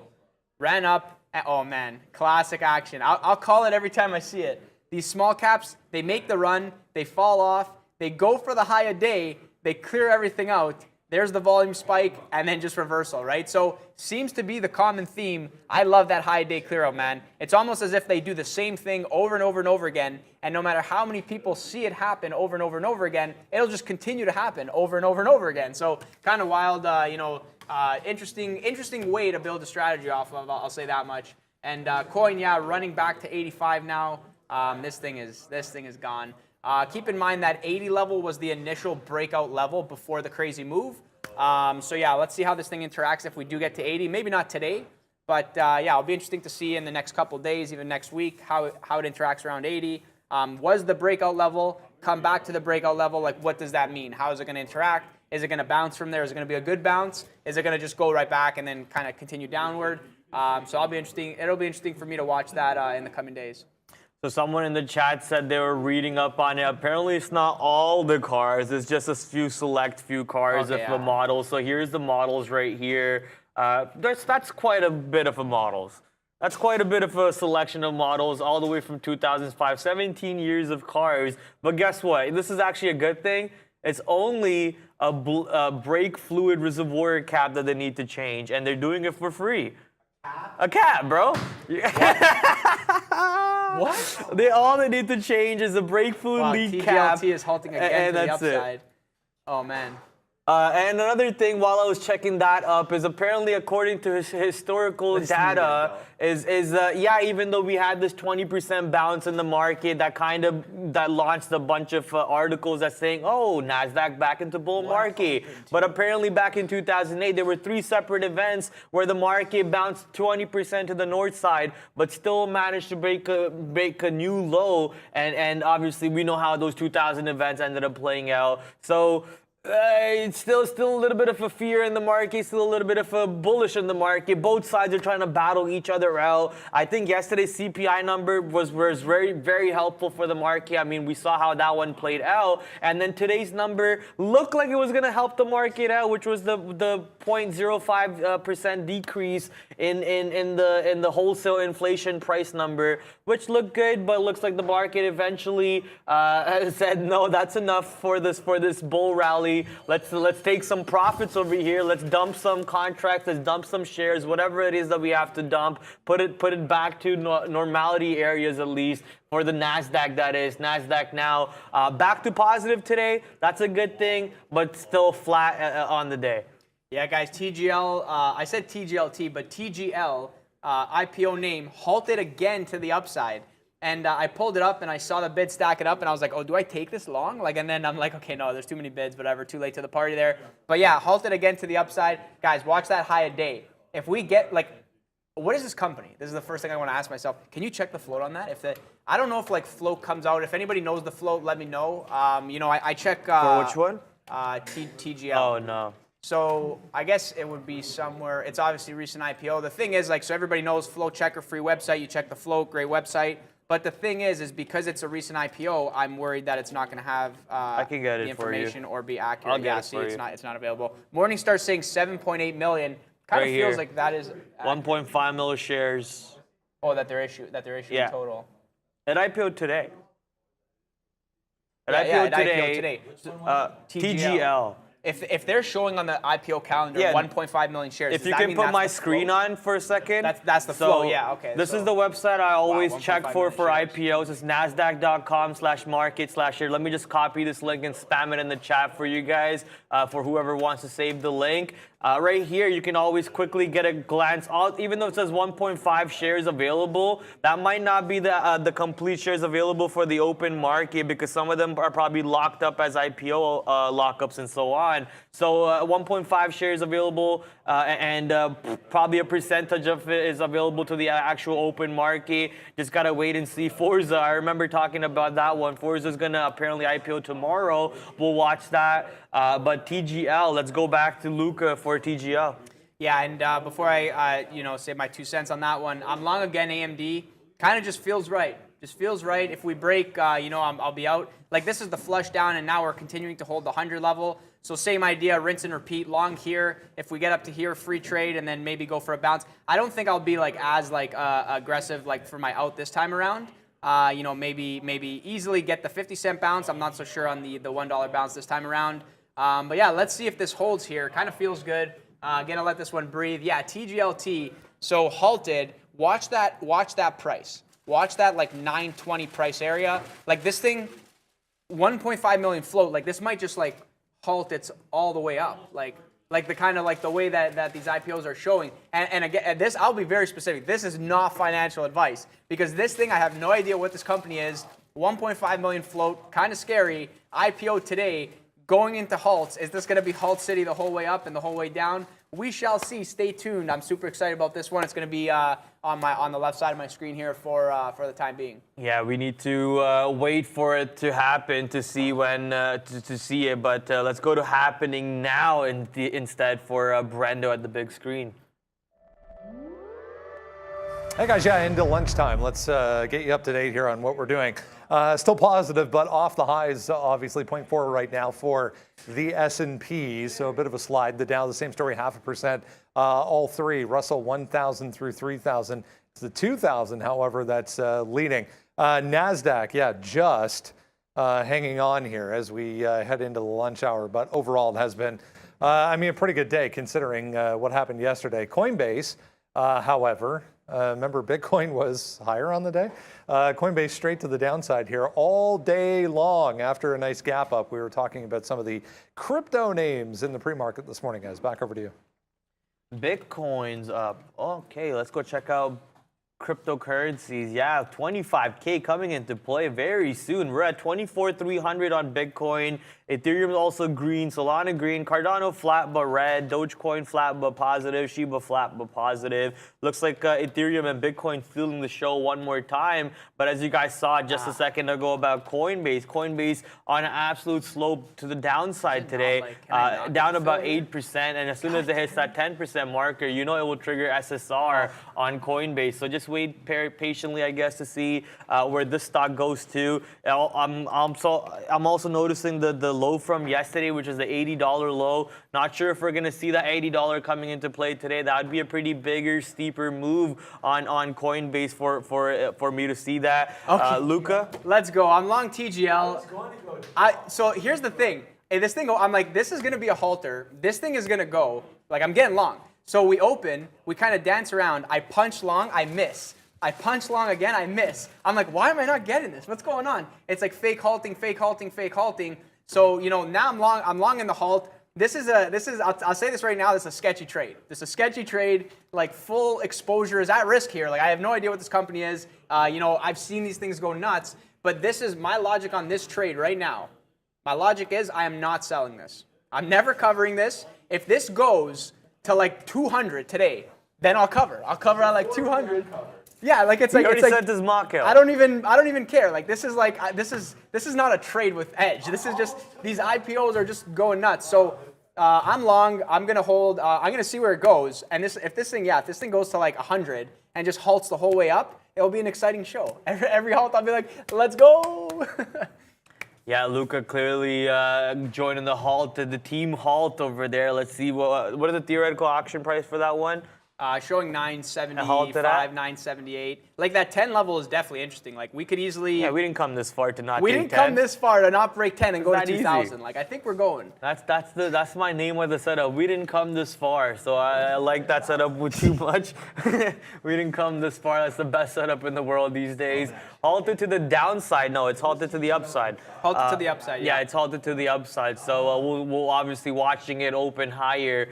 Zoom once again working out for me. Zoom was $1 in the money. It whipped right back to like only being 30 points in the money, and now 50 points in the money, 60 points in the money for Zoom. Let's see if we can have it drop down a little bit more and take out the 109 for us as the NASDAQ and the S&P 500 are preparing for another go at the downside to the lower day, basically. So just got to be careful to see what was going on. Sean or Neil got TGL. No, Sean would try to. He didn't get a fill, I believe, or he wanted to, and he didn't throw an order out. And Neil is not at his desk, so I'd be guessing that no, he did not take that trade. Someone's saying, I will wait for the rug pull to enter. See, this is the thing. I'm looking at this. I'm like, where am I risking off of? This is the next HKD, boys. Like, where am I risking? See, now that I'm in the trade, let's go. The next HKD is not. No, I'm kidding. I'm kidding. Even though this is the thing, being real, I have no idea. Like what to risk off of, and I feel like the size is the risk. So like sized accordingly. I want to really like this could open and just go nuts. The worst case scenario is it opens now and goes into a down halt, right? Goes into a down halt and then like kind of opens and gets at 7. So I think like three points of risk, reasonable. Yeah, call it 3 points of risk. So, I'm not going to use stops because this thing's going to touch a lot of prices. If it goes into a down halt, maybe I'll try to get out. I just don't think it's going to down halt now, and I think it could go low float. So, yeah, let's see what happens. Stay tuned. This thing is going to open at 12:04. Or no, sorry, 12:04 was the halt, so 12:09:01 will be the open. So in the next couple of minutes, this thing will open. It's showing 10 right now. It's showing 10. So yeah, let's see if this thing wants to really go. You know what, dude? That's how DWAG started. It was 30 cents out, then it was $10 out, then it was $100 out. So this is how it all starts.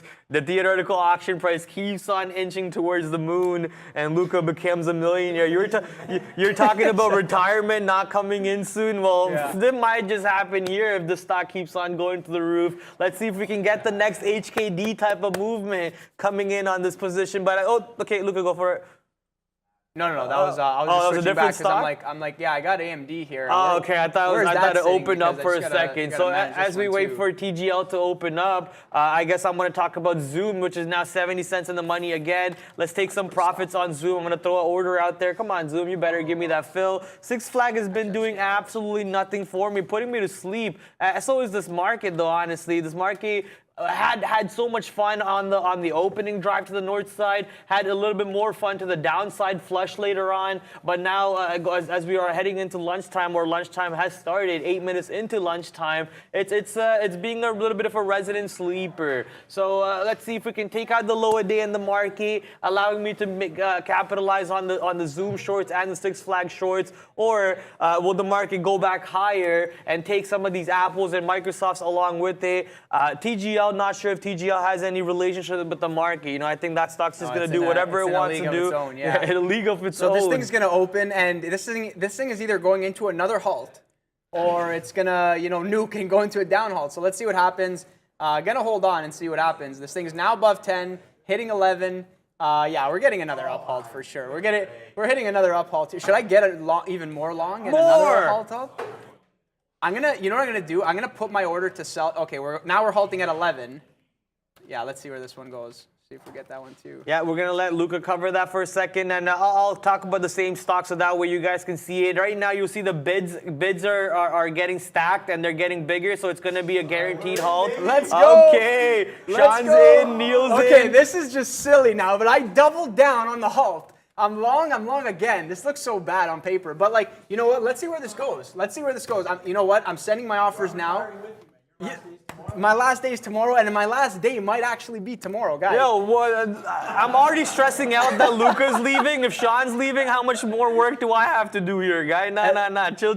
Everything. It's bad enough that one guy's out. We can't have both the All-Stars leaving over here. But TGL is where the fun is right now. We've been complaining about the market not bringing Showing some 15. fun. Let's 15, go. let's go. Let's go. TGL. This thing is wild. It's TGIF, but thank God it's TGL right now. Let's now go. back to 12. Okay. No. Chill. It's gonna go back to 15. Guys, I am prepared to lose everything on this. I'm prepared to lose everything. There you go, back to 12. But there you go. yeah, let's see what happens. You know, I'm gonna send my offer now. I'll get out at 99 for one portion of the trade. 99. It's a reasonable move. $99.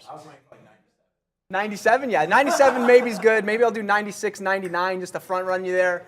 Yeah, guys, hit the like button. I'm actually enjoying myself right now. This is like super exciting.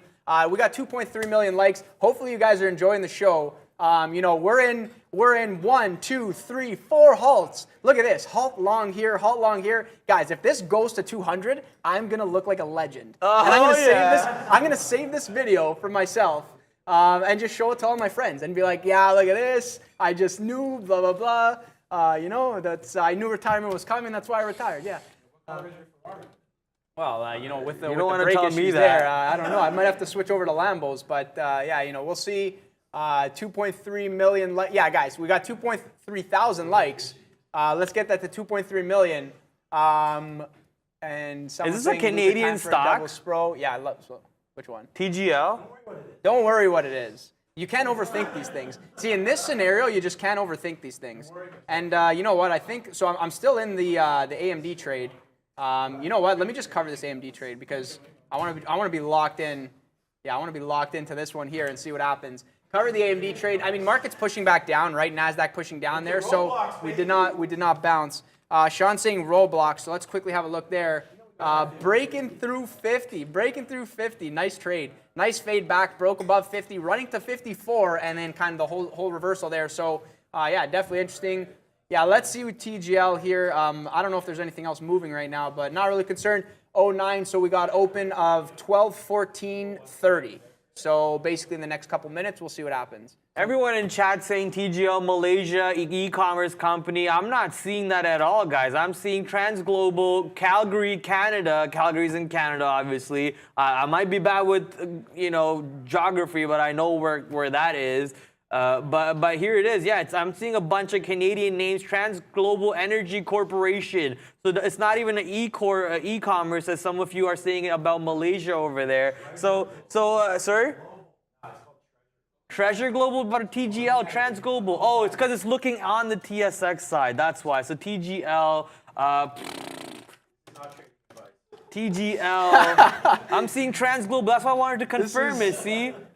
I'm still seeing the same thing though. So, okay, guys, I want to show this very quickly. This is actually hilarious. I don't show where my orders are, like for good reason on the chart. But I am going to show this.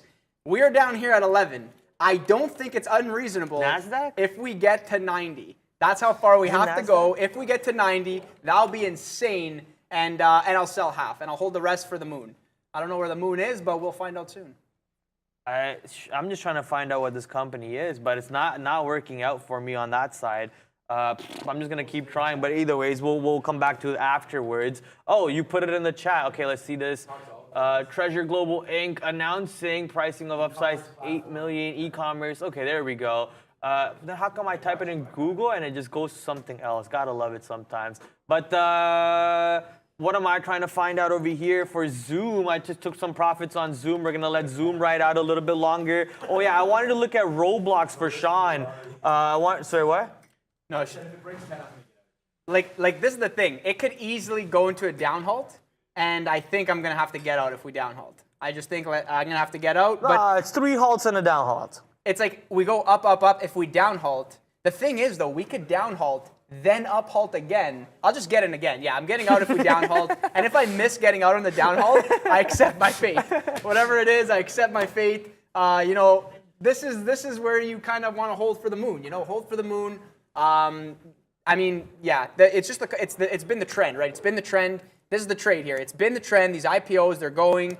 They halt, halt, halt. And like really, there's no telling of how high they go. So there's no way that you could have profit targets. You know, if you're in this, just don't be too greedy. Don't be too greedy because yeah, who knows where it Luca goes. is pretending he has more than 5 shares. Well, we can't even take. you 5 can't even shares. take 5 shares. Yeah, We can't even take 5 shares. The minimum here is 10, and yeah, you know, it would be pretty savage if I had 1,000 shares right now. If I had 1,000 shares right now, 1,000, 2,000 double down, that would be savage. But yeah, I don't know if I could do that because you know, full at risk. So yeah, complete transparency. I do not have 10,000 shares of this name. If you guys do, that's so savage. Is there any other Malaysian stocks I could watch? Wish you guys the best of luck with this one.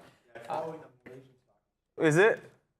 Oh, 500 you just long. got Let's me go. excited for a second, bro. I was like, okay, maybe I can pull the Malaysian stock exchange and start tracking it. Like, what? Are there any warrants for this? There's no warrants for it either. I'm just trying to find multiple ways to start trading TGL over here.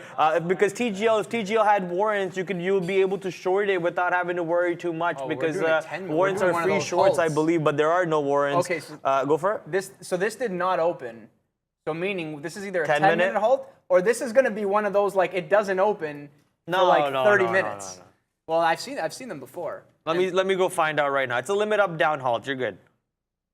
No, but sometimes don't these like Oh, take you're longer? saying longer? Yeah, just like that's possible. sometimes. Like sometimes I see them and then they just open up like really, really high, like crazy. Yeah, it's showing 12, but like if this thing just wants to open at 50, like I think I'm gonna have to. The stock has been I'm halting gonna all have to day, never sell it. bud. I'm never selling it. Yeah, this 10-minute halt. Yeah, most likely 10-minute halt. Somebody saying I'm Malaysian. I've never heard of this company. I don't know what that says about. It's okay. This thing. Okay, whatever. Most of the time, you know, obviously you guys see my trading. I'm like, yeah, here, risk, blah blah blah. This one is like, I don't even know what to say. Well, I'm the just 3 excited. halts and a direction change rule applied for that one so far. If you go back to your chart, you can see how it goes into one direction 3 times and then flips into another direction 3 times. That's basically what I have you know, watched before on stocks, where usually when it halts, it goes into that direction 3 times, and then the 4th time the move is lower and slower and slower. So right now we're watching it going into the 2nd or 3rd halt to the upside. So as Luca was saying, it is very much possible that we open up pretty close to it or open up at 12 or so and then start going in the opposite direction. A lot of excitement for sure on TGL, but let's go look at what the market's doing right now while we wait for it to open up. NASDAQ pushing back to the north side, not really looking like it wants to take out the low a day again. I mean, it did take out the low a day by a little bit, but coming right back into that range and going into positive/flat territories for NASDAQ. S&P 500 still green, but up 0.42 instead of being up 1% on the day. So a little bit of a pain on the market still. We'll see if the longs can come in at power hour maybe and not be so sour, but I don't know if we'll be able to head back to the high day at 13,570 or 4,260 on the S&P 500. These are your markets at the moment, but look at UVXY. UVXY actually pulled back quite a bit from the high day, which is this is your ETF to track volatility. Wow, not that 36,000 shares on that. Not that it is an exact key metric to look at volatility. You could always go to VIX, which is a way better one to look at. VIX right now pulling back to $20.35, coming back down a little bit for volatility, which generally is not the best thing for day traders. More volatility means more money to be made, obviously, but also more risk with more volatility. Yeah, more risk, definitely. And, you know, just waiting for this thing to open, most likely, like if it's a 10-minute halt, it's going to be 1930. Yeah, 1930. So yeah, in the next minute, we'll see where this opens. It's showing $12.30 approximately. So yeah, we'll see what happens. I mean, if this goes into a down halt, I don't even want to sell if it goes into a down halt. But like, yeah, maybe I do.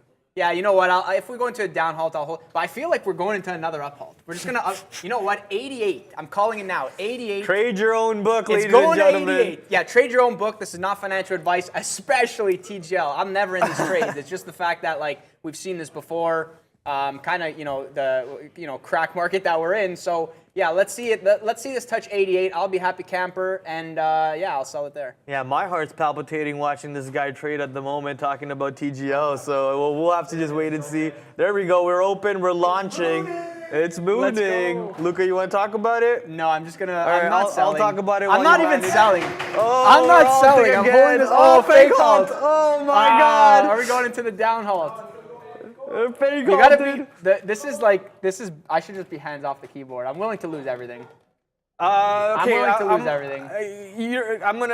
We're gonna have to say something other than that, Luca. That's not a good look on the show. Okay, you gotta say I'm gonna look for opportunities to exit as it's gonna halt right now on the downside. Look at the ask getting stacked on the downside. We're halting at 11.16. Please be a fake halt and start running now. It's gonna actually stick to that halt. We're gonna go into another 10-minute halt over here.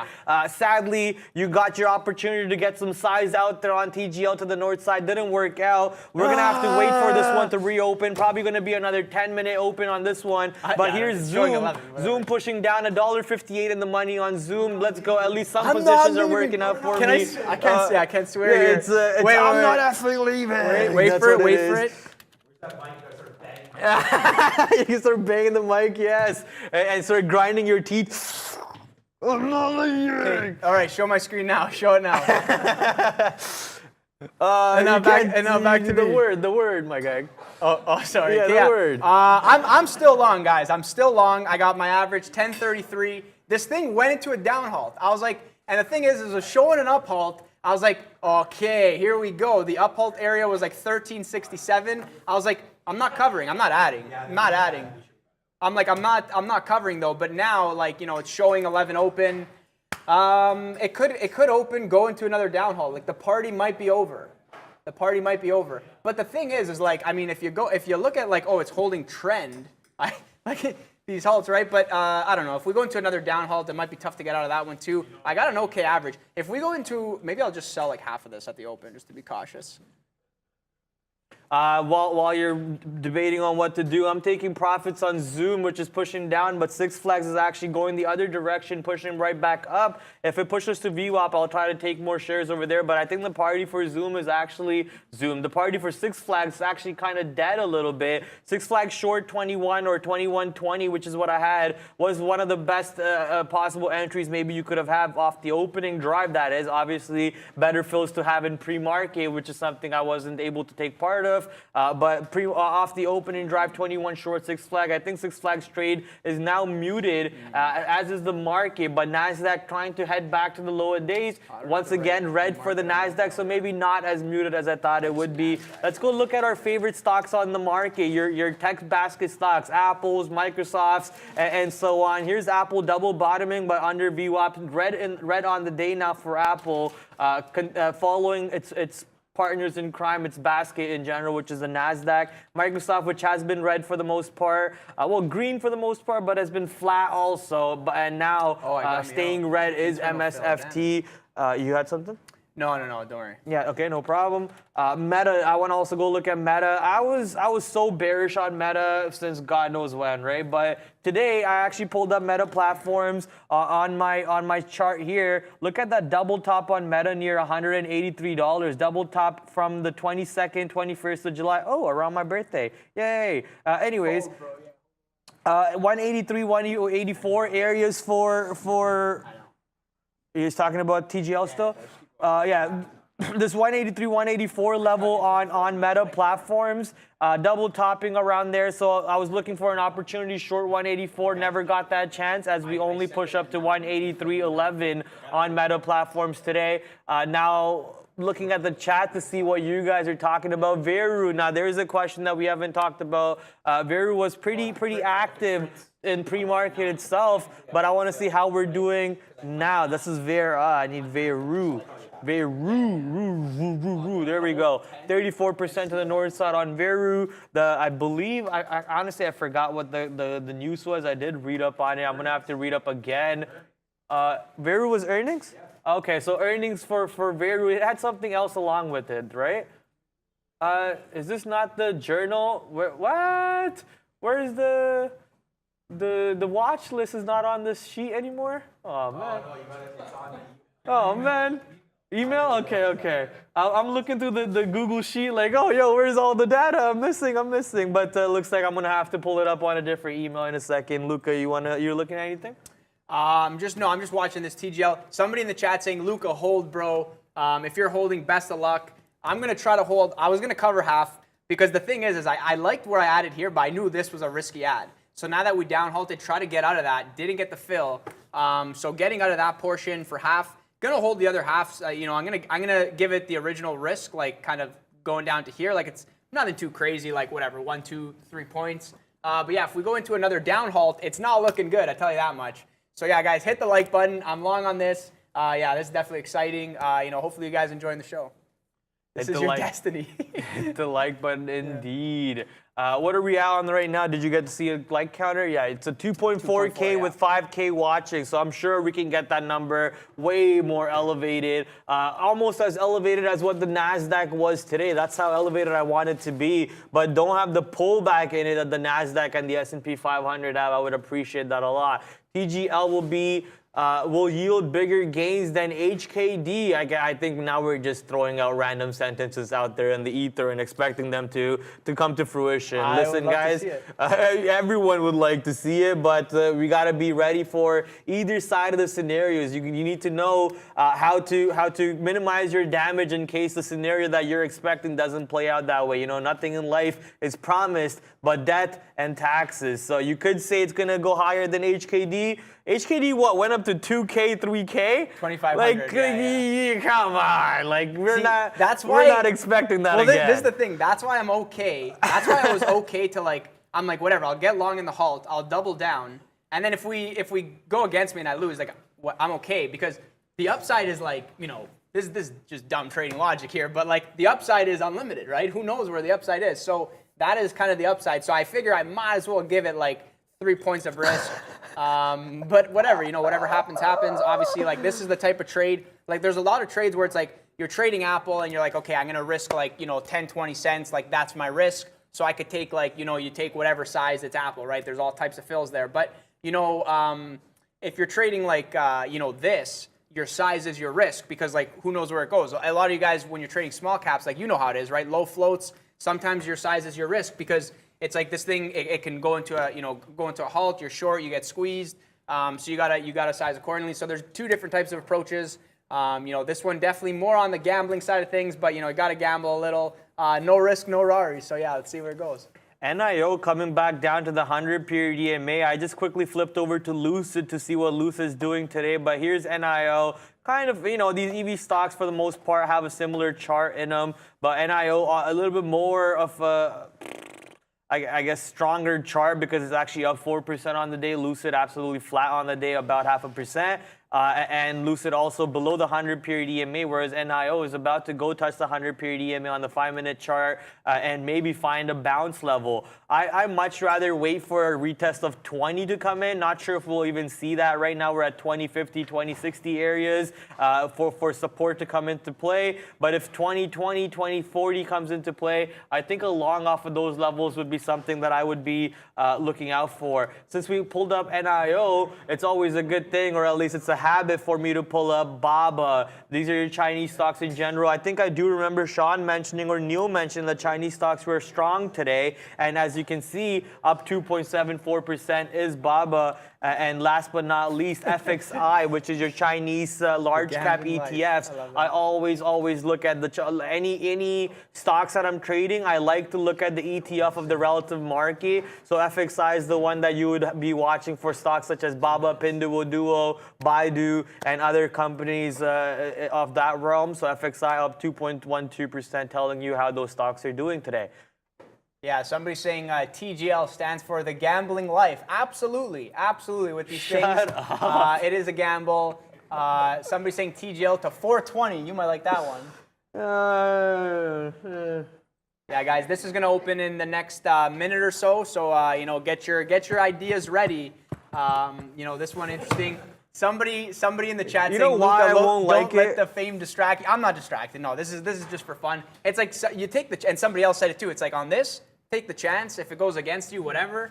It's not gonna. Even if I lose, it's not gonna destroy me. So it's just a lot of fun. You know why I don't like it? Is because nothing will ever be like DWAC for me. No, nothing. So I just can't. I can't even bother at that point. It's like I know I dated a 10, and now I lost her. There's no point in then going out there in the spaces and looking anymore. I'm just not gonna bother. I'm not gonna find a 10 like her anymore. It's a wrap. It's a wrap. It's a wrap. It's a wrap. It's like dating Megan Fox or something, and then that's it. You're over. Your life's done. You're never going further from here.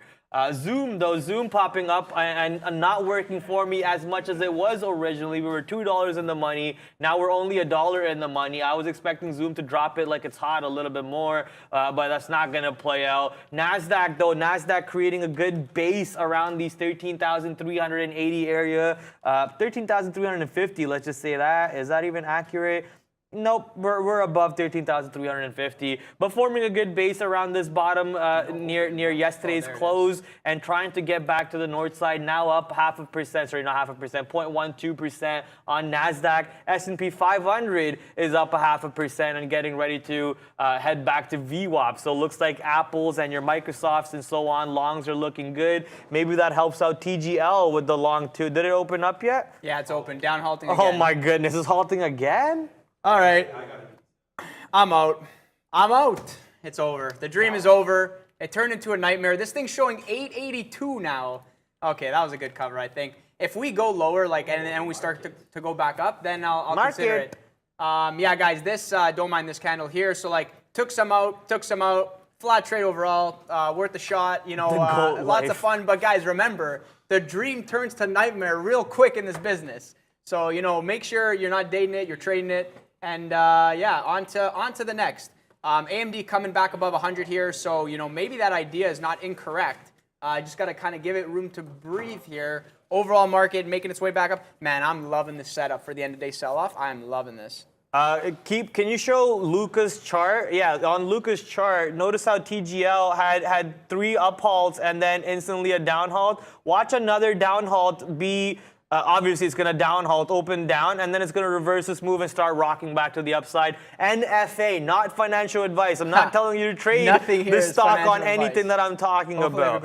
Focus on your setup, focus on how you want to see it. But based on my historical experience with halters, that stock is going to halt one more time. Well, it's halted. It's going to open down, and then it's going to start reversing to the north side again, and you're going to have 3 more halts north, 3 more halts down, 3 more halts up, 3 more halts down. I've seen this play out many times in my experience of trading, so be a little careful. If you're expecting it to go for another 4th or 3rd halt to the downside, it might just be a little slower on that halt, or it might just not happen. Anything could happen though at the end of the day. I'm just throwing out scenarios out there based off of my experience that I've seen play out. Yeah, guys, people saying no Rari today, DMS Luca. I'm not sure what that means.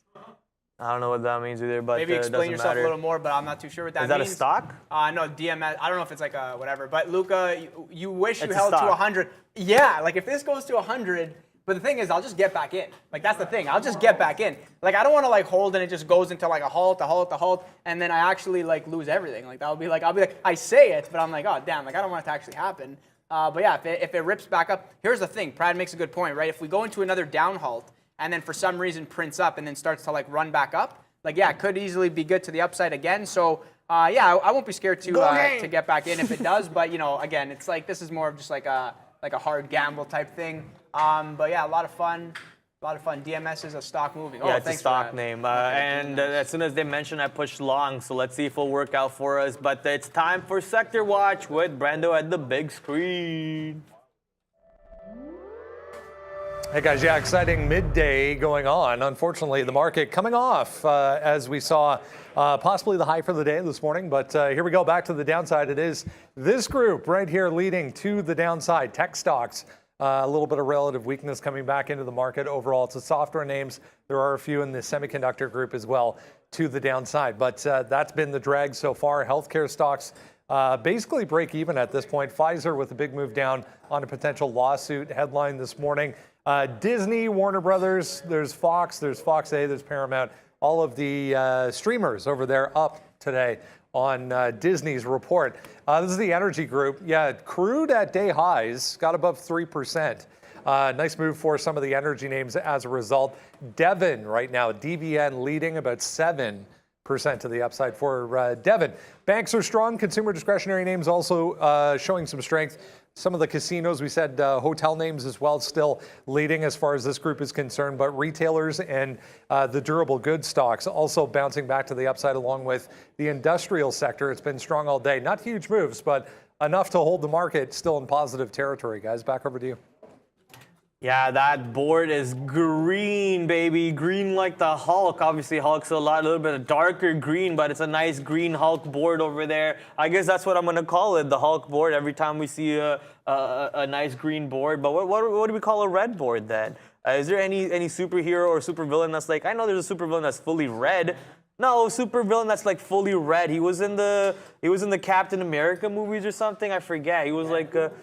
Oh, Deadpool's pretty cool. Yeah, like Deadpool market or a Hulk market. Looks like we're getting a nice Hulk market today. Daredevil, yeah, there you go. A bunch of nerds in the chat. Let's go, baby. Nerd army in the power. DMS, let's go. Whoever called out DMS, cookies for you because you gave me that trade. We're long, 48 cents in the money. Are we gonna get a halter over here? We finished halting one stock, so let's find another stock to halt. Yeah, we are halting. No? Is that a fake halt? Yeah, that's a halt. That's a fake halt though. It's gonna not fix. Yeah, that size get bigger. Get bigger. Please get bigger size. It's gonna fake halt on me. Oh, thank you, Jesus. It's not a fake halt. We're holding this trade right now into a halt. Let me cancel my orders just to be safe. Not sure where this one's gonna open at, but DMS, whoever called it out, baby. It says I'm $8 in the money. That's not true. That's because our level 2 is messed up right now on a halt. But my average price is $239. We're halted at $265. So obviously I'm up about 30 cents in the money on this position. They literally said we finished playing games on TGL. Let's move to DMS and play games over there. So be careful. Don't get gamed on. You want to make sure that you're playing the game properly. I think I saw something. I think Luca messaged this on Instagram, or maybe I saw it on Instagram myself. Oh, I remember what it is. It's an Andrew Tate thing. I hate Andrew Tate. Honestly, hate Andrew Tate. But this one thing that he said, this is a game. All games have rules. For example, in chess, you might be playing against a grandmaster. The only difference between a grandmaster and you're still under the same rules at the end of the day, but that person understands the rules way better than you do and how to play within those rules. So for DMS over here or TGL, you're all on the same chessboard at the end of the day, right? You're all on the same positions. You guys all have the same pieces. But understand the rules that you're playing with, and just know that there's other people out there who understand the rules better than you, way better than you. So whoever gave that DMS call out, I got my first long over here, second long over here. I can't wait to have this burst to the roof. Guys, this is the Halt Show today. Halt Show! This is the Halt Show. Somebody's like, is this the Halt Show? It is, absolutely. This is the Halt Show. TGL, Cassie as well, CASI. Halted as well, CASI, looking like, this is a down halt. This thing's down halting. This thing's like a little bit light though, pretty light. You could kind of tell by the charts. Like it's like when it does like this, it's like it's like a light, not too much action. Halting to the downside, 398, showing an open of 381. This thing is going to open, I'm assuming at like 1241.11. So we'll see where this one opens. We'll keep it on our radar. Real quick, Luca, let me answer this sentence about from Rafael. That's not true. There's a technological advantage for professional traders over retail. That's like saying that the algorithm that was specifically created by what is it, AlphaGo or whatever company, AI Go, is cheating. It's not. It's just. That's the way things work. It's still following the same rules. That AI designed to beat you at chess is not creating up rules. It's creating new ways to beat you in that rule set system. So the idea still stands there. It doesn't matter if you're facing an AI or you're facing another retail trader. know that the rules are there for you to understand and for you to take advantage of. The same way the algos are doing the same thing. They know what the rules are better than you and I, and they're taking advantage in the loopholes and in the systems of it. That's the nature of the game. Understand the game. It's the same way I am trying to understand the game here on a day-to-day basis in front of 5 million people, right? So having fun, though, is the key thing over there. As long as I'm having fun doing it, I don't care about anything else. And look at DMS. Is this not fun? Is this not entertaining? With TGL not entertaining for you guys? Was Roblox in the morning, the longs off Roblox and the shorts off of Roblox not entertaining for you guys? If making money on a day-to-day basis is not entertaining, then I really don't know what is. And somebody's saying, wait, Luca, what happened? So I don't know if you're referring to the TGL here. Yeah, you know, I got out on the open over here, and then on the halt before the halt. This thing is, wow, that smells amazing. This thing is showing 856 open. I'm done, I'm out. Yeah, I sold it. The thing is, though, keep this in mind. Like, as a trader, like, I trade, right? So it's like, I'm getting out. I'll see where it opens. We'll see what happens. Like, I'll get back in if things keep going crazy. Like, I'll take my shots. But I'm getting the vibe that, like, these things die off really quickly. And when, like, a lot of size piles on the offer, goes into a halt, it doesn't really, like, open and look good. It's kind of bad, right? Kind of bad. Showing 865, to put that into perspective, like if this thing opens, like 865 is like down here, right? So opens down here, maybe you get a run back up into an up halt. So let's see if we get that action going. I think it's going to open now. It's going to open, yeah, in the next 30 seconds it's going to open. So yeah, we'll see what happens. Should be exciting. And yeah, don't mind these fills, you know, internal fills just with our firm. Yeah, you know, flat trade overall. Can't complain. Can't complain when you're going for the dream. But as I mentioned, the dream turns to nightmare real quick. So you gotta be quick. You gotta be fast. And to everybody still holding, yeah, best of luck. I mean, anything's possible. This thing could easily go back up, easily. So yeah, let's see what happens here. Hopefully not into another down halt, but yeah, you know, just kind of watching this. Like, this thing's skipping 50 cents at a time. Just got to have that as your expectations. Now we're getting 797, another down halt here, looking like it might down halt. DMS, oh, that's a fake one. DMS opened up and now pushing through $3. Let's go to $3 break. I missed the long again. Damn it. On TGL or yeah, DMS? Guys, fake halt, then reverse. I try to get the long. I miss it. We're already $1 higher. Okay, I'm not going to diddle in the middle right now. I'm just going to wait. Whoa, 270 size on DMS right now. Reserve order, it was a little bit of an iceberg, but the orders are real, and they are propping up the stock right now. Look at 266 holding up, 265 trying to hold it up, 265 failing. We're coming back down here a little bit. Size is getting used as an exit gateway. I was about to be up 10 cents out of the money, but now I'm not. What is going on? There's a lot of volume coming in, so I need to filter the tape for at least 1,000 shares. I don't want, let me do 999, 1,000 shares so we can see where real volume is. My average price, 239.5. It is at 253 at the moment. Someone in the chat keeps asking, what made you chase it up to 240? I didn't chase it up to 240. My average price ended up being 240. My first long is right here at $2. My second long is at the high day when it was halting. So I got in, and now right back to the high ranges of $2.75, 40 cents in the money. Can I get a $3 break, and can I get another halt? We only had one halt on the stock so far. I need to see halt number 2, halt number 3, and then I'm done with the trade. Break 3, come on, break 3. Let's go. There we go, breaking 3. Can we get a halt coming into play here soon? Let me see some bids printing some. There we go. What is that? Some thick ask over there. A little TGL. You're on TGL. Go for it. This is crazy, guys. This thing was halting. It was halting up. Now we halted again and showing 10. So, guys, this is the important price for me. Did that work out? The 3 halt down and a reverse? Yeah.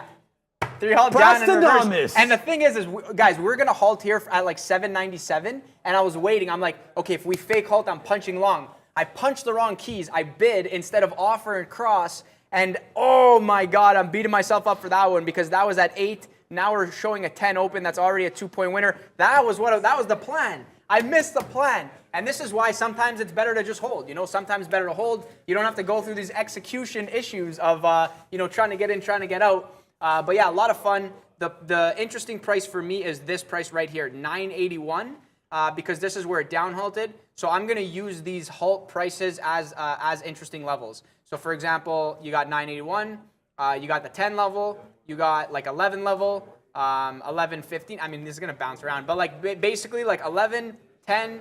And then 13 over 13.50 for a new high. Yeah, let's see where this one goes. Could be crazy. Could be crazy. Luke, I should have stayed in, bro. I know. Well, you know, I didn't know because I'm not in. So yeah, I guess I don't know. But yeah, you know, we'll see. Hopefully you guys are in, and this thing does keep going. Yeah, no, I missed the dip buy. I missed it. But that's the execution thing. That's my own fault. I should have crossed. I bid. That was just dumb. That was dumb. Whatever, it is what it is. Yeah, I'm loving this phone, my guy. Thank you so much for this phone. Absolute beauty, this little masterpiece. And the battery life, oof, already loving the battery life. I know you were mentioning that.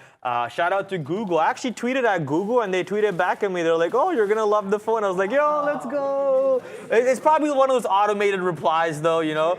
But I'll take an automated reply. Here's DMS. DMS did break $3, and I was waiting for another halt to come into play. DMS slowing down a little bit, but we're in the money 50 cents. I have no reason to really get out just yet. I'm going to hold on to my position for a little bit longer. Notice how DMS has been holding VWAP all day and doesn't really break VWAP. We got our little, was it a 10-minute halt? No, we got our 5-minute halt, and then it doesn't really halt again. But now, there we go, back above $3. Can we hold 3 on the bids?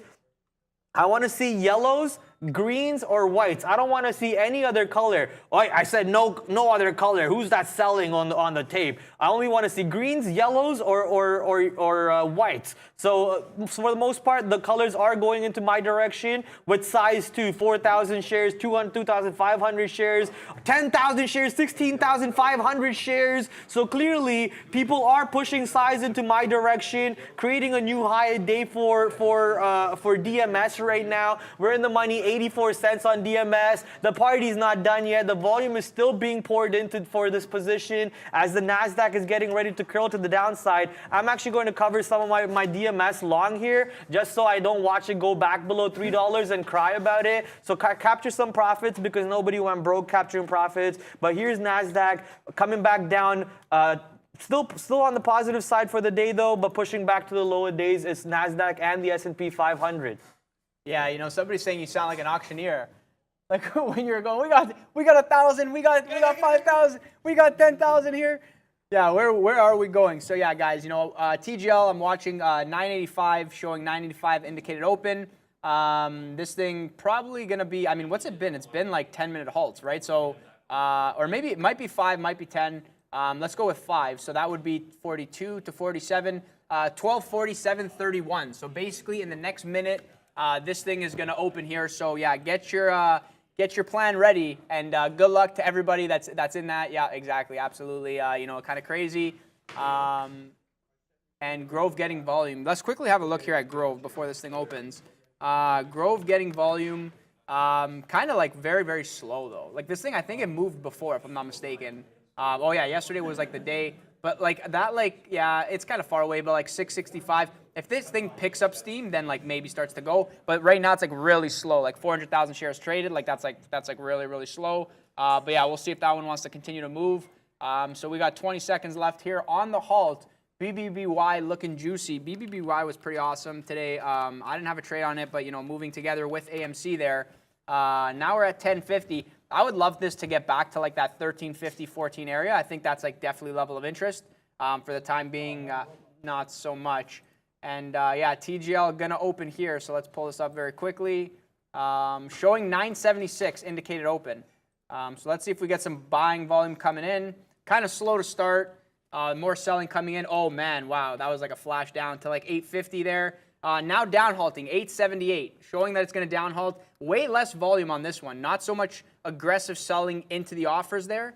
You know, and the prints are not really too crazy there. So yeah, 978. I don't think there's going to be a fake halt. Yeah, there it is. So we got the down halt.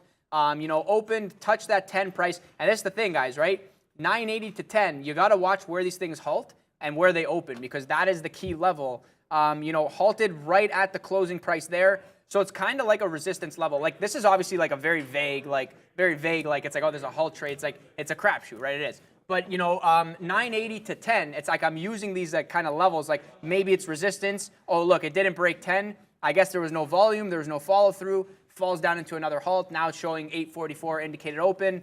So yeah, this one might be, see, the thing is this. to me, these either halt all the way up, but when you see like this, and then it kind of goes down, then it goes back up, then it goes back down, like it could still have like a trend, right? But it's gonna have a halt trend, and it's just like it's tough, right? So I like the momentum to the upside. I hold for the dream, but if it goes against me, you know, it's not like I'm not gonna like sit here and hold. I'm gonna put on a terrible show if I'm just watching this thing like panicking, you know. So let me just show you. I want to use my trusty like where do I think this thing is going here, just to kind of give logic. Oh no, this is huge. Yeah, here we go. So it's like it goes up, comes back down. Like it could like open here, come back up, you know, halt, then come back down, then go like this, right? Then go like this, then go like this, and just go to the moon. So it's like it'll halt its way around town. But yeah, for the most part, for longs, you want to see it holding like that 7, that I want to say like that 7 area. So how do I close this now? Here we go. You want to see that 7 area. So like, you know, coming down, going back up, bouncing. If it holds VWAP, I mean, I don't even know if VWAP's a thing on trades like this. But, you know, if it holds VWAP like that 8 area, it's showing 825 open right now. If it opens and then like down halt again, fake back to the upside, and then breaks 10, like yeah, like it's probably off to the races again. So yeah, we'll see what happens. This is super interesting to me. I have no strategy around this. This is no strategy for the record. I'm watching it. I'm excited watching this thing, just kind of laughing at how it's playing itself out. But yeah, hopefully you guys have diamond hands and this thing goes to the moon. Not a thing with these IPOs. Yeah, it's like the IPO. It's like it's casino day. It's casino day. It's showing $8 open. And this is the thing, right? Even at the casino, your strategy is to keep the money and not get smoked on some trades, right? Or some bets, blackjack, poker, whatever you guys like to play. So yeah, someone's saying I'm staying away from DMS. This is the thing. If you're willing, like trading should not be no risk, gambling. no Rari. What do you Trading mean should stay not- away from DMS? Trading should not be gambling. You know, it should be like real trading. But sometimes you're like, oh, house money. You know, maybe there's upside. Like keep in mind, like TGL, like there is upside there. Like that's why I'm in the trade. Like there's obviously upside. But I'm not gonna just get into something and be, oh yeah, let me just blow money for no reason here. You know, there is upside. There was upside. But you know, I wanted to really see it go the first time. Didn't go. But yeah, I'll keep my eye on that one. You know, hopefully for you guys that are holding, hopefully this thing goes. Yeah, showing $8 now, indicated open. Probably going to be a 5-minute halt again. So this being 12:47. What is that? Maybe 52. So maybe in the next 2-3 minutes this thing opens. So yeah, I'll keep it on the back there. But yeah, I also want to get back to looking at some other things that are moving. I wonder where AMD is on that 100 level. This thing's dancing around, so maybe if this market wants to actually go through VWAP, like personally I don't want it to. I would love for it to just kind of, you know, balance off over here, maybe make a run here, and then inch back down and go for the low a day. That'll be a really, really nice setup. But, you know, if it does go up, then obviously, you know, you got that 100 level long to go through for AMD for the bounce. So yeah, let's see. I offed that position. I kind of liked when I offed it when it was down here. But now bouncing back, kind of holding. But, you know, again, 12:01 in the afternoon, lunchtime, kind of slow. I'm trying to find the username of the person who sent us a pizza yesterday. Thank you. Was it Brian James? Yeah, Brian James. Barry Jones? Barry Jones. Yeah, Brian James or Barry Jones. I know it's something with the B and a J. So that's all I remember at the end of the okay, Neil. Yeah, so Barry Jones. Thank you for sending us pizza. Appreciate it. That was pretty good. Bacon pizza, I believe, if I remember correctly. I don't know what I ate in the morning, to be honest. So don't. What did you have for breakfast? I don't know what I ate for breakfast. So don't blame me for not remembering that. Problems of traders. BIAF is another IPO. Fun. Be a trader, they say. Listen, I got too many numbers running in my head all day to remember what I ate for breakfast. But BIAF is apparently being talked about in the chat. Another IPO. Did it even IPO yet? Because I'm not really finding it. Is it on Amex, NASDAQ, New York, BAIF maybe? Nope, I'm not really seeing it. Okay, let me quickly head over to the IPO calendar that I had open not too long ago. Don't see anything for this month with those letters, but tomorrow we got FRZA, ZA, whatever you want to call it. These guys sell a pretty cool looking boat. You know, when I saw that ticker, this is what I thought. I thought it was Forza Horizon, a video game that I remember playing back in the day. But Forza Inc. is actually they create automotives. Nope, that's not it. Anyways, they create automotives for water. So what are the water motives? Water motives. water motives, pretty cool boats over there. And I can't wait to see how this IPO plays out. Supposed to open at $5, only 3 million flow, offer amount to 17 million. Usually we like to trade IPOs that are like, hundreds of millions of dollars in the offer amount. If you remember, like Coinbase, what was Coinbase? Like billion or something? No, it wasn't that big. Yeah, no, it was huge. It was big? It was huge. Oh, okay, I think okay. Coinbase was the biggest IPO to price, and it was priced at 11 billion? 11 billion, yeah. So we like to look at those big offer More, amounts 50 billion. because there's like a lot of volume coming into it. But this one, I mean, can't you do the math, like amount of shares times Yeah, I'm price just or trying to something? remember off the top of my head. I think it was huge. Like It was pretty Alibaba big. was like the bigger one, like the previous like massive one, and now Coin was. Don't quote me on the price, but it was huge. It was, I think, like either top 1 or top 2, top 3 IPO's value being notional value. Yeah, man, Coin, that was the good old days of Coin. IPOing, running all the way up, running all the way down. I thought, I actually graduated on that day, and I was like, okay, I'm going to make $10 million in like a week, because if every day is like Coinbase IPO, wait until I scale up on this thing. But every day is not like Coin. You get one day that it's like that. And it was actually funny. I was telling the guys, like the first day IPO day of Coin, I had like a crazy day. It was amazing, like really good day. I took even more energy into the next day, the second day, took crazy amount of size. And quote unquote, Greg was like, whoa, slow down, cowboy. And I was like, no, I got this. And the next day I get involved and I basically like lost everything in like 1 second. I was like, oh my God. Okay, so I kind of feel what this is. Then it kind of bounced around, came back down, broke even on the trade. And I was like, yes, good learning lesson here. Like the day 1 IPOs are good. The day 2s, man, not to, you can't take that same energy. It's just not the same. So keep that in mind for your guys trading. When you see these small caps and they're moving and they're going to the upside, when you're getting that upside move, let's bring up BNGO very quickly. When you're getting the upside, and let's make this thing load.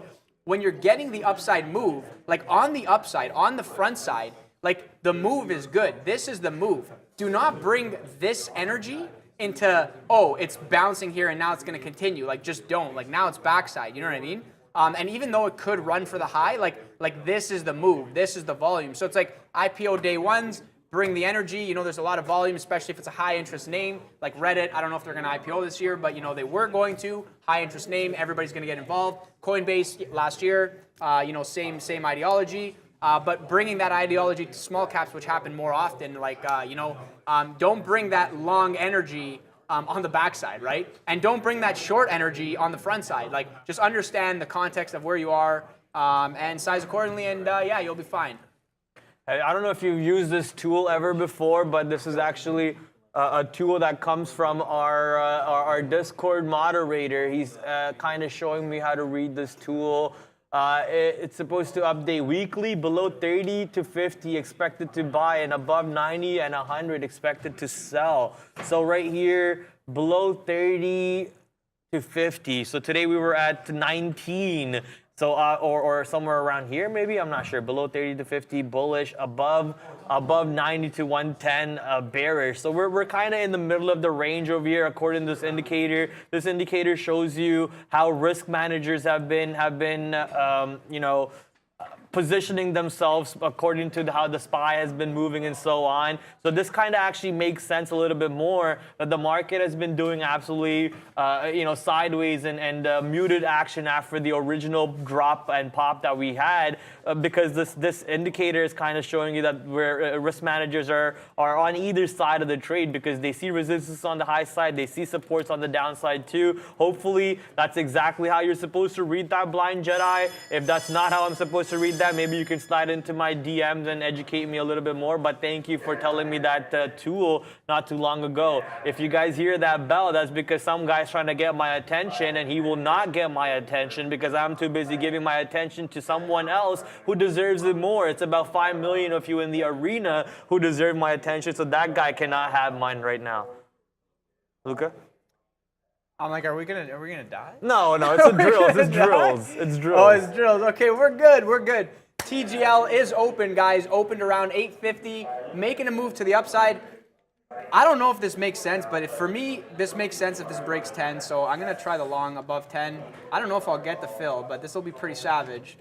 So yeah, let me just manage this very quickly and see what happens here. Yeah, I'm just waiting to see what DMS does still. DMS got under $3 just now, but as long as it doesn't break VWAP to the downside, I'm still happy with it because I'm 40 cents in the money, 40 cents in the money at the moment on DMS. So just going to let that trade move around and see what it wants to do. But yeah, the volume is dying out. It's about to be the end of the official lunchtime on the day two.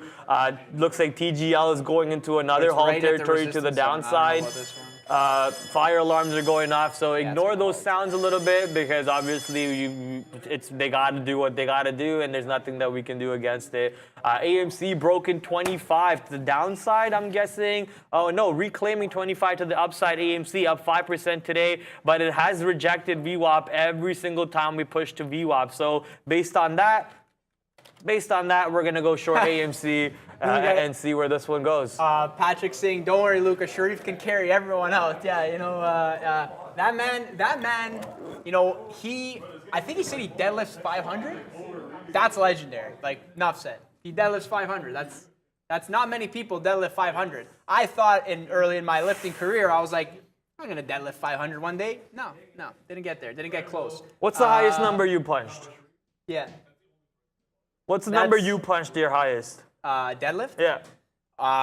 It was three plates. I think it was like 3 plates, like just under 3 plates. I like spent like 3 years like super into health and fitness. Not really bodybuilding for any other reason besides just seeing like where I could get to. I'm turning that picture to Fahad so you can pull it up. And no, don't even do that. But yeah, no, it was a grind. It was a process. It's the same. It takes a lot of discipline, as anybody knows who trains. It's a lot of fun, a lot of discipline. My numbers are not crazy. I wasn't like, I was like benching maybe 2 plates, deadlifting like 3 plates, like nothing crazy. Like I got a friend who's my height, way bigger, training for like 18 years. And he's like, I think he's like maybe 25, 26 years old. I can't remember. And he also deadlifts 5 plates. So I'm like, okay, I think 5 plates is like legendary status. And then it's like, if you're doing like 6 plates or 7 plates, like you got to be on strongman or something like that. Cause that's just like wild numbers, like 5 is like, it's like, that's like the plateau. I think I would almost say like, that's like good. That's good. But anyways, back to the market here very quickly. TGL Back showing to above 10. Finish your sentence and then we'll go to Brenda. Yeah, I was just going to say TGL showing very quickly that it wants to open above 10. Guys, keep in mind that 10 area was the resistance. I was reluctant to get long on the 974 just because, it's the same kind of logic like resistance. Like if this thing doesn't open up, then it goes back into a down halt. But if we get over 10, room to go. So we'll see where this one continues to move. I'll continue talking about it as it comes and goes. Yeah, we're going to send you guys right over to the big screen with Brendo for volume leaderboard. And a good one to show you this afternoon, guys. A ton of volume being traded as we head through the lunch hour here. 6,762 of 10,912 listings in positive territory. 3,000 and change to the downside today. 1,000 about break even or thereabouts. That equates to 917 new lows, 109 new highs on the day. Top of the list once again today, this T2 Biosystems, 2 days in a row. If you remember, 360 million traded so far for TTWO. Not WO, but 00. Timber, TMBR, this one's been up here before as well. Another penny stock, 128 million. DNA's here. That NVTA here as well. What a great fade that was this morning. TQs, SQs, PACB, Bingo, AMC, and Fahad, your Vuru on here as well. 50 million shares traded in Vuru so far today. I saw there was a Cantor Fitzgerald analyst came out with a crazy price target on that this afternoon. DMS, TGL, and ABSI on the gainers side of things, guys. Back over to you. I thought it was like actual timber, like wood, but no, it's Timber Pharmaceuticals. Okay, TMBR, 59 million float, not that big of a short float, and obviously up a ton today with 45 relative volume, 128 million shares traded on the day, lots of eyes. You gotta appreciate any day where the market is able to provide you more than one stock that's doing 100 million shares. We got DNA, we got NVTA, PACB, even Bingo was their name over here with 65 million shares on the day. I see someone in the chat talking about Bingo will pop very soon. If you don't get long, you're gonna regret it. I mean, up 13% today. It did give back most of its pre-market move. Looks like we halted over here and we opened up exactly where the halt price was. We flushed off that halt. So imagine you went long on that halt, you would have been burned, sadly. Pushed back after the VWAP retest, made a new day's high, and then ever since then just pushed right back to the low a day. Based off of this move, I do not believe in a pop on Bingo all the way back to the high a day. Maybe we get a pop to VWAP if things get lucky, but I just can't believe in a move towards $4 or higher than $4 on Bingo today. But at the end of the day, anything is possible. We'll just have to wait and see if there's buyers coming in and enough of them with enough size to come in and bully the shorts away from the stock to send it through the roof. Lots of time for the day for the day to end, so we can revisit the stock at one point eventually. TGL resuming at 104.08. I'm pretty sure Luca's watching that stock like a hawk. Ooh, that one rhymed. Watching that stock like a hawk. I think it might be a 10-minute. It just passed, yeah. Sorry? No, I'm saying I think TGL might be a 10-minute for anybody watching. Got it. Yeah, it just passed that time. Yeah, so it passed the 5-minute marker, so it could be 10 minutes now for it to actually open up instead, which is understandable. We've already seen one 10-minute halt. What's another one, right? What's another one? DMS pulling back towards my average price, so a little worrisome on that side. I did say if it breaks VWAP, I might just call it a day on it. We are under VWAP now. We take the profits on DMS. We got a clean scalp, about $1 or so, and then, it just died off from there. No complaints, though, because still profitable stock on the day for me. Zoom, I don't know what's going on with Zoom. We pushed down to 108, and then we didn't really break 108. We hung out at 108. We bounced off of that, moved back to the 50-period EMA. I wish I was actually watching this because then I would have maybe added to my position on this double top near the 50-period EMA, confluence of multiple indicators coming into play over there. But for now, since I missed that trade, how many times are you going to test that? We're gonna see where this one goes to. AMC, we are short AMC, only 3 pennies in the money on AMC now. So we'll see if AMC can push down for us as the markets are still hanging out sideways. Yeah, things are going sideways, but that's okay for me because let the volume come in at the end of the day, make it an A+ setup for myself. And just going back very quickly to the how many plates, it's like, oh, videos or it didn't happen. Yeah, guys, I'm talking about plates of pasta. Like, I'm deadlifting 3 plates of pasta into my mouth, and that's that. We'll just leave it there. Do you know who Mikey Musumeci is? No. There's this Italian kid who's absolutely insane at Brazilian Jiu-Jitsu, absolutely insane, like demolishing people who've been there for years, and his meal, it's just pizzas and pastas. That's he crazy. makes his That's own it. pizza, makes his own pasta at home. He's Italian. Mikey Musumeci, amazing Brazilian Jiu-Jitsu guy. If you guys want to go watch him, it sounds like you, dude. Listen, pizza and pasta. If pizza and pasta was good enough for the Italians that built America, it's good enough for everyone. I'm sure everyone can agree there. Well put. Somebody's saying Dave has earnings, DAVE, on the NASDAQ. I was watching this, like, it had a run before, and it broke one. Let me bring up the daily very quickly. This was the day I was watching, but there was way more volume. It ran, it broke one. Did it break one that day? No. It did break one. I remember I paid for shorts, and I didn't short it. I was, like, looking for the one. I don't even remember that. Anyways, that's not important. $1 level is a psychological level. It's a huge level, and the reason being because it's trading in a fraction of a cent right now, and when it goes over $1, it trades in full cents. So gotta imagine the $1 level when it lines up with resistance, solid trade. Neil loves that sundial action. When you get these opportunities, even Mullen, not sure where Mullen is, but sub-dollar, right? Sub-dollar. So like as it gets to $1, it gets really interesting. Someone saying, "Oh, Rogan interviewed." Yeah, no, I love Joe Rogan podcast. Actually, no, I'm not even gonna go there. But yeah. Yes, thank you. Huh? Thank you. Yeah, no. I was thinking of, you know what? It was just, I don't want to talk about this, but It was talking about the stare down between Mirko Krokop and UFC Wanderlei fighters? Silva. Yeah. And because I just watched this Scariest stare yesterday, down ever. and he was like the scariest stare down Yeah. ever. And the first time that Wanderlei like lost a stare down, guys, if you haven't seen And it, lost the fight. and he wasn't it? He loses a stare down and then he loses the fight, Wasn't I it a believe. tie? I thought it was a tie. It was a tie? I Okay. watched it. I think it ended in a tie. Obviously, you know, both great fighters, but man, Krokop, this man was a bad dude. He's a bad dude.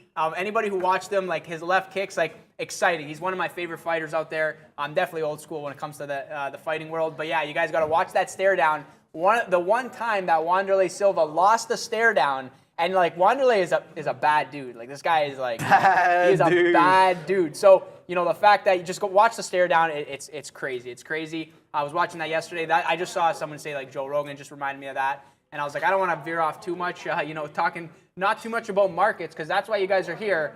Going back to AMD. See, the thing is like I thought the AMD long, but we kind of rejected that area and now back down towards the lows. I think this might give another opportunity though. I don't want to chase the bottom. It's sort of like bouncing off of this general area over here. If the market goes up, this is a great long and a great risk off bottom. But I don't necessarily like love that for myself. So TGL now opened above 10. So yeah, let's see this thing. Maybe this thing, I mean, if it doesn't sell off now, then like room to go. But if it breaks back below 10, then like, you know, like this thing will flash back down to 8. Anything's possible. Let's see what happens here. Maybe get a long going on this. While you're looking at that, you know, well, I'll just staying on topic once again a little bit off of UFC because UFC's coming up this weekend. Not that big of a fight card, but we got Marlon Chito Vera, so that's a little fun. And the next week is the main card over here. That's going to be an insane card, which we can talk about next week. Sadly, Formula One still on vacation, so whenever Formula One will return, we'll be able to take part in that. DMS, I want to go check what happened with DMS since the last time we traded it. Looks like we made a good position by getting out of this trade. DMS, I thought would do some fun for us, you know, halt more than once. Looks like only one and done halter for DMS for now. Still a profitable trade, so we appreciate. Thank you, DMS, for that trade over there. We'll leave TGL for Luca. I think it's done. I think it's over. I think the dream is done. Like this thing, it broke 10. There was the nasty rug pull. I was thinking maybe the long, but I'm like, I'm not going to get long like without a stop because maybe it goes into another halt. And I don't want to lose too many halt trades just because whatever. Oh, Nate the Great Diaz. Yeah, I love watching that guy. He's fighting his last fight. Is it his last fight? Last fight. Wow, end of an era. End of an era indeed. They got to make a movie of those brothers. You know, they have to. So I'm sure you guys like are all over social media. There's another video of somebody like doing this to Nate Diaz. He goes like this. He goes like this. He walks by him. So Nate Diaz minding his own business. Someone's holding a beer. They go like this, or they do something to him. Nate does it to that guy, and that guy just then flips Nate like his goes like beer this up. to him and doesn't punch him or anything, but he goes like this, and the guy like flips his beer, goes nuts. Man, what an entertainer! I wish I could do that to the market. I wish I could do that to the market. Just bully the market and just like pump fake the market, pump fake it into going into my direction. Sometimes, you know, just gotta be. It's not as easy as Lucas said it, but you know, sometimes you just have to figure it out. Figure it out. Big stack bully the market if you have to. Obviously, anything could happen when you're trying to big stack bully the market. You can get those fills and then get ruined. The thing is, though, I don't necessarily think that's a good thing. The big stack bullying. You want to like. It's like I'm gonna big stack bully the market. Me, Luca, in my hat over here, and my sloppy fat fingers fumbling everything. Meanwhile, going up against Citadel and everybody else, like no, and you know it's just participate, don't anticipate. Best way to go about it. You know, it's not a game, right? It's not a game. It feels like a game, but it is not a game. You know, make sure you're always managing risk. Make sure you're taking trades that make sense, right? Like I'll give you a quick example here. It's like AMD is now at this low. This is what I see here. This is what I see. This is how I see this. You have this level, right? Not a hard level, but like you have this kind of general area right over here where it's like it bottomed out, then it had the run. So now we're back at the level, which is in front of the 99 area. Overall market kind of going sideways and holding. Wouldn't be surprised if it whips either down or up and then kind of reverses that move. That's a possibility. Had the down sell-off here, I'm not convinced right now that we're going to get another leg down. It just doesn't feel like it. Feels like, if anything, we're going to dance around, go down, go back up, and then pop, right? So if I say to myself, oh, I want to like get long here, let me get long unlimited size and try to like push it up. The thing is these dark pool fills that are printing, they'll fill my whole order. And I like to say, rule of thumb, if you get the full fill, this is like, you got to understand the context to this. But for the most part, if you get the full fill, oh boy, watch out, because that thing's about to go way against you. You should not get the full fill. Those are the best trades when you're like, oh, let me get in here, let me take whatever, like 2,000 shares, and you get like 30. Oh, well, guess what? This thing is going to run in the direction of choice, and you're going to be like, oh, man, and it's everybody, it's all fun and games. Everybody wants to be a day trader until you battle for price, and then that's where things get interesting. So, factor all these things into your strategy. Gets easier over time, but for the most part, like I say this, and take this with a grain of salt, it's like when you have it dead to rights, it's like who's filling you there, right? Like for the most part, everything's going to fill. Like you throw an order, offer, bid on AMD right now, like you're getting the fill. Like this is a random price, random area, everything's filling, and look at those dark pools printing. Do not touch the market inappropriate. Yeah, no, absolutely. Be on the right side of the Someone called trade. you Marty McFly, which is actually pretty cool over there. I'm hearing people in the chat talking about, sir? No, I'm hearing people in the chat talk about ABSI, and surprisingly enough, right when I pulled it up, ABSI just dropped from the high day ranges straight to VWAP and broke VWAP. So not sure what direction you guys were talking about for ABSI. Hopefully it's the short side, so you were able to take profits on that. But ABSI currently giving back some of that move that it had and pushing back to the 100-period EMA on the 5-minute chart, which is around $6. Let's see if $6 can show us some buyers coming in, so we could try to move back towards the high day around $6.80 to $7 or so. ABSI currently with the relative volume of 76 and 11 million shares traded today. ABSCI. You couldn't just have your ticker as ABSC or something? Anyways, whatever their ticker, it doesn't matter. ABSCI Corporation, 76 times relative volume today. Tons of eyes coming into play on that side.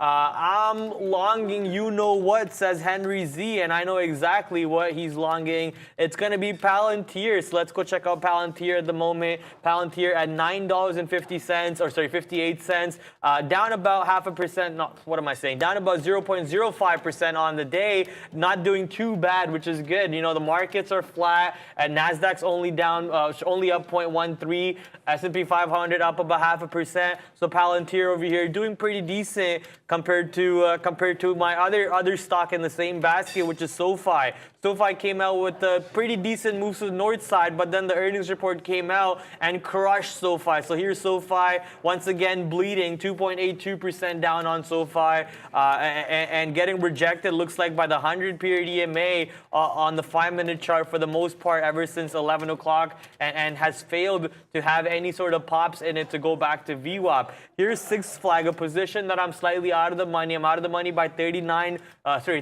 cents on Six Flags, pushing back to VWAP. But as I said, I'm going to continually. Oh yeah, this is an SSR stock, so I can't even just take the size I want. I have to patiently wait on the ask for the stock to go higher, and then I'll get the fills. Without that, I can't just take out the size on the bids. That's because the stock is down more than 10%. Anytime a stock goes down more than 10%, it triggers SSR, which is short sale restriction. Yeah, and I want to quickly talk about something that's SSR, NVTA. So remember I was explaining the $5 level going into the Hall price. This is the thing, right? These things, they'll pop back. But see how it rejected? And let me just so this is the thing. Here's the Hall price. And let me actually try to get, nope. Okay. Buys are going to VWAP right now. They're about to break VWAP to the north side, so maybe the longs are back in play. Okay, here we go. So there's the Hall price, right? That 550 level. The sell-off bounces back, hits the VWAP area, right? Runs up, but couldn't even get to that area. So clearly it's like it's going, and then boom, rug pulled to the downside. So this is kind of like the fade play. This is like the sell play, right? It's like sell in front of that halt area, thinking okay, it's not going to break, and then it fades back down. This is like a technical setup, right? And then if it breaks the 550, you have it defined out. It's like, well, that's where it halted, that's where it printed. Maybe it's a significant level. That's kind of I feel like that's how people are using halts for the most part. TGL opened again, back to the upside, now showing 1060 open. Halt 1034 showing 10. Oh no, back down to 1035 as I say that. Okay, yeah. So we'll see where that one goes. And BNSO, thank you for the super chat there. BNSO, I think we looked at this. Is this moving again? Oh no, this is a new one. BNGO was the other one. And bingo was Yeah, this one, the thing is like, I don't like this is halting to the upside. There's certain types of feels on certain names. You know, it's like if it's like a name that like looks good, like this one, I don't like this. I don't like when it's doing nothing, then like it just starts to go and like it's just not a good feel. For me personally, I'm not to say that there's no opportunity, but it's just a danger. Like it's more of like a danger. Like TGL, like IPO, like I'll take the shot. This one, I don't know. I wouldn't really take the shot on this one. But you know, you have that. I'm looking at the daily. It opened 715 yesterday or 2 days ago. So the recent high being 715, and then just kind of recently going nuts. But yeah, this one, the spread's too much from a day trade perspective. I don't really like it too much. Sono had earnings report today, struggling on the earnings report, obviously down 24%. We got some good opportunities to short it off the pre-market lows, but the volume was very little in pre-market, so I didn't bother even looking at the position. But now, later on in the day, how much volume is SONO at? SONO doing about 18 million shares, 21 times relative volume, and just beating itself to the ground side, rejecting VWAP throughout the day, failing to find any sort of buyers. Anyone who's buying is actually most likely just covering their shorts and trying to get out of for profit. At least that's just my guess. You know, that's my guess. Maybe there are some buyers coming in around the $17 area, which I think is a new all-time low on SONO. Let's go confirm that real quick. Zoom out. No, it's not a new all-time low. Sono has been around $6 before, which I did not know about. So the all-time low on SONO is around $6.63. IPO price range of IPO'd at $15.51, had the high of $23.60, had the body high of $19.23 and a body low of $16. So after having all these levels mapped out real quick in front of you, I also see a couple identification, some levels over here, a consolidation bottom around here. We have this consolidation highs. So we just mapped out a bunch of levels real quick. I think we can expect Sono's music group, or sorry, the speaker companies, eventually to go test that support area near the IPO range bottom, which is $15.50. I'm expecting that to come into play sometime tomorrow. So I'm going to actually write down SONO on my board over here because I think that's a good trade to be part of. But the volume tomorrow might be even more garbage than it is today. I mean, today's not garbage, sorry, but off the opening, it was pretty bad.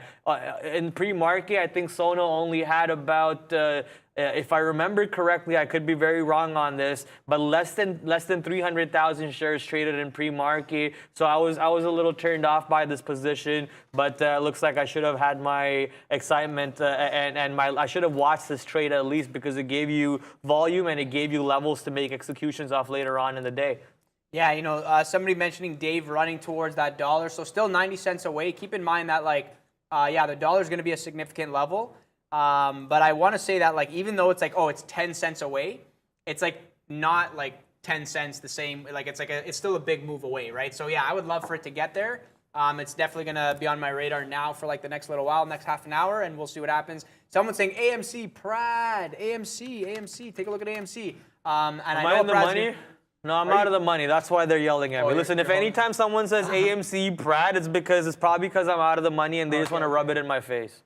Well, no, maybe they're saying, Brad, look at your position. No, it's never working out that way. If it's for AMC, it's because I'm short and they just want to rub it in my face. Look, I'm out of the money 21 pennies. I'm not worried about this trade at all. AMC's trying to pop up at the moment. I'll take more short fills as it pops up more. We'll just patiently wait for the stock to fail.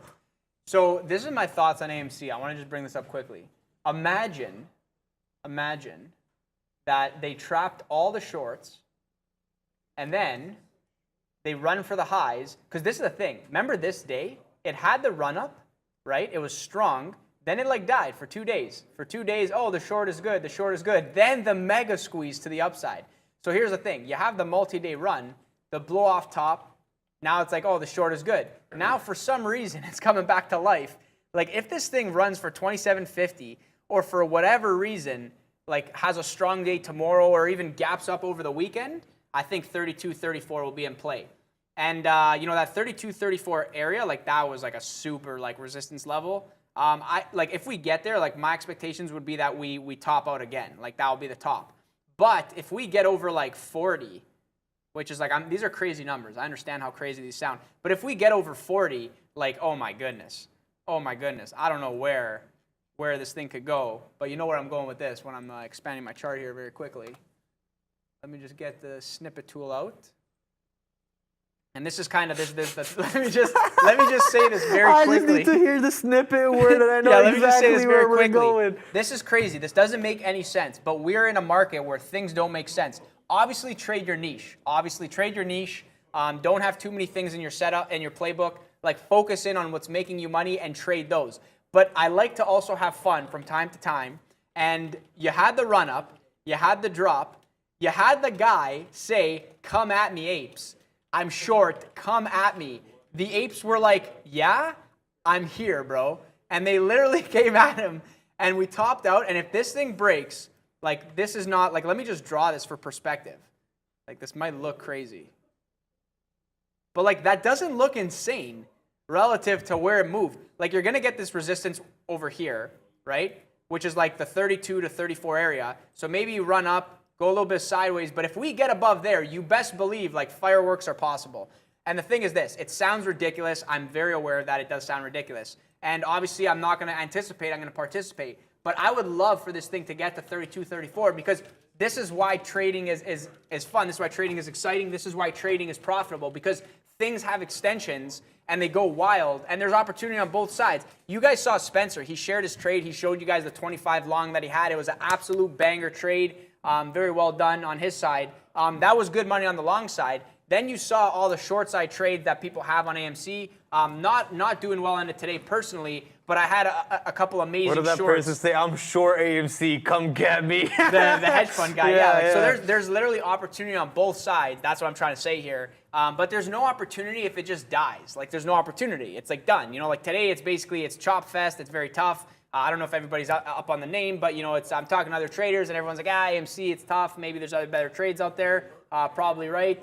But you know, if we go down and we're grinding lower, like there's no opportunity, so it kind of sucks. But if we go up, there's crazy opportunity, and then things get really, really exciting. So yeah, you know, I'm sure everybody feels the same way. Like we all want it to go up higher because for me, it's like I don't care if it goes up or down, but I know that up is more opportunity, more volatility, more volume. So yeah, for sure, I would love to see it. And that would be savage. That would be absolutely savage. So yeah, if it does hold this like 25 area, like in general, I want to say like 23 to 2350 is like the kind of like it's far away from today, but that's like the real like the zone, right? That's like the zone area. Like it's all the way down here, 23 to 2350. I just thought off the open if we dip there and then rip, or even if we got there now, like dip and then rip. But yeah, we're holding 25, so anything's possible. The higher we get, the more the fireworks.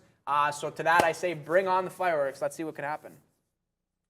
What was I going to say? I completely zoned out. I was going to say something. Okay, anyways, if I remember again, I'll talk about it. Oh, yeah. Henry Z was saying to Bears versus Bull, he should change his name to Bears versus Bangs. But I think bang versus dang, because like when you lose, you go dang it. And when you win, you go bang it. So obviously bangs versus dangs, I mean, doesn't matter. However you guys want to put it. I'm just watching some of my positions right now, you know, play around within themselves. So nothing really for me to take profits or to add on. Here's AMC though, continuing to go north side, 35 cents out of the money. Not worried about it at all. We'll just let that trade move on. Couple positions that I'm getting alerts about at the moment are Pfizer. Pfizer not too long ago had a negative catalyst in it, and Pfizer has been bleeding ever since. The shorts have been fruitful, down 3.4% on the day. I think at one point I do remember seeing it being down 4% on the day. VWAP rejection coming in and really pushing it even more. So Pfizer struggling a little bit.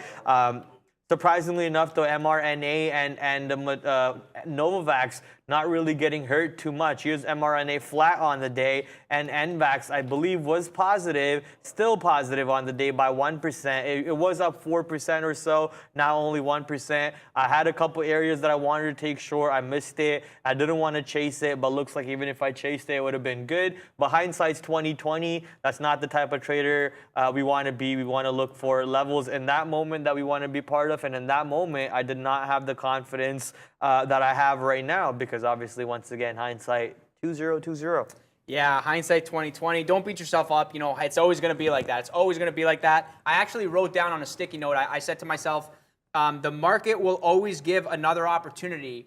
And then this statement is for people with FOMO that miss every single trade. So, you know, when I miss trades, I go, damn it. And then I lift up my keyboard and I'm like, oh, yeah, there's that quote that always holds true. Guys, TGL, and I'm going to get back to someone saying we need fruitful trades. Absolutely. But this is the thing. This thing stopped halting. Now it's like slowly going up. Somebody in the chat was saying it shook out all the weak hands. Yeah, like I'm done. I'm out of the trade, you know? And I missed the dip buy. I think this dip buy at 8 was solid because you are never out of the money.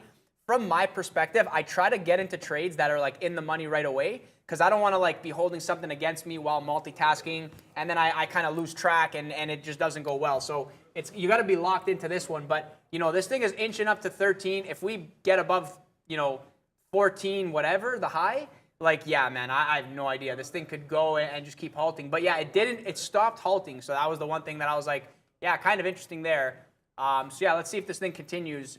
And going back to some other trades here, I think that 170 area on Apple is actually interesting. You could probably play off of that level. Like, see how we're getting, like, the pops, like this resistance area here. I'll just draw, like, a quick line here just to kind of visualize it. That's, like, sitting at, like, 169.80, and it's, like, just below VWAP. And somebody was asking, do I think we're still going to get that end-of-day sell-off?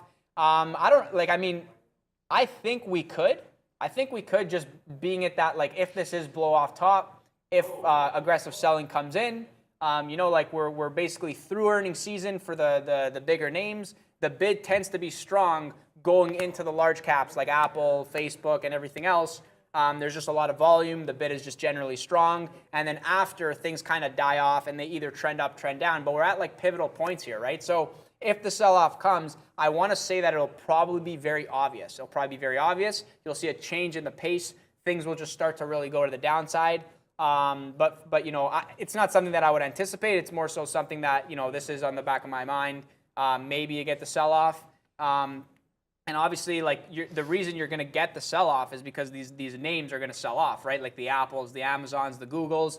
So look at Apple. It's spent Apple's some like time. $10 away from all-time high. Like, come on. I know, but well, the thing is this. Yeah, exactly. It's like it's tough to justify like the very aggressive end-of-day sell-off. It's tough to justify. Like that's basically where I'm getting at. But look, Apple like not above that 170 anymore, right? So it's like spent some time there, broke below. Now it's resistance, right? I'm going to quickly pull up Amazon just to kind of see, does it have a similar pattern, similar setup? Looking at like the biggest names, right? Amazon, very strong sell-off. Now some chop action, showing some resistance 42 here, right? So kind of resistance area. Let's pull up Google and quickly look at this one as well. Google, where are we? We're probably below that 120 area. Here we go, back below 120, showing maybe some subtle signs of resistance at the 120 level. Let's pull up Tesla as well. Tesla probably down for sure. Tesla for sure, yeah. Tesla down below VWAP, right? So all of these major names that are going to basically move prices, you know, are below VWAP, and then maybe they get the pop to VWAP, then you get the selling, then it comes down, test the lows and break, and that'll give like the kind of same setup here. Dance around, go a little bit higher, come back down, go back down, test the lows. Like I don't know if it happens or not. I wouldn't put a bet on anticipating, but you know, if it does come to fruition, you got to just have like some ideas in mind of how you're going to trade it. Someone said DMS pushed back all the way to my first entry. Yeah, pretty close to it. I think I was long, what, 202, 206 or something? It says 211, but I think I was long 206, honestly. But yeah, pushing back pretty close to it. 236 now is the 100-period EMA DMS trying to find some buyers or some support over there. We'll see if it ends up coming down to that. If I didn't get out of my trade, I would basically be out of the money by 4 or 5 pennies right now because my average was 239.5. So we'd be out of the money by a couple pennies. So DMS coming right back into my average price range, that is. We just got to see where this one goes to. Looks like some buying action wants to come in, but the volume still has depreciated quite a bit. We're at 1:32 Eastern Standard Time, about 30 minutes left for Luca and myself here on the show, but that I'm basically mentioning the time for a reason for volume to come back into the market. You know, official lunchtime, 12 o'clock to 1 o'clock. The unofficial lunchtime from 12 o'clock to 2 o'clock. And then the power hour, sour hour kicks in from 2 o'clock to 4 o'clock. Well, mainly 3 o'clock to 4 o'clock. That's called the power hour because that's where some of the volume comes back into the market. And then obviously you have your closing trades where more volume is able to come into the market. But I think TGL, not sure what's going on with TGL, but we'll leave that one alone for Luca to mention. Is halted again. Wow. Yeah, we can quickly show my screen here. So TGL halted again for anybody not watching. You know, this is like surprising. Like from 120 to 132, we had 12 minutes where there was no halt. So I was like, oh, maybe there's a chance. But this is the thing, right? Once they just turn, it gets real nasty. Tough to get out. Obviously, you guys saw me. I missed getting out the last time. But yeah, whatever. Oh, halt 11-11, make a wish. Wow. Okay, I'm not going to say this because then the wish doesn't come true. But I'm going to make a really good wish for some of you guys out there that are diamond handsing. Halt at 11-11? Yeah. Make a wish. Halt price 11-11. Kind of exciting. Someone's saying Rivian strong. Let's have a look quickly at Rivian. Rivian here. Let's see, Rivian below, oh, that 40 level coming back into play. Didn't break 40, eh? 39.95. Sometimes we go all this way to not take 40. This is the thing. Look at this. Bottoms out, runs to 40, tops out at 39.95. The rule of thumb, we didn't come all this way to not take the size.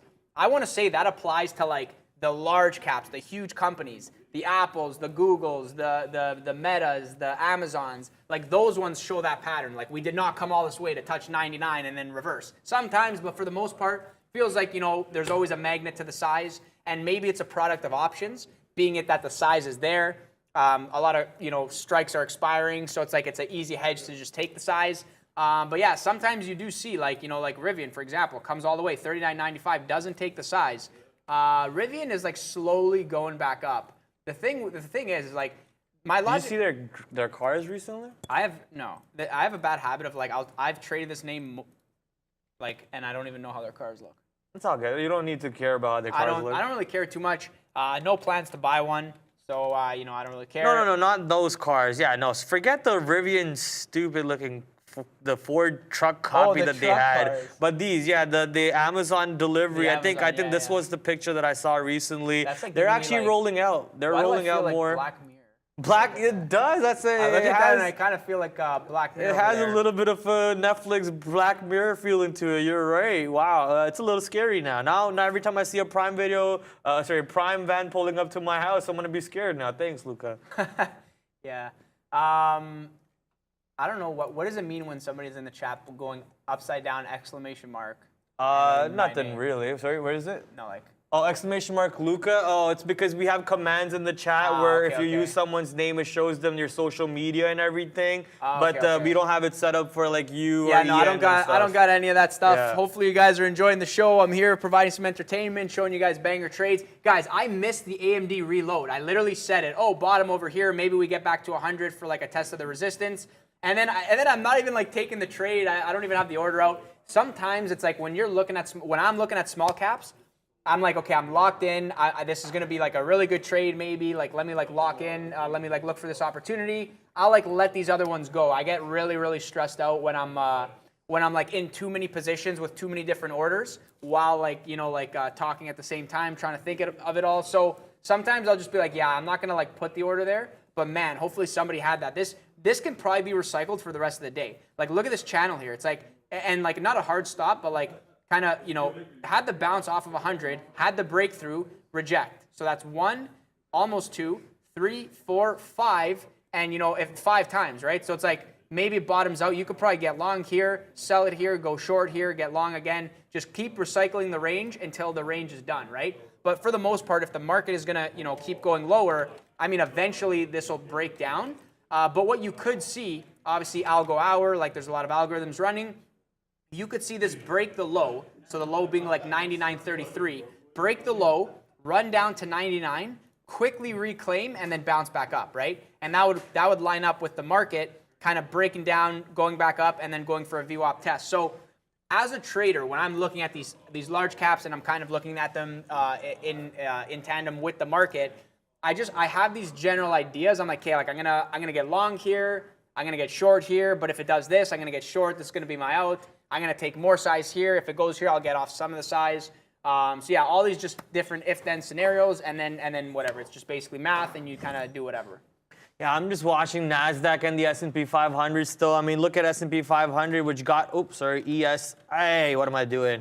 ES/U22CM, which got above VWAP and looked healthy. Looked like a good move coming into the market over there. I believed in the longs for a second, but didn't really do much besides that. S&P 500 was, that's the S&P 500, sorry. Here's NASDAQ, which I thought was going to go to VWAP along with the S&P 500's move to VWAP, but didn't really manage to do that. So the NASDAQ basket has been a little weaker today compared to the big basket stocks of the 500 stocks, which is the S&P 500, obviously. Let's go look at the other basket of stocks too, which is your Dow Jones 30 DIA on Amex, sorry, not MA, AM DIA, expecting it to be positive, but let's see what the Dow Jones looking like. What? Hello, my charts are not updating.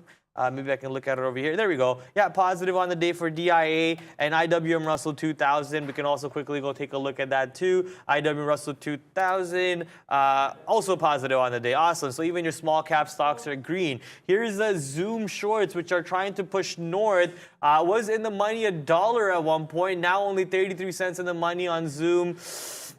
It's going back to my average price almost, but... Can I tell a quick story about Zoom? Yeah, go for it. So guys, Zoom, I got a funny story for you. I'm not gonna name names. That's another garbage okay? stock over but there. But I got a friend, okay?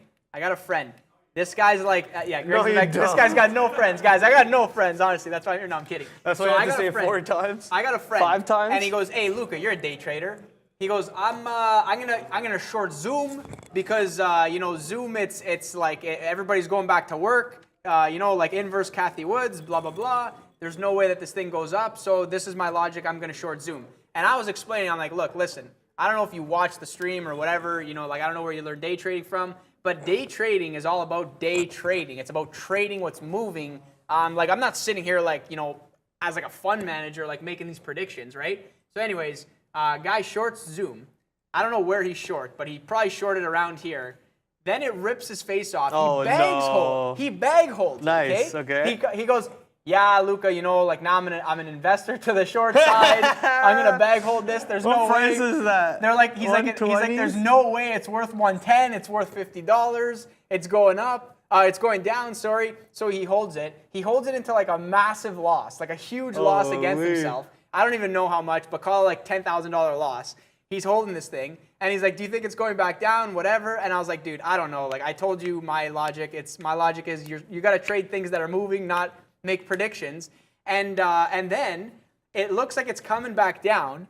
I think he averages into it. He adds even more size. It finally goes to break even. Ow. He makes like $100, and he's like, I'm done. He's like, what a trade. And I'm like, that's a profitable strategy. Like lose $10,000 to make $100. You're really it's all about restoration, right? You're really thinking like the house with that one. So I don't know. I thought that was pretty funny. And the reason I'm bringing it up, guys, don't trade like that. Don't trade like that. Do not risk, X amount being this for this. Like, come on. Like, thanks put for the odds in exposing your me, favor. by the way. Yeah, people are like, you're exposing Brad and Paul Wilson, Grandpa Luca and his stories. Yeah, no, this is a more recent story actually, but yeah, I got stories for days, and hopefully some that make you laugh. When I hear them, I'm dying. I'm on the floor, so I'm like, I gotta tell people this story. Like, what good would it be if I'm not telling this story to other people? Making everybody laugh. Definitely good times. Wow, look at that AMD move. Hopefully somebody had the long there. That's a nice move up to 100 level. Gotta imagine that, like, we'll see, like, where did this thing top out at? Like 99, 96? Like, this is the thing, right? Like, these are like magnet effects. So it's like we're kind of getting there, but as soon as we like click, like, call it like 99.86 or whatever, like we're going to 99.99. Like, that's kind of how it works. Just like these magnet effects, just the way that these dark pool kind of like things play themselves out at these levels, kind of feels that way. And yeah, the market like kind of did that dip down, now back up. But for the most part, it is very, very muted. It's like you had the move. Now it's like just like a chop around, kind of chop around. So yeah, like that AMD, I wouldn't really expect this to get through 100. Very, very strong. But for the most part, I mean, you guys see the way that I trade. Like I'm trying to, like, if I'm long here, I'm getting some out, and I'm probably holding some to see that if it goes. But I really like to like lock in the trade when I know it's a winner. All right, here we go. AMC 10 cents in the money, pulling back for me. We'll let that stock drop down a little bit more, but people in chat are talking about WVE for some reason.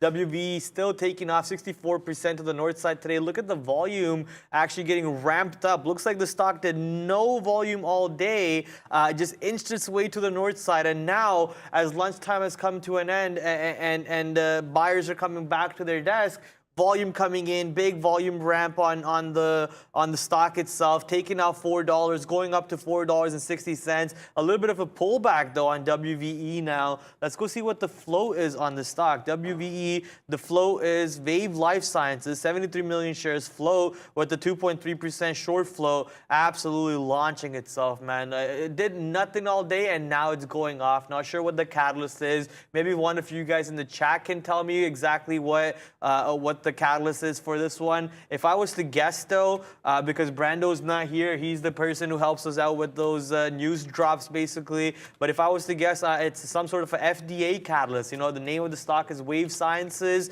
So I'm expecting some sort of a FDA catalyst coming into play, taking this position through absolute roof. WVE had earnings today. Well, if that's the case, how come the stock had no volume all day and randomly starts bringing in volume right now? I'm not really seeing that earnings catalyst. Is this it? 11th August, yeah, it is. So, this is because I'm on the monthly over here. Let's go to the daily, and that should show up. There we go, daily chart. Missed on earnings, actually. They missed on earnings by not matching the estimates, but the market still liked it. So I'm guessing something according to their guidance over there, helping them out. And now AMC, 20 cents of the money. Let's go. Yeah, I'm getting excited. Were you short that? I was getting excited. Someone saying AMC pushed 26. I'd love to see a high day break. That'll be pretty. Yeah, pretty it's not sick. happening. No, but the thing is this. That's not happening. And guys, I have on my chart. Somebody in the chat was like, every time I see Lucas hat, I think of corner gas. So yeah, guys, like, look, I mean, yellow, I get it. Red, maybe some green in there. Sharif just in the back. He's like, oh, you watch that show? It's the best show. Don't really watch it, but I watched it a couple times. The thing with AMC here, which is interesting to me, this has the feel, and let me just get rid of these fills just to kind of clean it up for everybody to see. So this is like, imagine this is a small cap, you know? It has the up move, right? Does its thing, over, under, right? Now you have backside. Okay, backside is in. We drop down. We channel a little bit. Now it looks really good for the shorts. This looks really good for the shorts. We're below VWAP. We're breaking down through 25, okay? We bottom out 24. We hold low of day. We hold, okay? Now we're running back to the upside, back above VWAP. If we get to high a day, this kind of feels like a potential high a day clear out. I would not be surprised that if we do get back to high a day and get to 26, we break to the high side. Not happening. We break to the high side, we come back, and we flush back down. Yeah, not happening. Like that would be savage exit. But at the same time, if I was a robot on this stock trying to rinse everybody, I would push this way up to 27.5. Break that high, and then things get wild and you get even more volume. So obviously the robots are going to do what the robots want, and we will react accordingly. Nah, it's not happening. It's just simply not happening. I'm not accepting that move to the high side. I am loading up short every single time. Whatever short size this was 17 times that. So that's what I'm doing. I'm taking 17x size on every single pop because that's how much I love this stock to the downside. So 16 cents in the money now. Let's ride AMC all the way to $0. Up 6% today though. It's above $20. I'm still waiting for that move to flush to $20 whenever that shows up. NASDAQ showing me a red candle on the 5-minute. S&P 500 showing me a red candle on the 5-minute. I'm just waiting for this one to break VWAP so I can finally start taking profits. Look at those blues and reds. Ooh, yeah, those are my colors right there. Let me see those Kentucky blues and those, I don't know what team wears red, but let me see all those sells come in and let me profit on this position. If it pops up though, I'll take another 10,000 share order, just bully this market to the downside. Guys, is this real? Somebody's like, Luca, you got to go to Memphis to go to the Bass Pro store over there. That's Luxor. What? That's Luxor. This is Bass Pro in Memphis. That's their headquarters? Is it a store? Like, let us know. Somebody said it. Who was it? Somebody said I saw it quickly. That's Luxor Hotel, no? Is it? I have no idea. I just literally pulled up Memphis. It goes Memphis Pyramid becomes the Bass Pro shop. Yeah. That's amazing. That's cultural appropriation. That's actually so cool. What, Sherry? That's amazing. I had to look it up because I'm like, oh, like how like big and cool can it possibly be? That's pretty awesome. That's pretty awesome. I didn't know that. See, man, that's why I love being on the stream. Like you guys, I learn new things every single day. But you know, obviously, trading and entertaining are difficult. They're very, very difficult. Looks like Luxor, yeah, not Luxor. Yeah, look at this. They What's just Luxor? Luxor is the hotel in Las Vegas Las Vegas. where Mind Freak, what's his name? Chris Angel, Mind Freak, yeah. Britney Spears, like all these famous Wasn't- people have a residency at this hotel. They do shows at the hotel and they live there. So like that, I look so much like that hotel. I was like, that's Luxor. They just put the Bass Pro logo on the Luxor hotel, but no, it's actually a whole different building that looks exactly like it. I mean, how hard can it be to build a pyramid, right? If they did it all the way back then, back when we didn't even have cranes and Caterpillar and Deers, if they could build pyramids back then, I'm sure we could do it now. Markets are trying to go back to the downside though, so the shorts are maybe trying to come back into fruition over here. NASDAQ still flat on the day on the positive direction. Let's see if we can get that push towards lower day. S&P 500 rejecting VWAP at the moment, and once again, pushing down. So if you're short on anything, I think you're most likely just want to hold on to it at the moment because the market does not have the oomph, the power, the strength, the willpower to push it back towards a higher day. At least I don't see it happening today. Roblox to the long side was monstrous for Sean, and now since he's short, another monster direction for Roblox. I wish I jumped in on the trade with him. Roblox just kind of double top, triple top, then just pushed down ever since. So still up on the day though, up 4% on Roblox, which is pretty mind-boggling. I know we saw those earnings reports coming in, and it was bad for Roblox. It pushed down yesterday, but today a complete reversal. SSR reversal move. Is that what it is? That's the move, man. SSR That's the reversal. move, man. I don't know why that's the case, but that is the move. I even said that about Coinbase. I said, watch Coinbase dump down on the earnings report, go on to SSR territories, and then just launch to the north side because it's SSR. And Coinbase did exactly the same. So here's Roblox doing something similar. BNSO, so somebody said it did halt before. I think they're talking about this down halt. That was actually a pretty nasty print. This is the thing, right? These things, they go wild. You don't really know where the top is, but then you kind of see the full picture. Feels like the top is potentially in. The thing with these halters, though, like for like the fade play, it's very difficult to get the fill. Like for me, you know, like I like it when it's not really like halting too much because you can get more of the fill. It's just an easier execution. This one kind of looks challenging, and like now maybe it's a little dead, a little slow, definitely slow down. I'm looking back here just at like Apple, Amazon, like where are we standing right now? Yeah, Apple, so I guess kind of going back lower. Feels like AMD also, yeah, going back down here. But yeah, you know, this range just kind of recycle and repeat. That's kind of been the overall theme until something breaks and then whatever. Somebody asking what is SSR? At least once a show. That's what I noticed. Once a show, we got to explain what SSR is. Oh, no, SSR, I do that like 17 million times a show. So SSR, for anybody that doesn't know, is short sale restricted, which essentially means you cannot initiate a short position on a stock by hitting the bids. So if I'm showing my screen over here, you see the bids, you see the offers. If I wanted to short, I cannot short into the buyers. I have to sit on the offer. And the reason that they have this is because, you know, like obviously things go wild, and you know, if things are getting crushed and going down multiple days in a row, then they try to like subside the selling pressure because shorts will just, you know, they're sharks. They come in, they crush the bids, and it's just not good overall for price action in general. So yeah, you know, when a stock goes lower, 10% lower than the previous closing price, triggers SSR, and then yeah, it just makes it a more difficult short. This is why you hear a lot of traders saying like, oh, I'm going to stay away from the short side because it's SSR. There's probably easier trades out there, blah, blah, blah, whatever. Someone says, Stock Unhinged says, SSR, make that a Nightbot command to post every 5 minutes. I mean, that's not a bad idea, but then I would run out of things to talk about, right? So I need to explain SSR a million times so it gives me filler messages. That way, while I'm looking to trade some stocks, I can just babble about SSR and trade stocks on the left side, and it's just like a script, right? So I need something to talk about. It's not that I'm complaining that I have to say what SSR is a million times. Look, we have new viewers probably coming in every 5 to 10 minutes maybe, and they are not only viewers, they're also probably new traders, right? So part of this job is explaining to them and sharing that information with all of them, and anytime anyone has a question, we are here to answer said questions, right? So nothing wrong with that. We're not saying that in a bad way that, oh, we have to say it 10 times. No, we're just saying that it's okay. We're used to it. We know it happens. We have to repeat ourselves. That's the nature of the job that we're in. What is SSR again in the chat? I hope that's a troll question, but if you want me to explain it, we for sure can. Someone's saying USSR.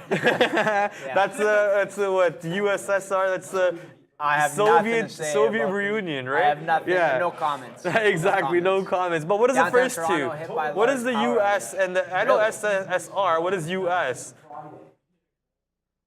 It's USSR, but I know what SR is. I just know what US is. I need to Google that on my own. Yeah, but what does the UNS stands for? Oh, United Sovereigns. I think something like that. Anyways. I'm just trying to ask myself questions here if I can remember something. But here you go, baby.